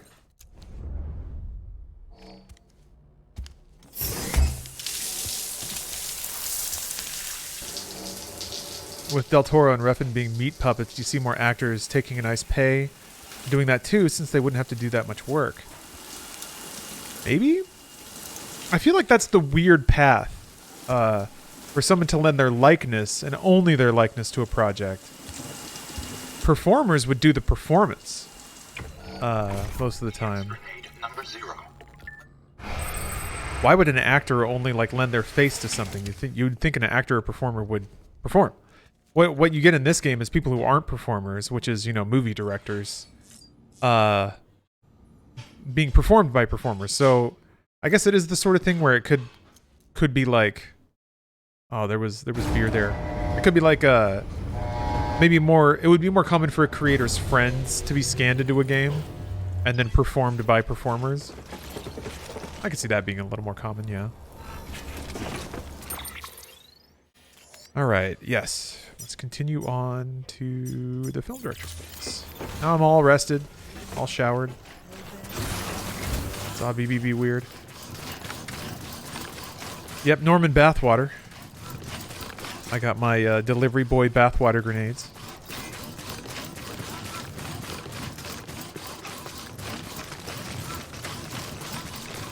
I don't know where Elder is.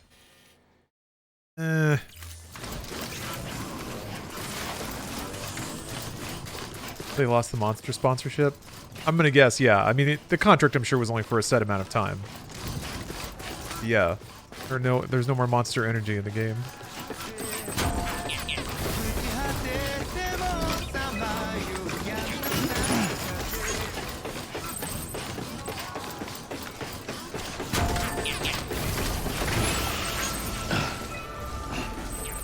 Yeah. Beginning scan. Scanning bridges. I hope they got a lot of money for that. Clear. Weapons detected. Do you benefit from clicks or buys for your sponsorship? They don't really tell me specifically. They definitely, like, the thing I think I'm most tracked on is just people that click on my tracking link. So people that tap on the link, the DS command. This isn't great. I'm sure the more traffic that gets, the better I look.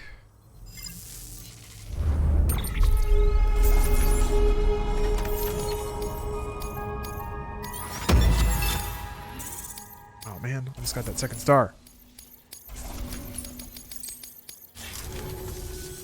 Thanks, Spectre. Good work. New order available. Please access.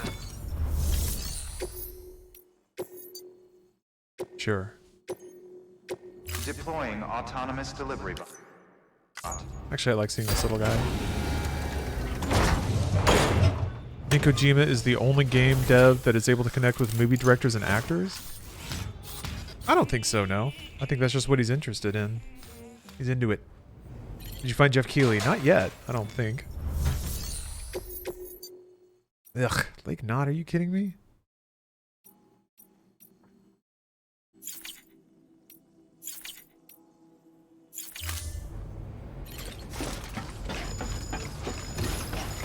Thank you for the resub. No pause. Thank you. In a world of rolling and parrying, a walking simulator is what I needed. This game does hit in a very particular way. There's nothing else quite like it. Okay, well, I've had a rest. Let's go back to the junk dealer and finish this weird storyline with this dude and his creepy girlfriend.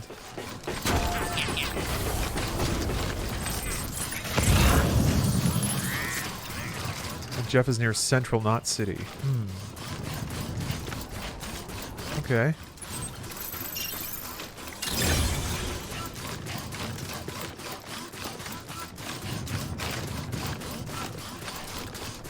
Oh yeah, David Cage. Very interested in cinematic techniques. Yeah.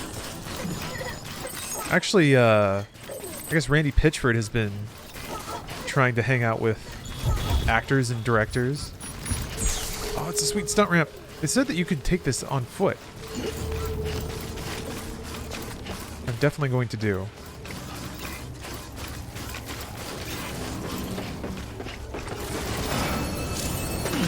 Okay, that was pretty cool.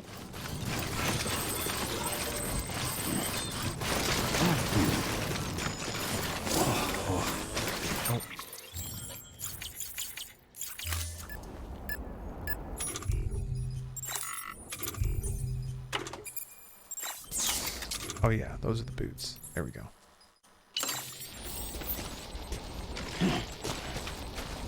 Level 2 boots. Love these games just for the skyboxes and draw distances alone. Yeah, this game has some wonderful vistas, that's for sure. Incredible outdoor environments.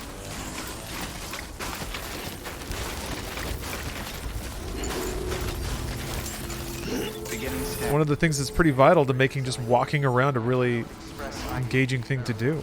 Weapons detected. All weapons will be locked until departure. All clear. Welcome, Sam Porter Bridges.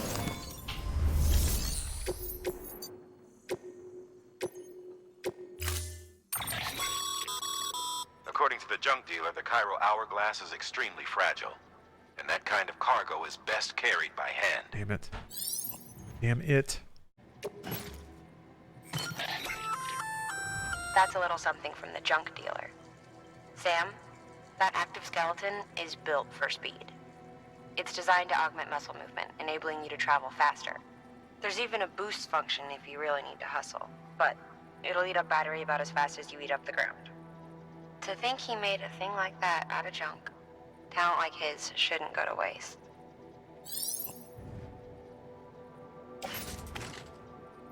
I think I remember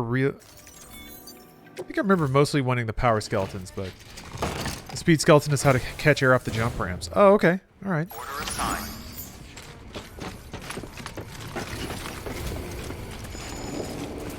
That makes sense.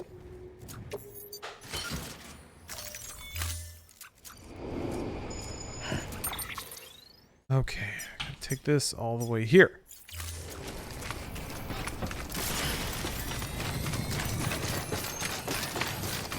Handle restrictions lifted. Handle with care. Oh, of course. Of course there's gonna be goddamn BTs on the way. Hold on. Ugh. Yeah, alright.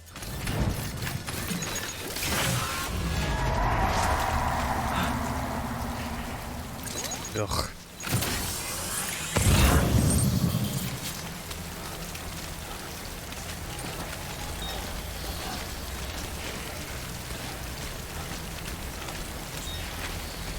They ever add a way to play music while on foot? I'm pretty sure they did. I'm pretty sure you can use a music player.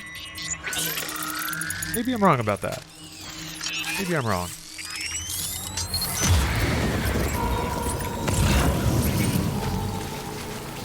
They're gonna give me speed legs and then make me move all slow.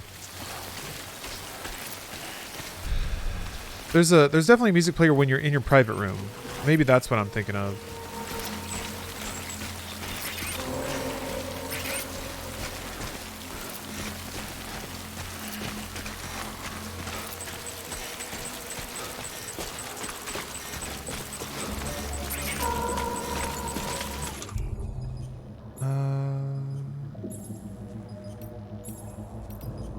see anything. Oh. Oh no, I'm getting spookied. Bathe in that old juice. Can you use grenades on yourself? I thought you had to throw them at BTs. Can't goopify what they can't catch. Can you outrun BTs?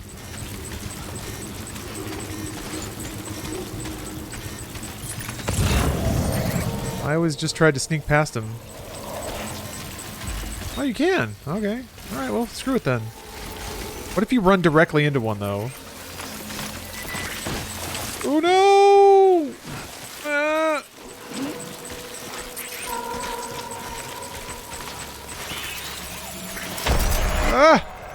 Ah! Run!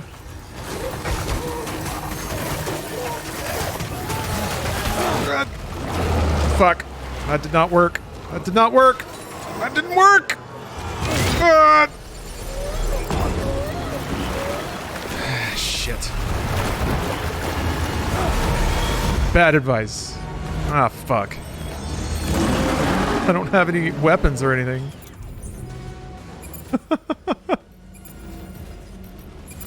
I don't have, like, grenade. Oh, fuck.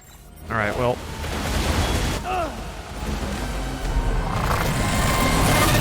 Wow. Just run away. Just run away. You just run. I was tripping over rocks.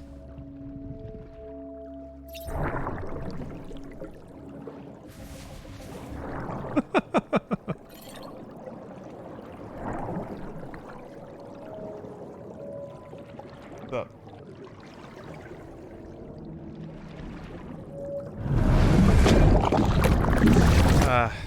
Alright. It's there, they're all the same. Oh, that's right, they're not in the bag. Yeah. Well, usually it is. Well, I mean, I guess you can record it if you want. Damn it. Fuck. Well, that's interesting. The thing is still there.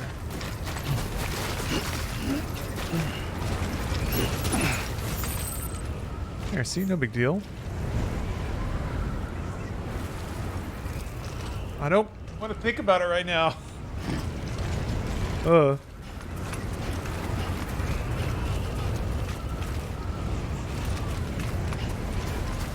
What's in the crater? Good question. I don't know if you're allowed to go in there. Oh.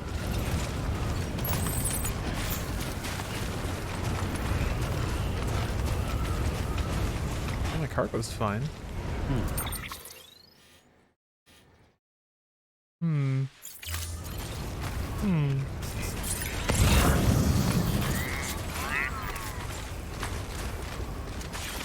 Oh, no big deal. I'll just continue on my way. Is that area blown up now? It looks like it. I didn't know you weren't allowed to walk through those. So it actually blocks people from walking through it? Whoa. It's actually speed tech.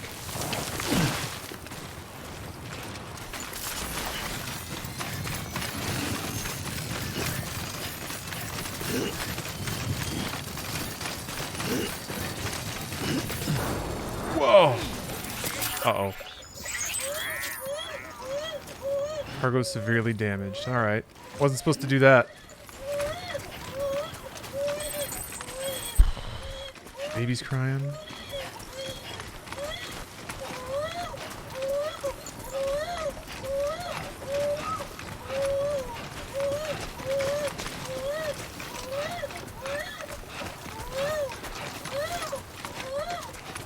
Still don't understand what happened in that sequence. You died and game over? Is it just another continuation? So usually when you die, you can find your way back from the realm of the dead. You basically, like, wiggle your way back into your body and come back to life. Sam is one of the only people who can do that. He is a repatriate, which is that he repatriates in his own body after he dies. It's one of the ways in which he's unique. He has the ability to navigate the Strand, which is the area separating the realm of the living from the realm of the dead. That's the mode where you're swimming around in first person and you like swim back to your body. Beginning scan. Scanning bridges ID. Fragile. So the way that the game works is if you die, there's not really a game over. You just swim back to your body, and then usually your cargo is gone. Taken by somebody or damaged or lost, and that's the consequence. There's no reason to kill you, the character, when the goal is to make you deliver packages, and the BTs get in the way of that. Delivering cargo. Oh, any BTs in that area are way more powerful now. Are you with Fragile Express? No. You're a Bridges porter, aren't you? I'm not expecting a package. Oh, it's nothing dangerous, is it? Oh my lord. I never thought I'd see this again. Let me have a closer look.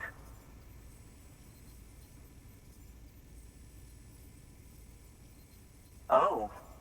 Wow. This poor thing has seen better days.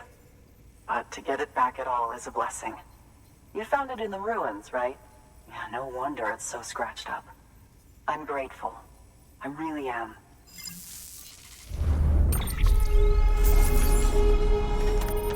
Ooh. It was 80% damaged. That was really close.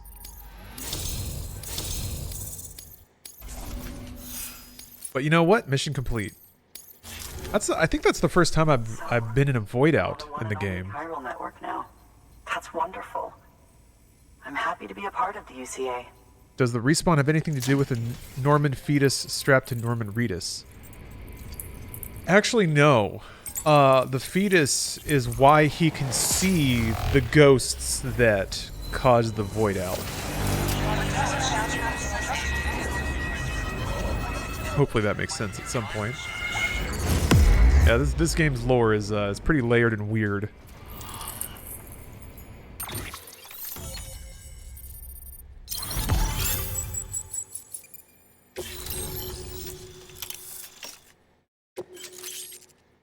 Oh, Jesus, finally. Finally a gun. You'll drop by again, won't you?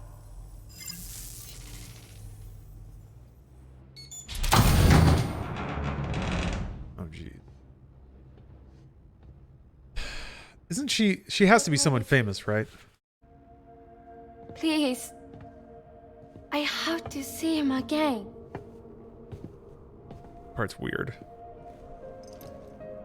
I think it's when you take her back is like the extra long scene that's super weird. I don't know, she's just for weird. Him, you know? When the terrorists attacked, my mother and I barely escaped with our lives.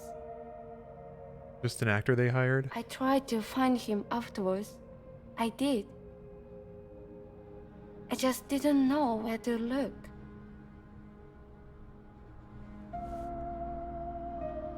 But that's not why I stopped.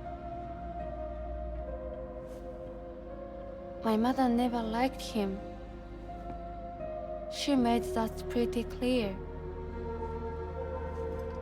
But I didn't think she'd go as far as to lie. So when she said that he died, I believed her.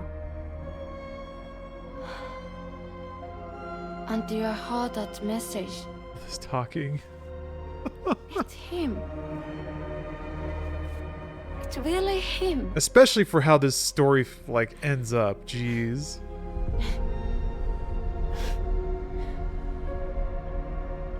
I should never have given up. Deep down, I knew he was out there somewhere.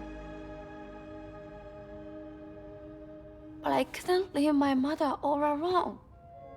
So I tried to make my peace with it.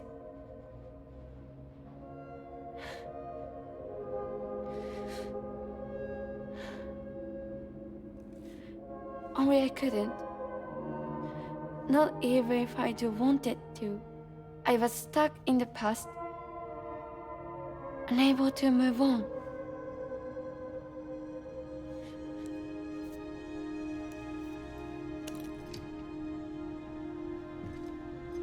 Sam hasn't said a thing. A single Take me thing. to him. Not one. I'm begging you. I'm ready to go. Right now, if you want. Just say you'll take me.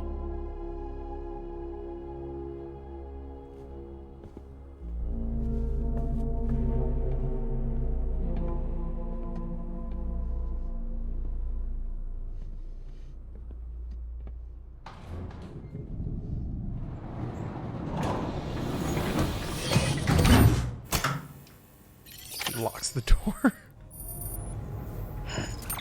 So weird. She walks away. Yeah, she doesn't. Sam doesn't say a single thing. Just standing there, covered in BT goo. Jeez. Okay, well, we got to do it, right? We got to take her to her weird boyfriend that I guess she wants to see. Or does she? We'll find out. I'm going to take a quick break, though. I'll be right back. Hey, everyone. Back. It's time to reunite this weird lady with her weird boyfriend so they can have their weird relationship. Shit's all weird. Well, I'm headed that way, I guess. Hey, most powerful gamer. That there's a handgun configured to fire hermetic rounds. Bullets loaded with your own blood. Should do some damage to any BTs you come across. The gun draws blood from your body, or any bags on hand, to fill its cartridges when in use. Length of the trigger pull determines the amount loaded into the next round. Longer pulls mean more blood and more potential damage to the BT on the receiving end. Just don't drain yourself dry by accident, okay? Seems so weird.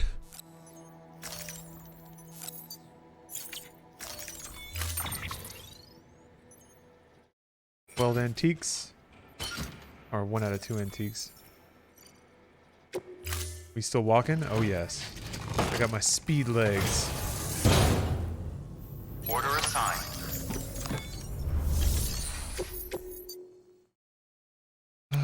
Chiral artist delivery.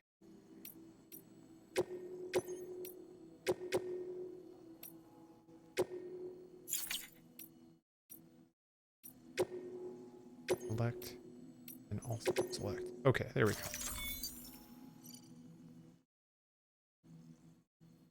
I do have a floating carrier. I have the best brakes. Well, cowboy Tongus. I'm really glad to hear that. I'm glad that you think so. As you know, you'll be transporting a living human being for a change. It goes without saying that any falls or heavy impacts sustained may result in injury to your client. Why is she all So proceed with bandaged caution, up? now more than ever. I think you can see her little head poking out. You can. Yeah, she's in there.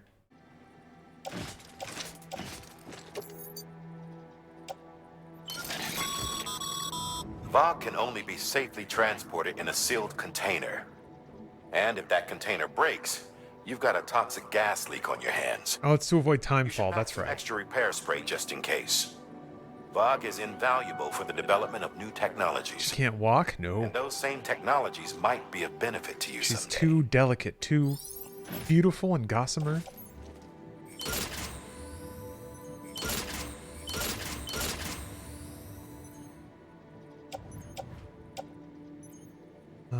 Okay.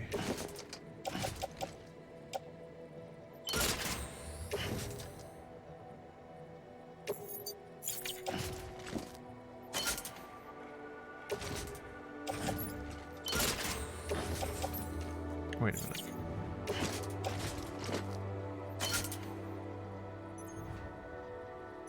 Oh, I don't want the bola on my tool rack.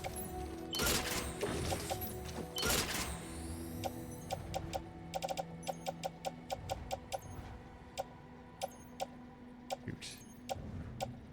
Artist power skeleton. Oh. Yeah, let's go ahead and make that.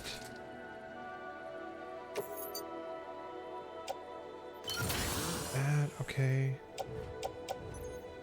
Back. Where'd the anti-BT gun go?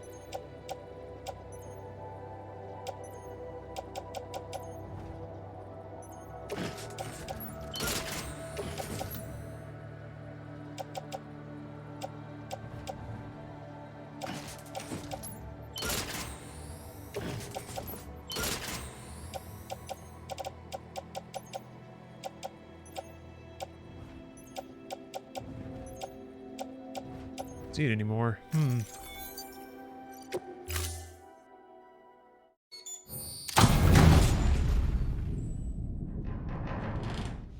There she is again. There's our beautiful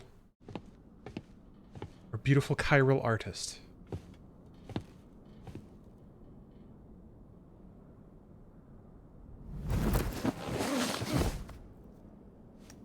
I'll hold the hourglass. I don't want it to break.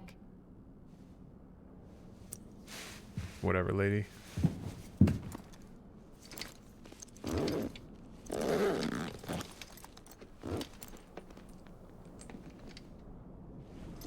I think she's cute. She is cute. Look at her all bundled up. All burritoed up in there.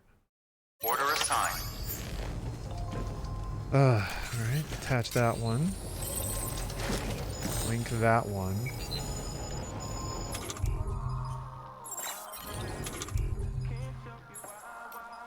For real though, I swear I swear they were giving me a an anti-BT gun.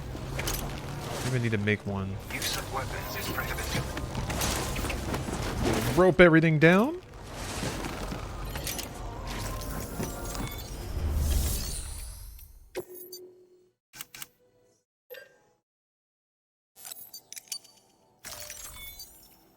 You have to craft it? Yeah, I know. I guess for some reason I thought I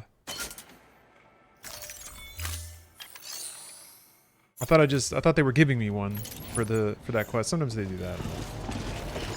All right, choo choo. Time to make a big delivery. First of all, I gotta set my markers though. Oh, that's right. I have to go to. Wait, who am I going to?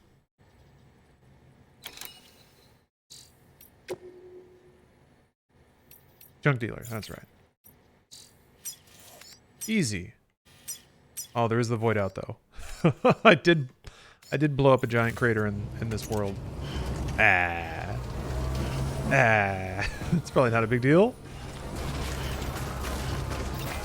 Hot spring? Okay, I'll go to the hot spring.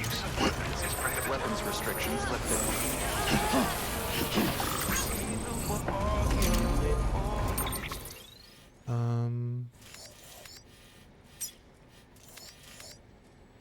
Guess I can go. Damn it.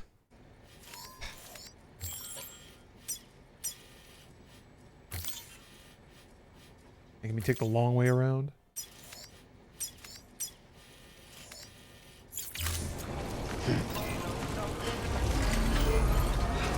Making me go through BT territory again? Because that went so well last time. Keep on keeping on. It's not far from here, I think. This is only going to be more weird if you talk. Where it bubbles up and spreads. That's how you can tell. It will swallow you up if you're ready. It's bottomless. Lady, can we just get through this? So, claim the folks who use these places to dispose of terrarium-contaminated waste. And bubbles too. If you don't have time to burn them, there's always the tar.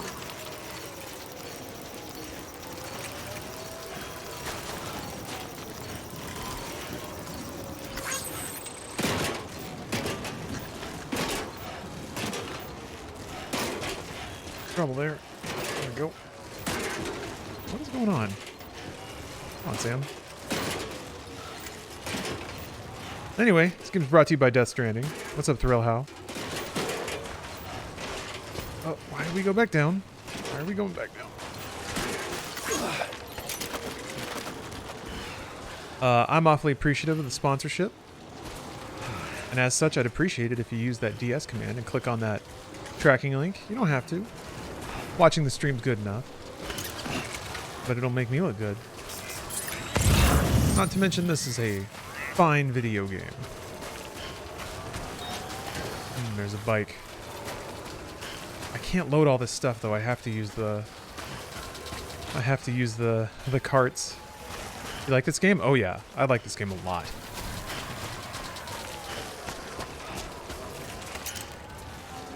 Get music.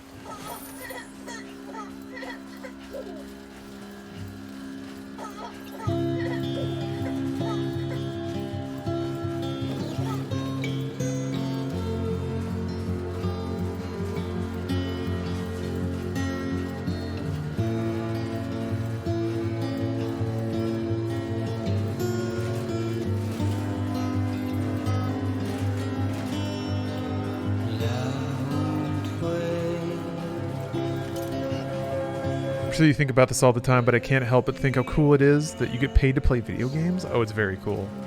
I'm extremely appreciative. That and all the other things that I get to work on and can get money for doing somehow. No, it's awesome. Absolutely awesome.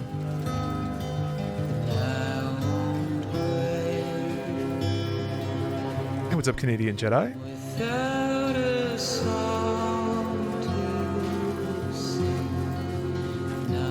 Also, I'll give everyone a heads up too. I'm only going to be streaming. No, Oh, Norman. Oh. I'm only going to be streaming gameplay for a little bit longer, maybe 20 to 30 minutes. And after that, I'll be doing media tech, which is all the random clips. Just let that go for a while, a couple hours. I'll try to get back in the habit of doing that on Friday nights. That's what's coming up. If you want a bunch of random stuff, random background noise is typically how I like to frame it. Stay tuned. Yeah, a little bit of a whoopsies. Not to mention this big whoopsies over here. How far are you in Elden Ring? I'm in the optional endgame areas and they're horrible. I'm not that far. I'm now exploring Lane Dell. I beat Godfrey. That's the most recent big thing I've done. Unfortunately, I haven't been able to play these past couple of days. I've been just so busy with other stuff.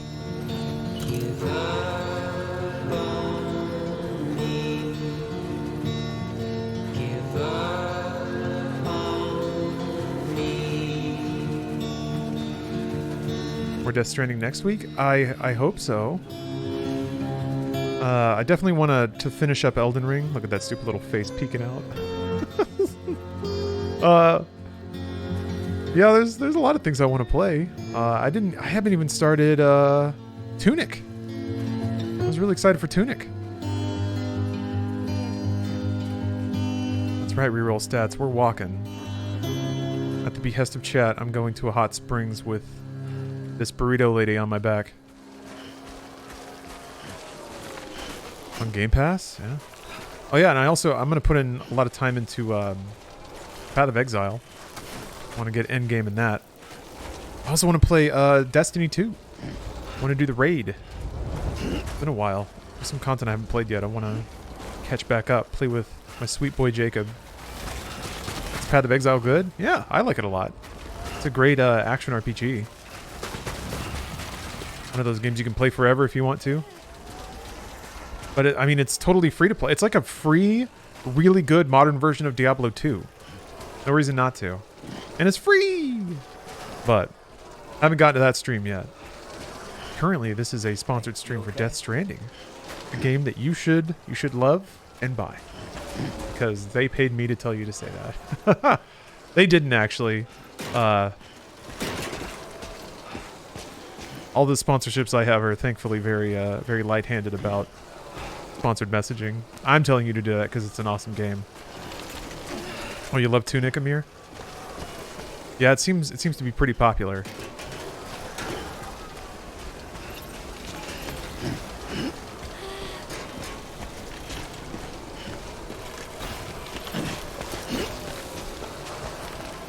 I love those kinds of games. Those sort of minimal games that focus on atmosphere and experience and mechanic.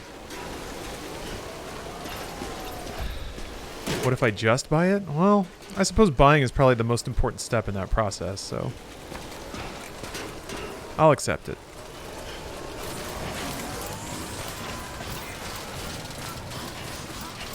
Ever check out Dreams on PlayStation? Yeah, a little bit. I checked it out like the week it came out, just sort of dipped through and saw what was there. Alright, let's bathe.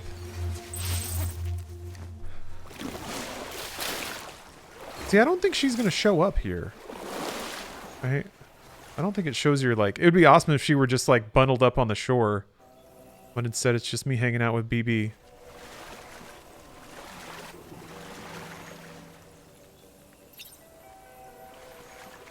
Get my stamina back, though. Just leave her on the shoreline? Yeah, I guess so.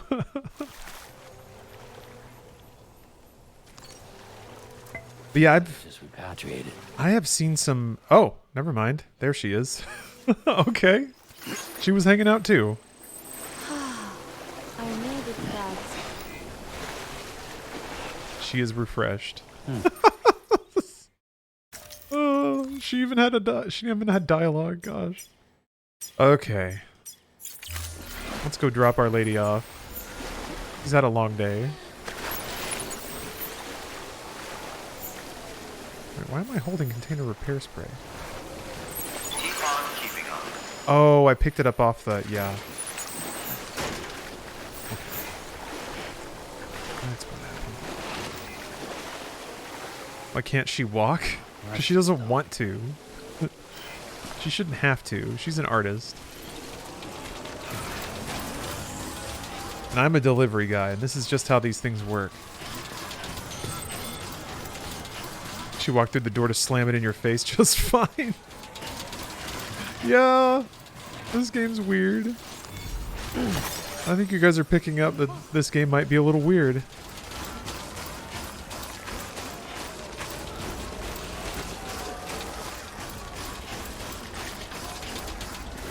Jeez.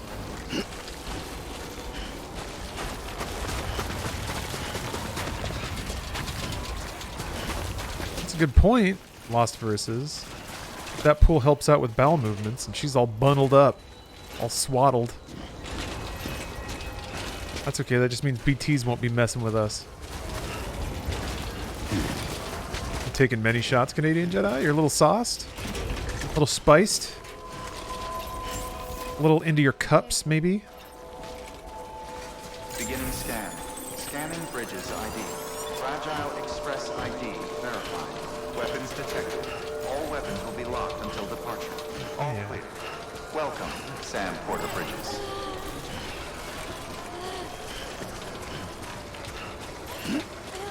Alright, time for the tearful finale. Reuniting this shitty dude's girlfriend with him.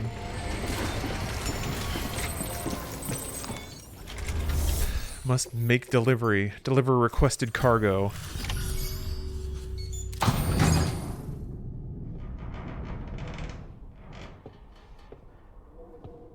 Your cargo's here, weirdo.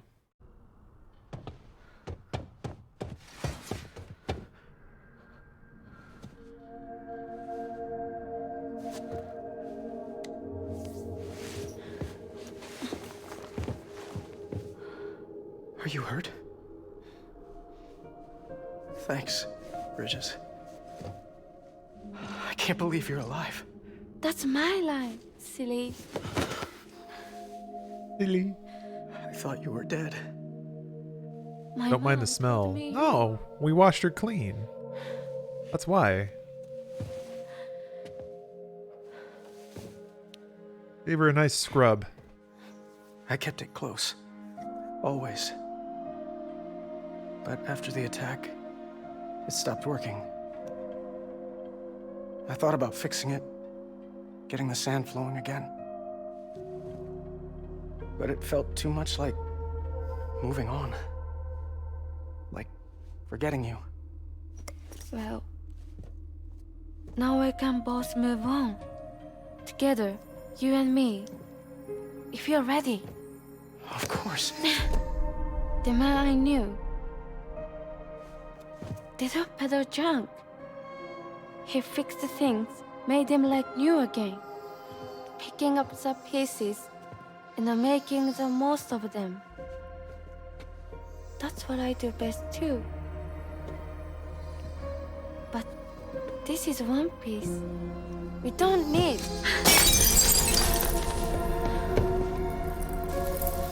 The only time that matters. Oh my god. I spent with you. Oh my god. Oh my god. So let's count the moments ourselves together. Lexistro, thanks for the prime. I'm asking you to marry me, dummy. Is that what that is? I will. I do. Yes.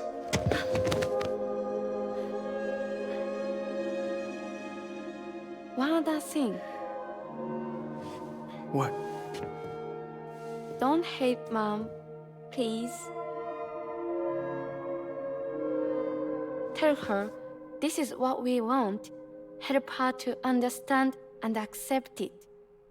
Hug, why not kiss her? People don't really kiss She needs anymore. us, and I need her. Like the entire world just feels sort of platonic attraction. I'm pretty good at patching things up. I think people don't fuck anymore. There's some lore about that. Like you have to deliver jizz basically to like help. It's like all artificial insemination, and then people do artificial DNA variants so that you don't get like incest problems. But yeah, people don't dick each other down in the future. They lost the desire to at some point. Even this social interaction is more than what we see in most of the game. Yeah, it's weird. This game's weird. It is like a pretty thorough exploration of a kind of what human society might turn into. Fragile like shit. I'm gonna try and make a fresh start with my girl. And though I can't do half of what you people do out there every day, I'm ready to pull my weight. If you need anything fixed, I'm your man. The UCA can count on me. All right. It'll take some getting used to, but it's past time. We will join the UCA's network.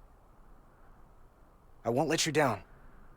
I swear. What happens when you get people a girlfriend?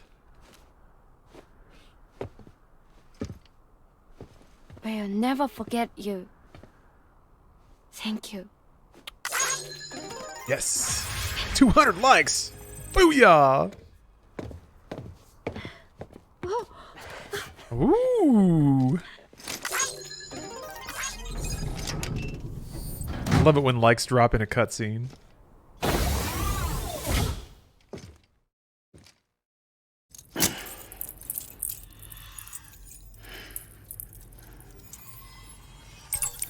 They're gonna fuck. One would hope, but I do think they just kind of hold hands and stare at each other and experience human intimacy. It's like one step beyond Demolition Man intercourse.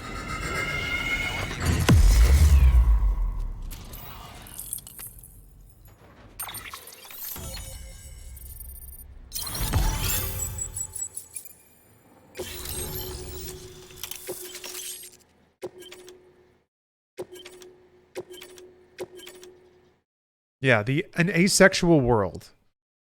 Interview data. The lore just dropped. Sam, that whole region is connected to the chiral. Why did he float during that part? Because Head for the next area. chirality is anti-gravity. Things float up. Lake Knot City. If you'll notice, in areas of strong chiral density, you can see like dust and rocks sort of floating up. Let them print what they need. It is a visual effect, but it's also like part of the universe. You do know that, right?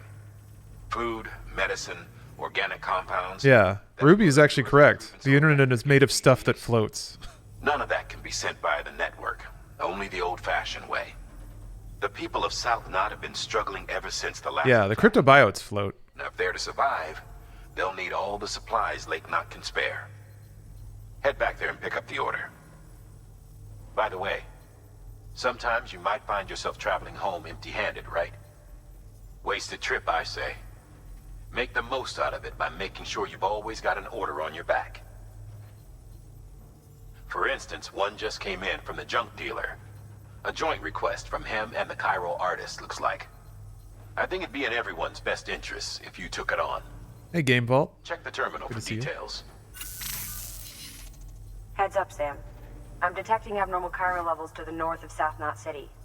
The numbers indicate heavy timefall in the area. It appears to be some kind of storm, but nothing like anything I've ever seen before. Was this Higgs? Though, truth be told, I can't actually see it either. He might be showing Storm up. should be right outside my lab, but with the baby, I'm in no position to investigate. Doesn't seem to have done any real damage yet, but would you mind looking into it for me? Just be sure to keep your distance, alright?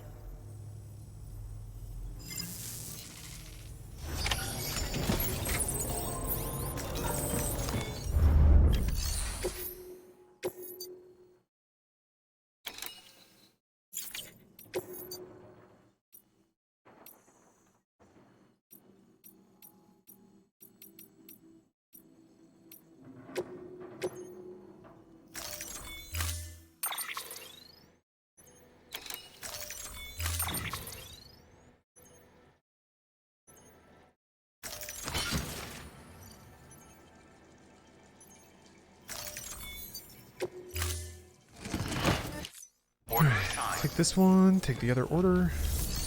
What is the Lake Knot? See Conan O'Brien yet? I don't think so.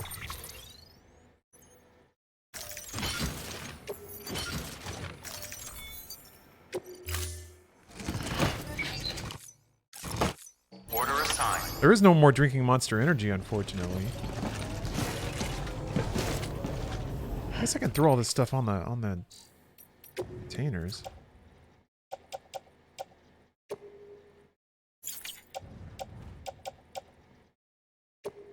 Wait, select multiple. Oh. Oh, that's great. That's handy.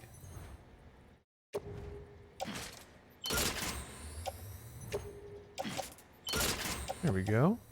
All right.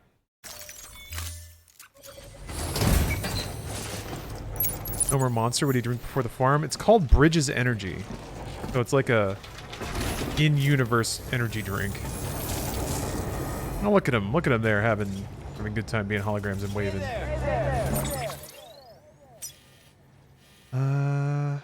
Okay, that's actually a pretty decent hike. Still don't have a vehicle. Thanks, Sam. But at least I don't have to carry a human. And my legs are all charged up, so I can probably just sprint all the way there. Unless I get caught up in some BT shenanigans.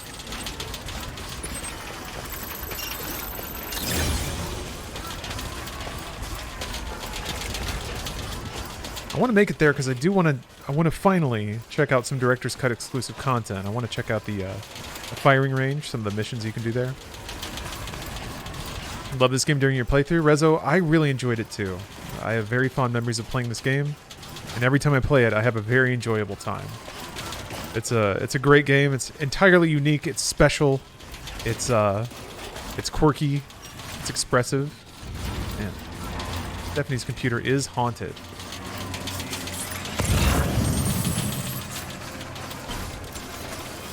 What is something special?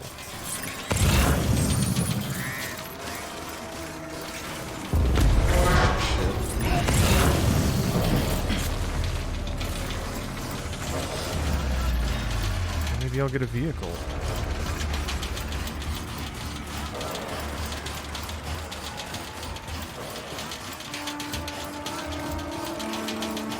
I probably shouldn't be running directly towards the mule base.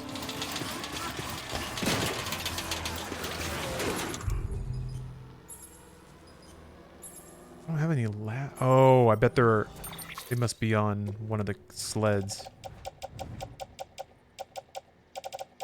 They're not on the sleds. Oh, there we go.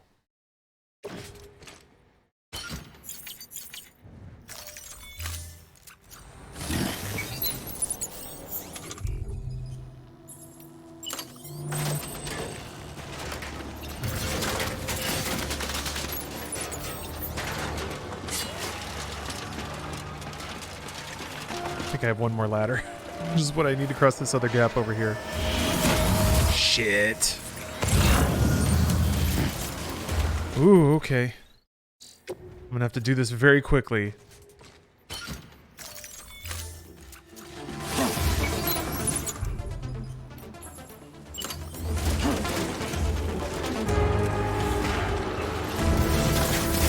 Oh, God!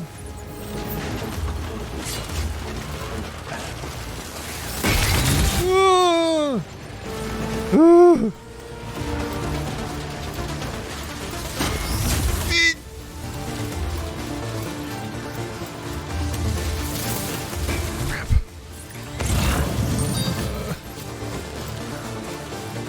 I'm stressed. Wait, what? You do not have the curios. You're out of one acquired. Did one fell off? Oh, I guess they can, like... Ow! Shit. Fuck. I think the gun... Oh, I do have... Okay.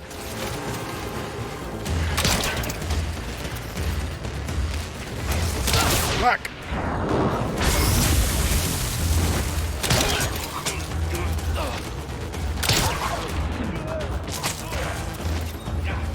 Oh, shit. I think...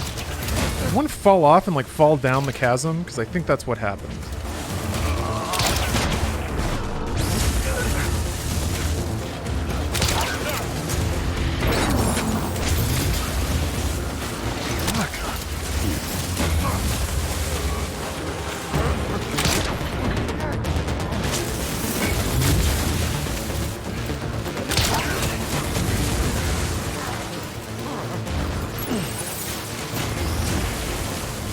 Damn!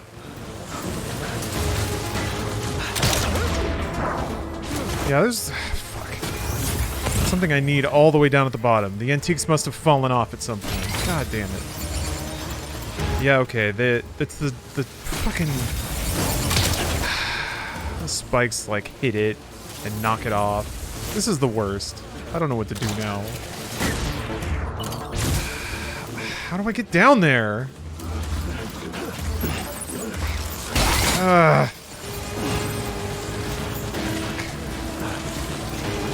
Annoying. They just keep spawning? I'm not sure. I have to just leave it, I guess. Fuck off. I think I'm out of bullets too.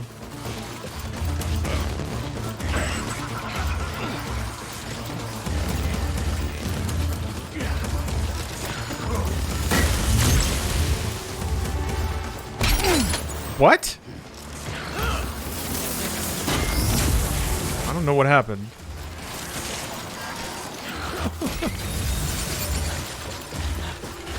Oh, there's another crevice. Oh, jeez.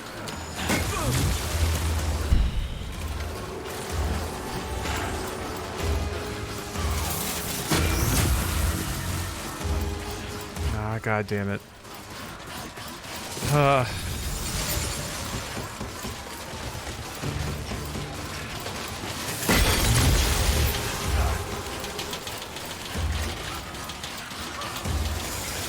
Don't take it.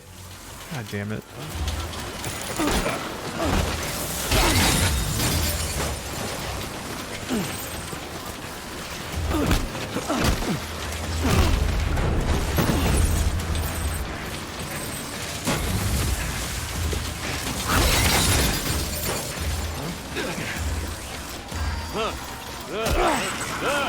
I don't know what to do. I'm getting overwhelmed here. And they're taking all my stuff.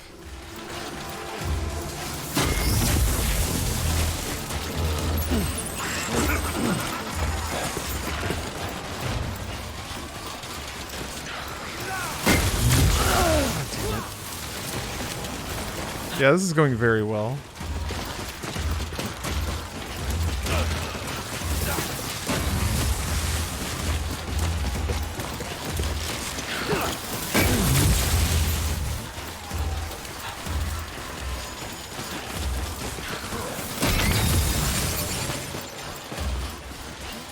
Oh god, they keep knocking shit off. Fuck you. Oh god, I'm exhausted. blocking me. No way, I can't. Her ass is too tall.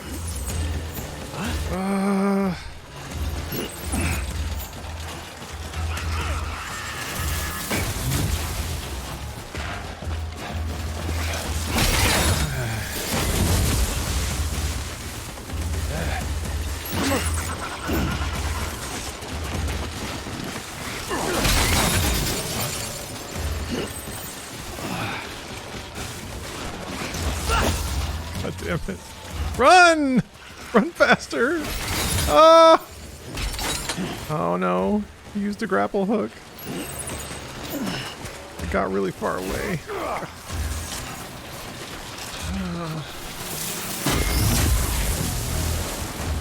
Sam, run, please. Don't take it. Don't take it from me. God damn it.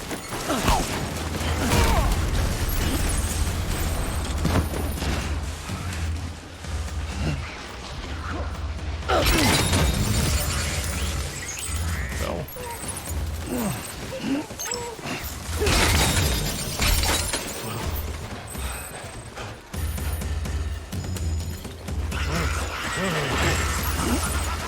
Fucking Christ.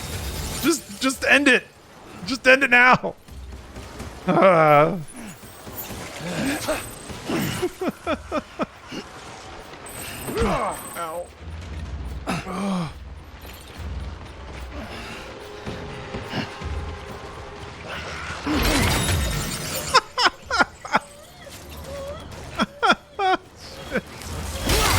Oh god. Ooh, that looks cool. Just jump down here.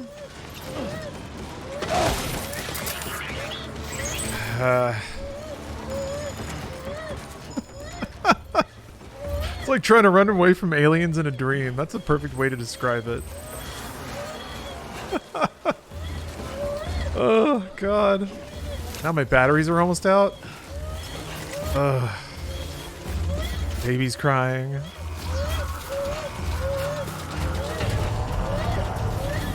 God. I didn't know that their spikes could knock stuff off of your stupid little carts. They've got it all. Just take it all. Take it all. It's yours. I'm just gonna call it there.